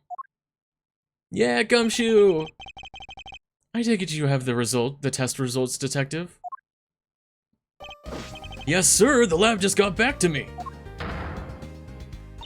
Detective, please. Court is in session. Now then, am I right to assume that you are bringing us the evidence Mr. Edgeworth was just speaking of? What? Hey, no fair! Why didn't anybody tell me about any of this? It is indeed the evidence in question, Your Honor. It needed testing, so I asked him to carry it out. What the? Why is everybody always helping you? I'm supposed to be the one in charge here. Mr. Winner, I'm sorry I didn't involve you, but this is important. Can we at least hear what the detective has to say? Well, all right. So, Detective Gumshoe, what did the test have to tell us? You're not gonna believe this, but the owner of the blood we found in the liquid at the bottom of the Gemini case is... Carmelo Gusto, the victim of the poison gas attack. What are you talking about? Thank you, Detective. You've been very helpful. There we go. Well, it looks like my suspicions were correct. What do you mean, Mr. Edgeworth? Yes, what do you mean? Explain yourself. What is the significance of this blood to this case? It proves that he was the killer. 'Cause his blood was on the body. It's only the very thing the perpetrator of the IS-7 incident has been trying to hide all these years. The fact that your blood was found inside the Gemini case, Mr. Gusto, is as good as us finding your blood lying right next to Mr. Frost's body. Ugh. Overruled. Why would there be traces of your blood there, of all places, Mr. Gusto? If you won't answer Her Honor, Mr. Gusto, then I will. There wasn't just blood in the liquid from the Gemini case, there was traces of salt and sugar, too. There were? And if you remember, one particular part of Mr. Frost's work was allegedly very salty indeed. Oh yeah. You're talking about when Delicia told us back then, right? What was it again? That it was super salty.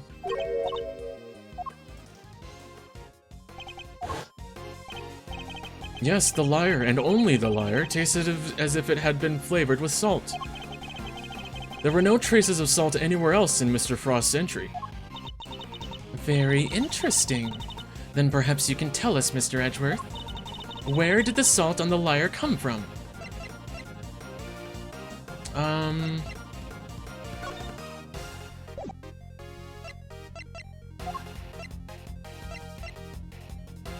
Take that! The salt lamp. This is the lamp from the IS-7 incident? Indeed. And I believe that the salt that gave the lyre its flavor came from just such a lamp. Mr. Von Karma had established that both salt lamps were in Mr. Tangaroa's room at the time of the crime. One of them was used to kill Mr. Frost. Ah, God.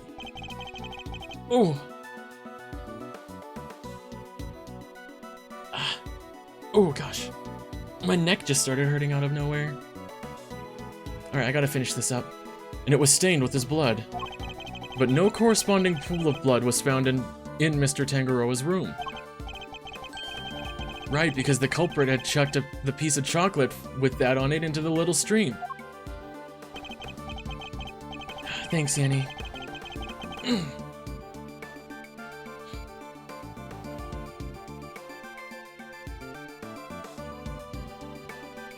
It's okay, I've been taking some sips myself. It's alright.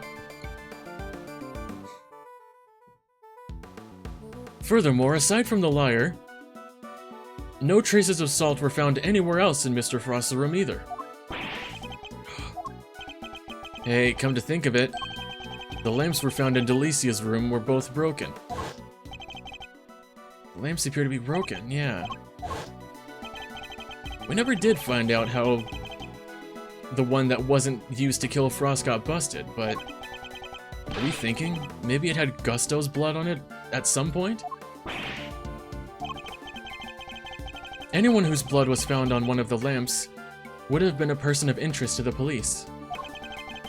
So the killer needed to hide the blood somehow, and in a way that wouldn't arouse suspicion. Are you seriously suggesting that the lyre was used to do just that? I am. I suspect that the bloody salt was somehow applied to the lyre so that it could be hidden inside the case. Because unlike the fountain water, the sculptures would have needed more time and care to test properly. And so he waited and waited for his chance to dispose of the lyre undetected. Then, the reason he's here today is... 18 years ago, Mr. Frost's body was and the evidence pointing to his killer were taken away together. This, of course, was not part of the perpetrator's plan, and thus a new dilemma arose. How could he be sure that neither Mr. Frost's body nor the evidence wouldn't be discovered someday? So back he comes 18 years later, sneaking in bright and early to try and cover his tracks. Well, Mr. Gusto, are you finally ready to admit it? That you are the one responsible for the IS-7 incident? Mr. Gusto, it's all because of you that Samson... Jeez. Gusto? So I finally got caught, huh? All these years later. Nobody came close back then. Not even the big shot prosecutor or the attorney. That's some impressive work, Mr. Prosecutor. I have to hand it to you. You admitted then that you murdered Artie Frost? Sure I do. I did it. I killed him. But he only had himself to blame. What do you mean by that? He agreed to help me. We were supposed to help each other out, so that one of us could win. And whoever won was supposed to let the other use the cookbook. But on the day of the final, the rat finally showed his true colors. Seriously, Frost, we had a deal! Sorry, I'm not helping you in the final. Our little arrangement is over, Gusto. But I helped you! I spent all day yesterday making the ice for your pieces! Did you?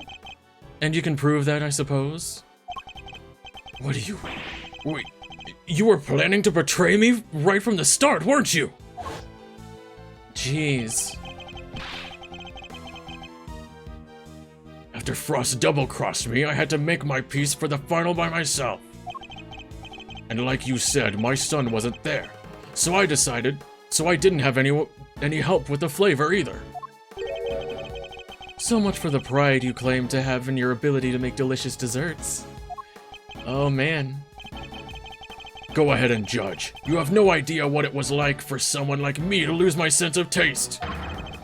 I gave up everything to become the best, everything. I took pride in that. Something someone like you could never understand.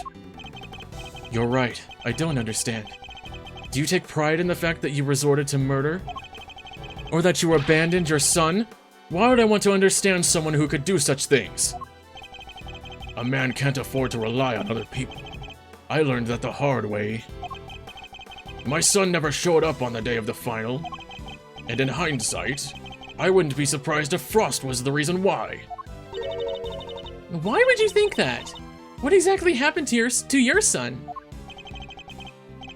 How am I supposed to know? I told you, he's none of my concern anymore. And according to you guys, nobody knows where he is now either. And you don't care? You're horrible!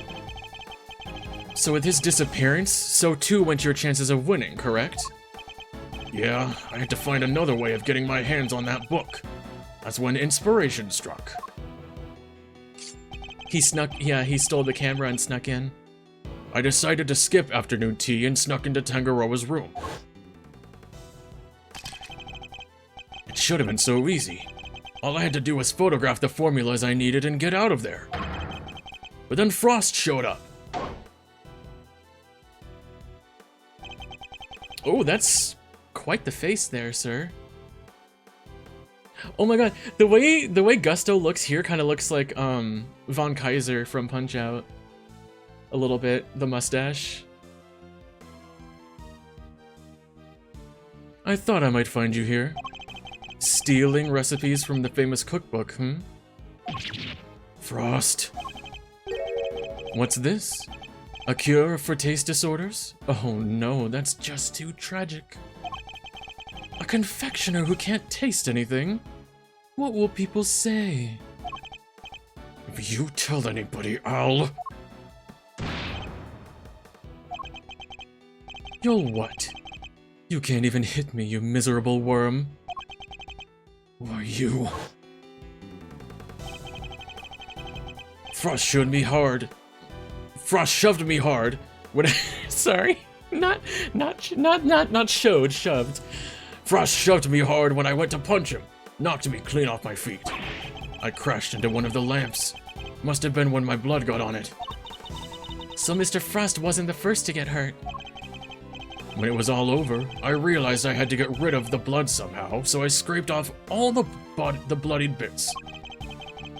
I dissolved those salt shavings in some flavored ice mixture and brushed it all over the harp. And that's how you made the evidence linking you to the murder vanish. Frost was going to blackmail me. He would have made me give him money to keep quiet about my condition. So you decided you had to kill him? Yeah, I guess I did. Why would I let him live? Why would you want someone holding something like that over your head? Besides, he's the one who drew first blood. Makes for a solid case of self-defense, don't you think? So that was the impetus behind it all. Anyway, I initially took the lamp to Frost's room. Went straight there once I figured out how I was going to hide the bloody part. Inspired by all the ice sculpting tools lying about the place, I guess. You're not as dumb as you pretend to be. Yeah, figured I could use them to chip it off and grind it up. Once that was done, painting the stuff all over the harp was easy. But why Samson? Why did you have to frame him?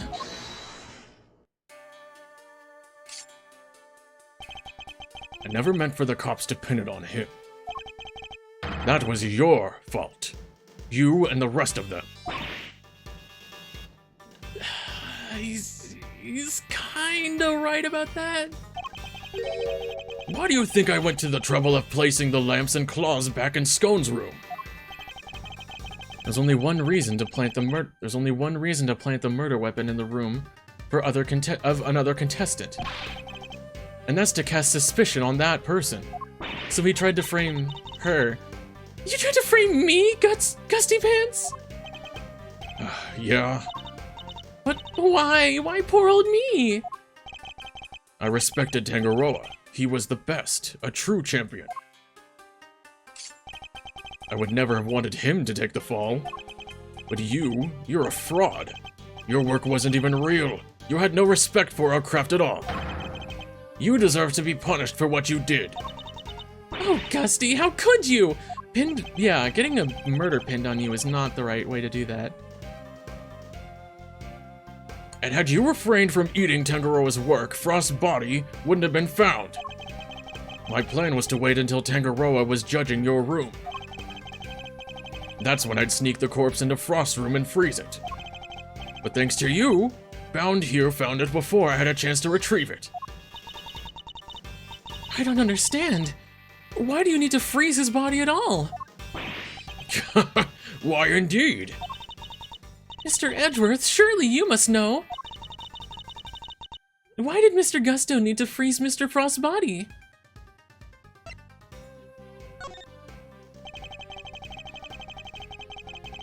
Mr. Gusto needed to freeze Mr. Frost's body in order to obscure the time of death.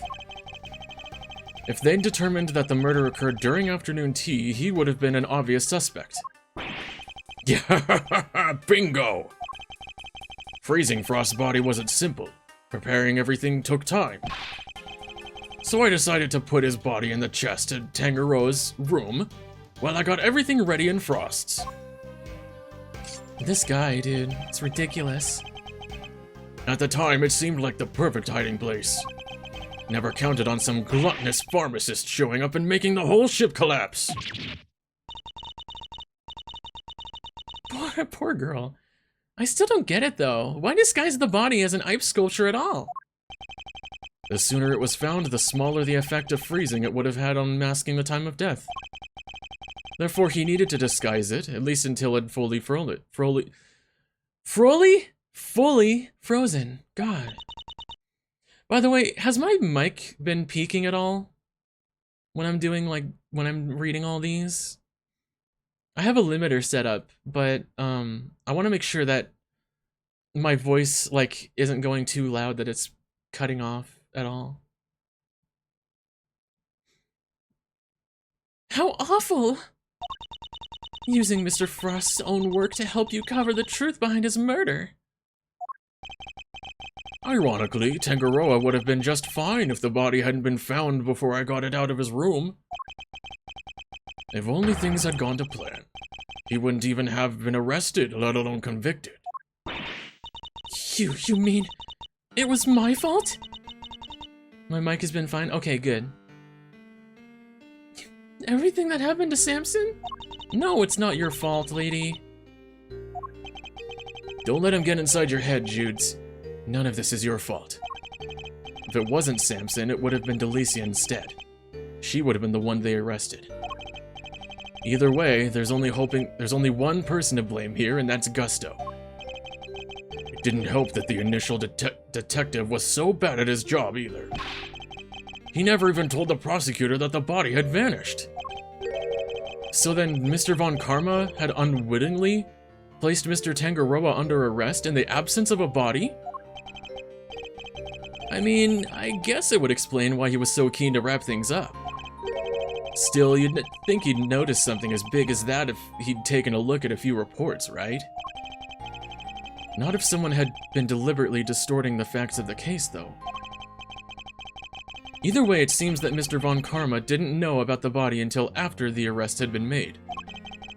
But admitting that would have spoiled his perfect record. So he kept it to himself and proceeded to prosecute Mr. Tangaroa regardless. Can this really be true? You don't feel bad at all? Somebody spent 18 years in prison because of you! Sticks and stones, girlie. What a jerk. I ought to arrest you right now, pal. We can't. I'm afraid I can't allow you to do that, Detective. So you noticed, huh? Glad somebody did. The judge is right. You can't lay a finger on me. What? Why? You just confessed to murder. It's been too long. No idea, huh? Then I guess I'd better lay it out for you. Oh my god. I killed Frost 18 years ago. The statute of limitations for murder in this country is 15 years. But you went to a different country. So wouldn't that mean that the time paused while you were out of the country? You do the math, you can't arrest me. You think I'd have confessed otherwise? That's right, the statute of limitations is only 15 years. Is this really the end of the line, Mr. Edgeworth? Once the statute of has expired, he can't be charged, so... Cause like, would it even say in here? I think it did, right? Suspended should the suspect flee the fort. Yeah. So we're good. He doesn't know, chat. He doesn't know. But how unfortunate, Mr. Edgeworth. I'm afraid that both Mr. Gusto's confession and your deductions will have to be struck from the record. And that Mr. Tangaroa's conviction will remain in place. But we've finally proven that the police never had Mr. Frost's body in their possession. Even if we can't arrest Mr. Gusto, surely Mr. Tangaroa has grounds for a retrial on the basis. Does he? I wouldn't be so sure. I'm afraid that the goddess's judgments are somewhat harder to overturn than you might imagine. So the committee means for the verdict from 18 years ago to stand no matter what? Bad luck, Prosecutor. No, there's something. Something to bring Mr. Gusto down? No, which statement?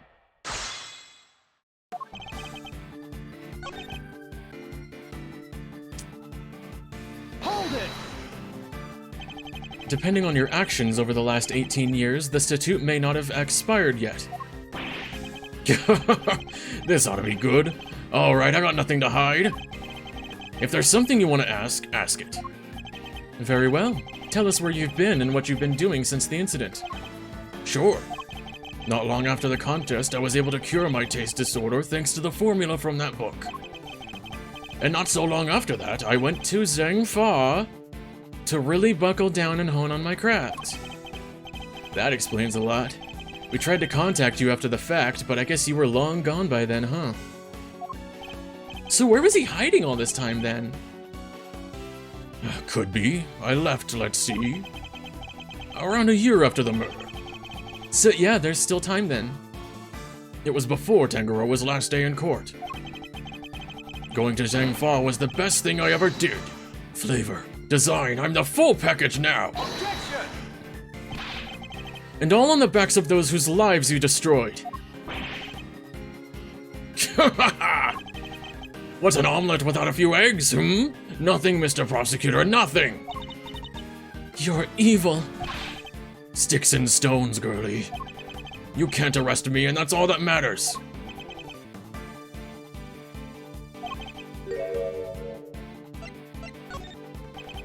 I'd like you to tell us more about your training in Zhangfa, if you wouldn't mind.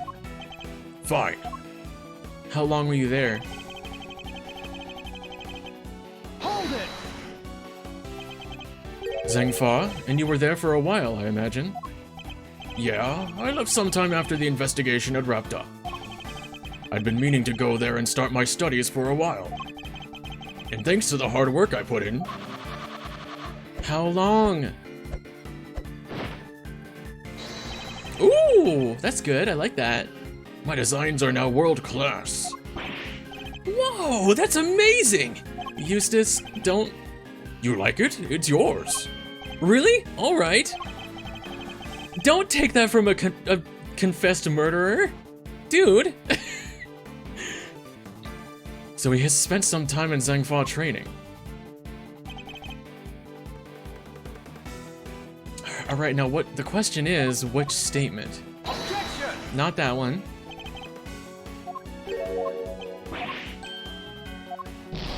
Is it the one on Zhangfa? I think so.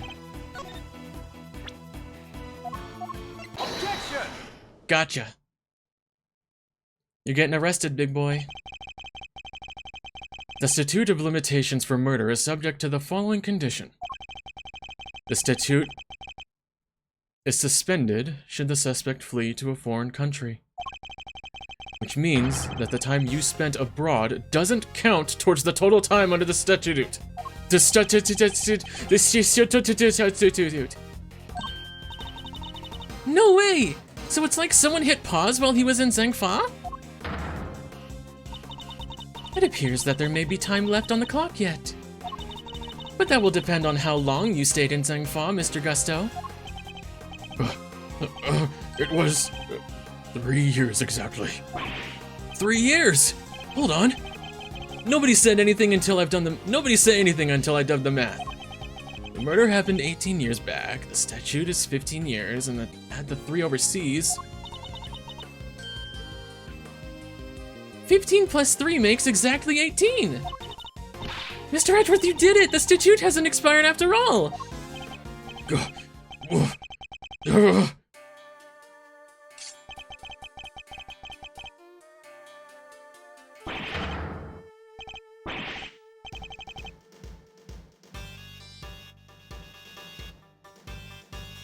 He's gonna say that it's still too late because it's like a day or two after.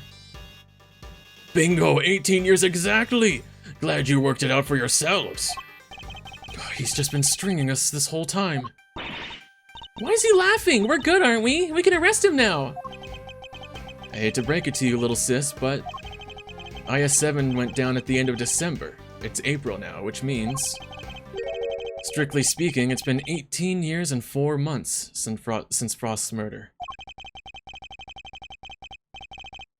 If Gusto stayed in Zhangfa really lasted 3 years on the nose, it's not enough. We're a few months short. Not enough, but... What did I tell you? You can't touch me! I hate to admit it, but he'd read the board well when he made his confession. There still has to be something. How unfortunate, Mr. Edgeworth. If only the statute had been suspended for another year. No, hold on, let me check that again.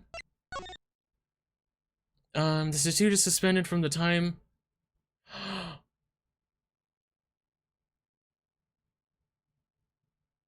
Samson saved us!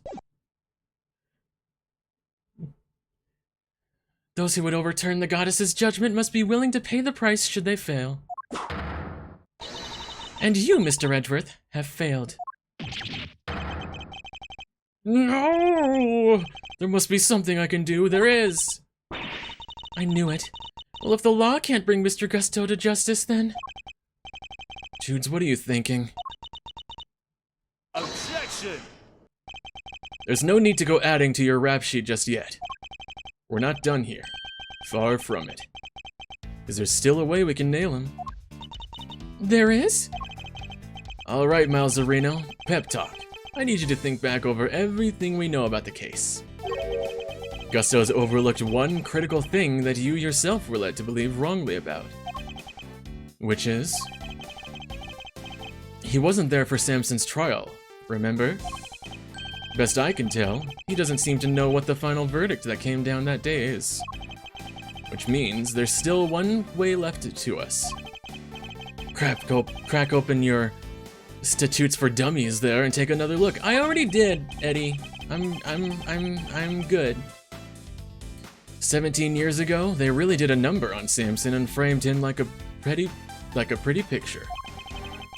But if we make good use of that verdict now, we can make Gusto pay in full for what he's done. Fender, are you? Those who would overturn the goddess's judgment must be willing to pay the price should they fail. Samson's my client, Miles, and I can't bring myself to use the source of his pain as a weapon in this fight. So whether we play our last card or not, it's gonna have to be up to you. Such a great song, oh my god. Bringing Mr. Gusto to justice can only happen if I use the outcome of that hard-fought trial. Of course, we have to. Oh, man. My father and Mr. Von Karma. One sought to reveal the truth, the other to hide it. I know which path I chose to follow. The one that seeks to reveal the truth. This court has reached its final verdict. No, it hasn't. The record will state that Mr. Gusto has been found not guilty on all accounts. Objection! Wrong! No, Your Honor, Mr. Carmelo Gusto is absolutely guilty. And I refuse to let him walk away. His crimes are too unspeakable to go unpunished. Do you mean to suggest that you have grounds upon which to call for his arrest? I do. The book again! Wait, what? What? Oh, okay, maybe I didn't read what he said. Hold on.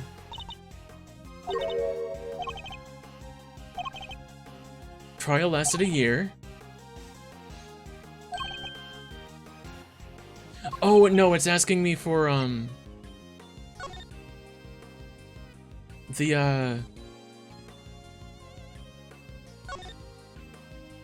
convicted of a there we go. Take that! Is there a particular page of the IS-7 incident? Shit, suspect data. I'd like to direct your attention to the page concerning the suspect. As you can see, Samson Tangaroa was convicted as an accomplice. And it took around 1 year for his indictment for that verdict to be reached. Yes, that does seem to be the case. The book you gave us details contain conditions pertaining to the statute of limitations for murder. One of them, as I mentioned, is that the statute is suspended if the suspect flees the country. And another states that the statute is suspended from the time of any accomplice's indictment to the end of their trial. What? Tangaroa was convicted as an accomplice? Yep. Guess you were in Zhangfa when the verdict came down. Samson was convicted as an accomplice, not as the main perpetrator. Which is clearly news to you, and not good news either, am I right?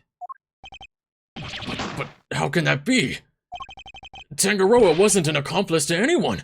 He was innocent, and you know it. Oh, we know it, and it's what we've been trying to prove all along. And in a pleasing twist of fate, his wrongful conviction will be the very thing that sets him free. If you spent 3 years in Zhangfa, and your accomplice Samson Tangaroa was on trial for 1 year, it means that you can still be charged with Mr. Frost's murder up to 19 years after the fact. In other words, the statute of limitations hasn't expired at all. The goddess's judgment is infallible, but that of her servants, it appears, is not. It seems the prosecutor in charge of this case may have erred. Unbelievably, we may have no choice but to instigate a full inquiry. No! How could this... You weren't supposed to be able to... 18 years. That's a long time to let somebody else suffer for your crimes. It's time to pay the piper, Gusto, and not a moment too soon. Oh, man. But I'm finally the greatest. My brilliance has been recognized. I gave up everything for this. Everything, even my son. More's the pity. But you can't run from the law forever, because the bills come due at last.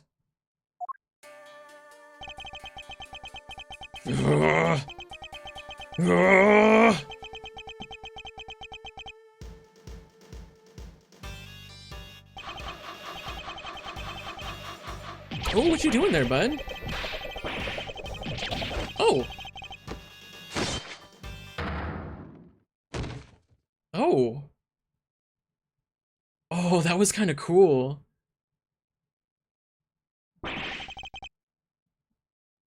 That was like cutting himself in half, like he can't believe that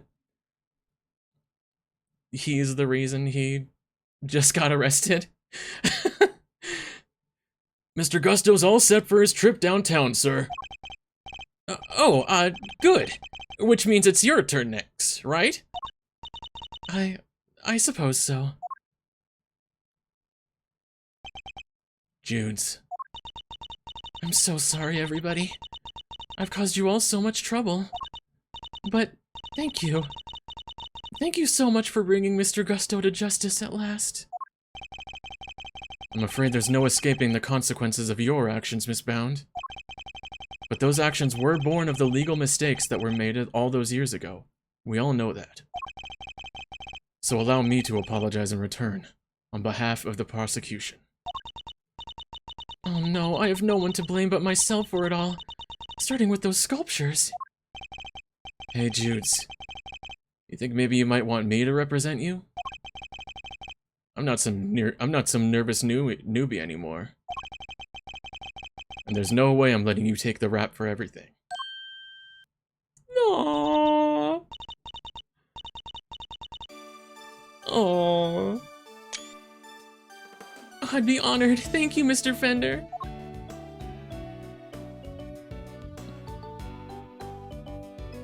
Oh my god.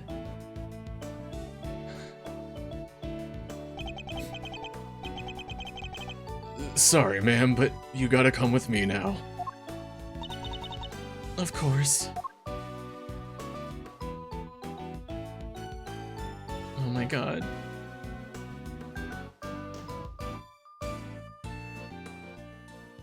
Fuck you, bitch. Judge Gavel, why did you lie to us? Lie? What are you talking about? You implied that there was no case for a retrial, but as we've proven, that wasn't true. Surely anyone truly committed to seeing justice done would have called one as soon as the body was found. I'm under no obligation to answer such questions. And you clearly have no intention of doing so either.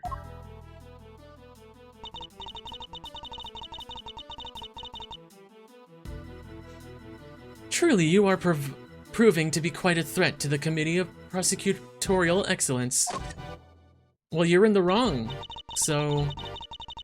As such, you give me little choice but to report back on your continued transgressions. No doubt you will be called to appear before the committee in due course. Hey, Dead Watcher. We're just now finishing up the third case. Now I must be on my way.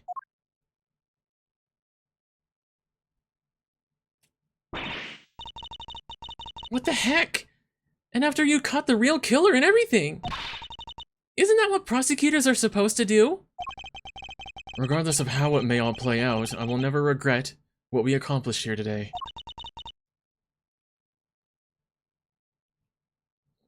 Mr. Edgeworth? Hey, Mr. Edgeworth! Yes? Why did you stick your nose in this case anyway? You weren't even on the job! My job is to bring the truth to light, Mr. Winner. Not only as a prosecutor, but as a person. I don't get it. I wouldn't expect you to understand, not as long as you believe that closing a case makes you a winner. That's going way over my head. I'm going home. What was that all about? Eustace still has a lot to learn is all. Milesy Wilesy! Yes? I just wanted to say old Greggy Pegleg would have been proud of you today. Look at me tearing up. That and thanks for helping poor Sammy Poople. Of course. Hey, Edgy, looks like you cleared everything up, huh? So, what happened exactly? I was kind of busy sketching. Wait, where did Judy and Verity go? Wow, you really weren't paying attention, were you? Though I am loath to admit it, Larry's sketches did come through for us on more than one occasion. Just like in the third game. Not that I'm about to tell him that. Oh, come on, Edgeworth, tell him. Quit it with the glaring, will ya? Whatever I did, I'm sorry. Calm down, Larry. I wasn't glaring at you. You totally were. You're just like your pop. He was a terrible liar, too. He was? Listen, I'm gonna head out. Need to fill Samson in on what went down today. You wanna come with? Yes, of course. Great, then I'm coming too. Yeah, let's tell Samson. He's free.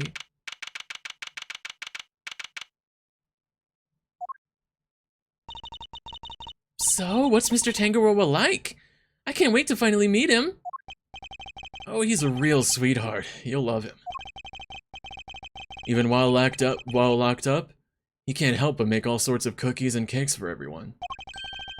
It's why 3 p.m. cake extravaganza is a thing for prisoners and guards alike. Really? That sounds awesome.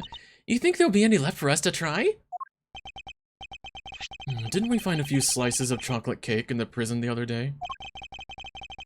Could they have been some of Mr. Tangaroa's baked goods? Oh, maybe. Oh, look at him. Gummy, what are you doing here? I heard you all were coming to see Mr. Tangaroa. I volunteered to escort him. Oh. Hello, new friends. I'm Samson Tangaroa. Prosecutor Miles Edgeworth at your service. And I'm Mr. Edgeworth's trusty sidekick, Kay Faraday. It's very nice to meet you both. Miles here is Gregory's son. Is that so? Your father was very kind to me, and fought so hard for my case. But in the end, I betrayed him. I made a false confession and... Don't worry, Mr. Tangaroa. Mr. Fender has explained everything to me. Sure did, and now we're here to tell you the truth about what happened 18 years ago. The truth?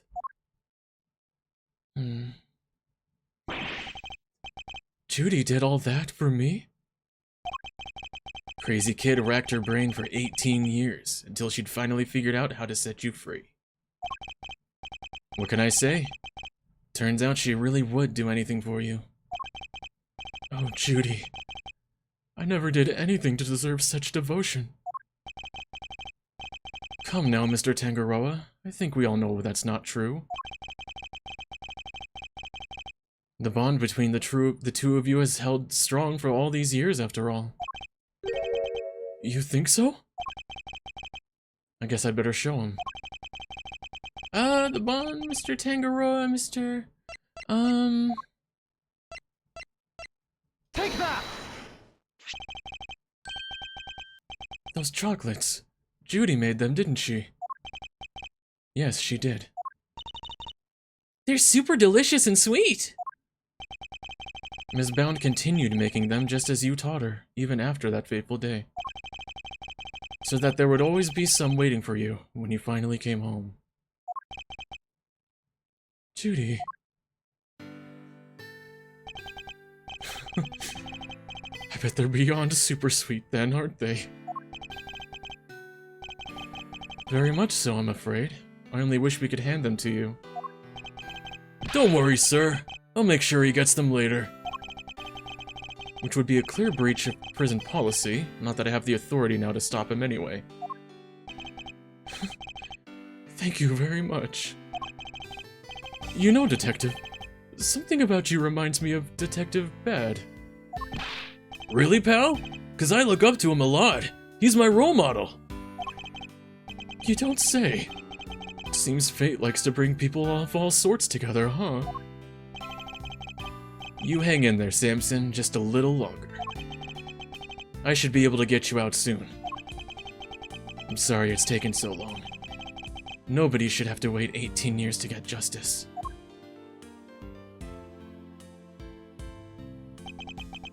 Don't be silly, Eddie. I'm the one who should be saying sorry. Or rather, thank you. Truly. Samson. Well, I guess it's my turn to wait for Judy to come home now. I'd better make sure there's something delicious on the table for her when she finally walks through that door. Don't let me down, Eddie. Leave it to me, big guy. Oh man, finally. The IS-7 incident, it's been 18 long years. But this case we've inherited from my father is finally coming to a close.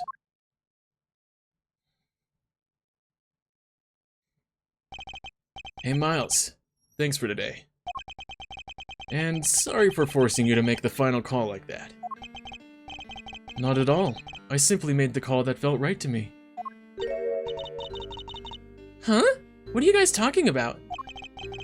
You know how Samson was wrongfully convicted? We had to pretend that he wasn't in order to nail Gusto. But to use his false conviction against him, even to save him? As his lawyer, I just couldn't bring myself to do it. Yeah, I can see that.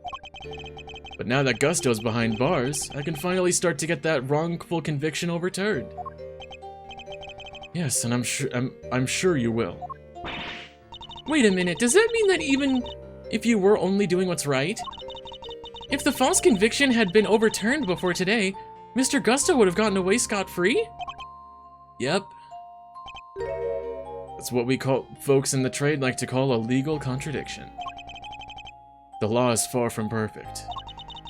Because of things like legal contradictions, right? Yeah, but you never know. Things might change. The law is always evolving, just like us humans. Your Uncle Eddie, and Mazarino included, am I right? The potential for growth and change? In people and the law, huh? So, Miles, are you gonna keep fighting crime as a prosecutor? Or help people as an attorney? Something tells me you've got a big decision ahead of you. One only you can answer. I know. Well, let's just say I won't complain if you show up at the office one day. On that note, it's time for me to skedaddle. I owe you big time, and I always repay my debts. But for now, thanks again for today. I mean it.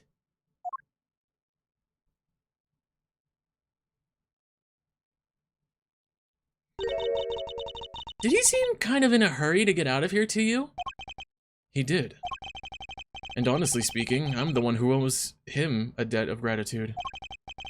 After all, he gave me the chance to reckon with my father's final case. When I was a boy, all I ever dreamed of was becoming an attorney like my father.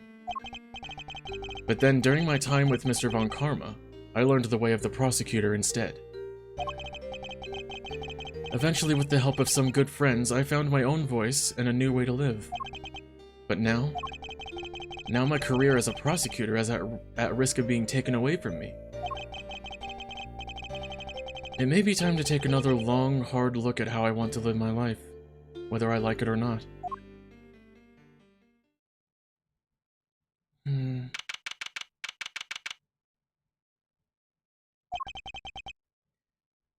Hey, Gregory. Sorry for reporting in so late.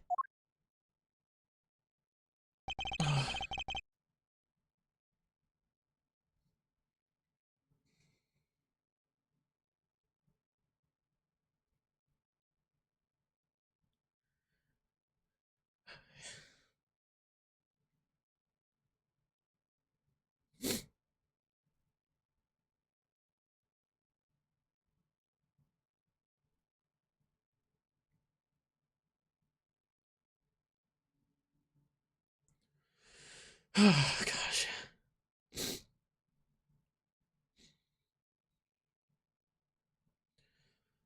It may have taken 18 long years. God damn.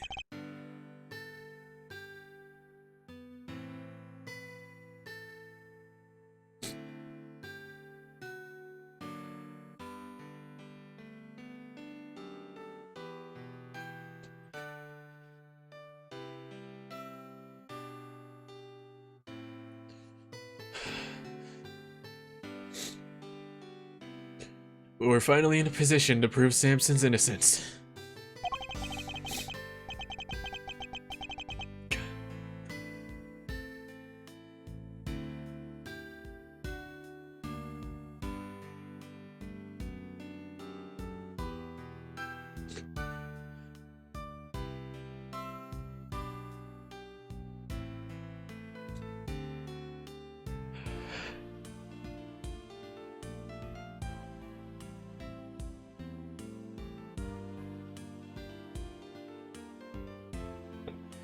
Ah, God. Ah.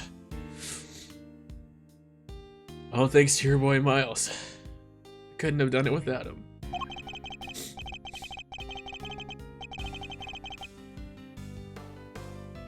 Yeah, this is just tough to get through.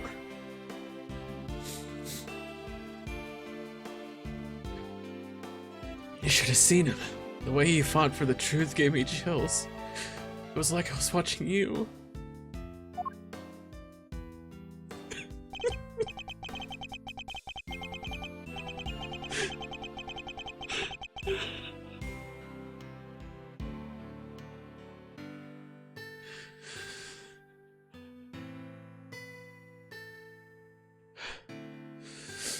Look, I know I'm not half the attorney you were, but those guiding principles you tried to instill in me, I like to think I'm embodying them now as I carry your legacy. Here's hoping.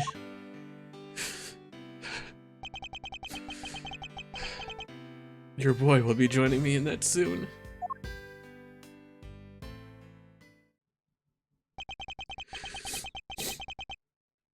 Am I gonna fight crime as a prosecutor? Or help people as an attorney?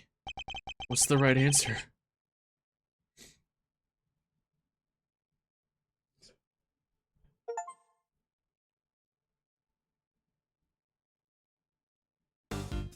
Oh, God.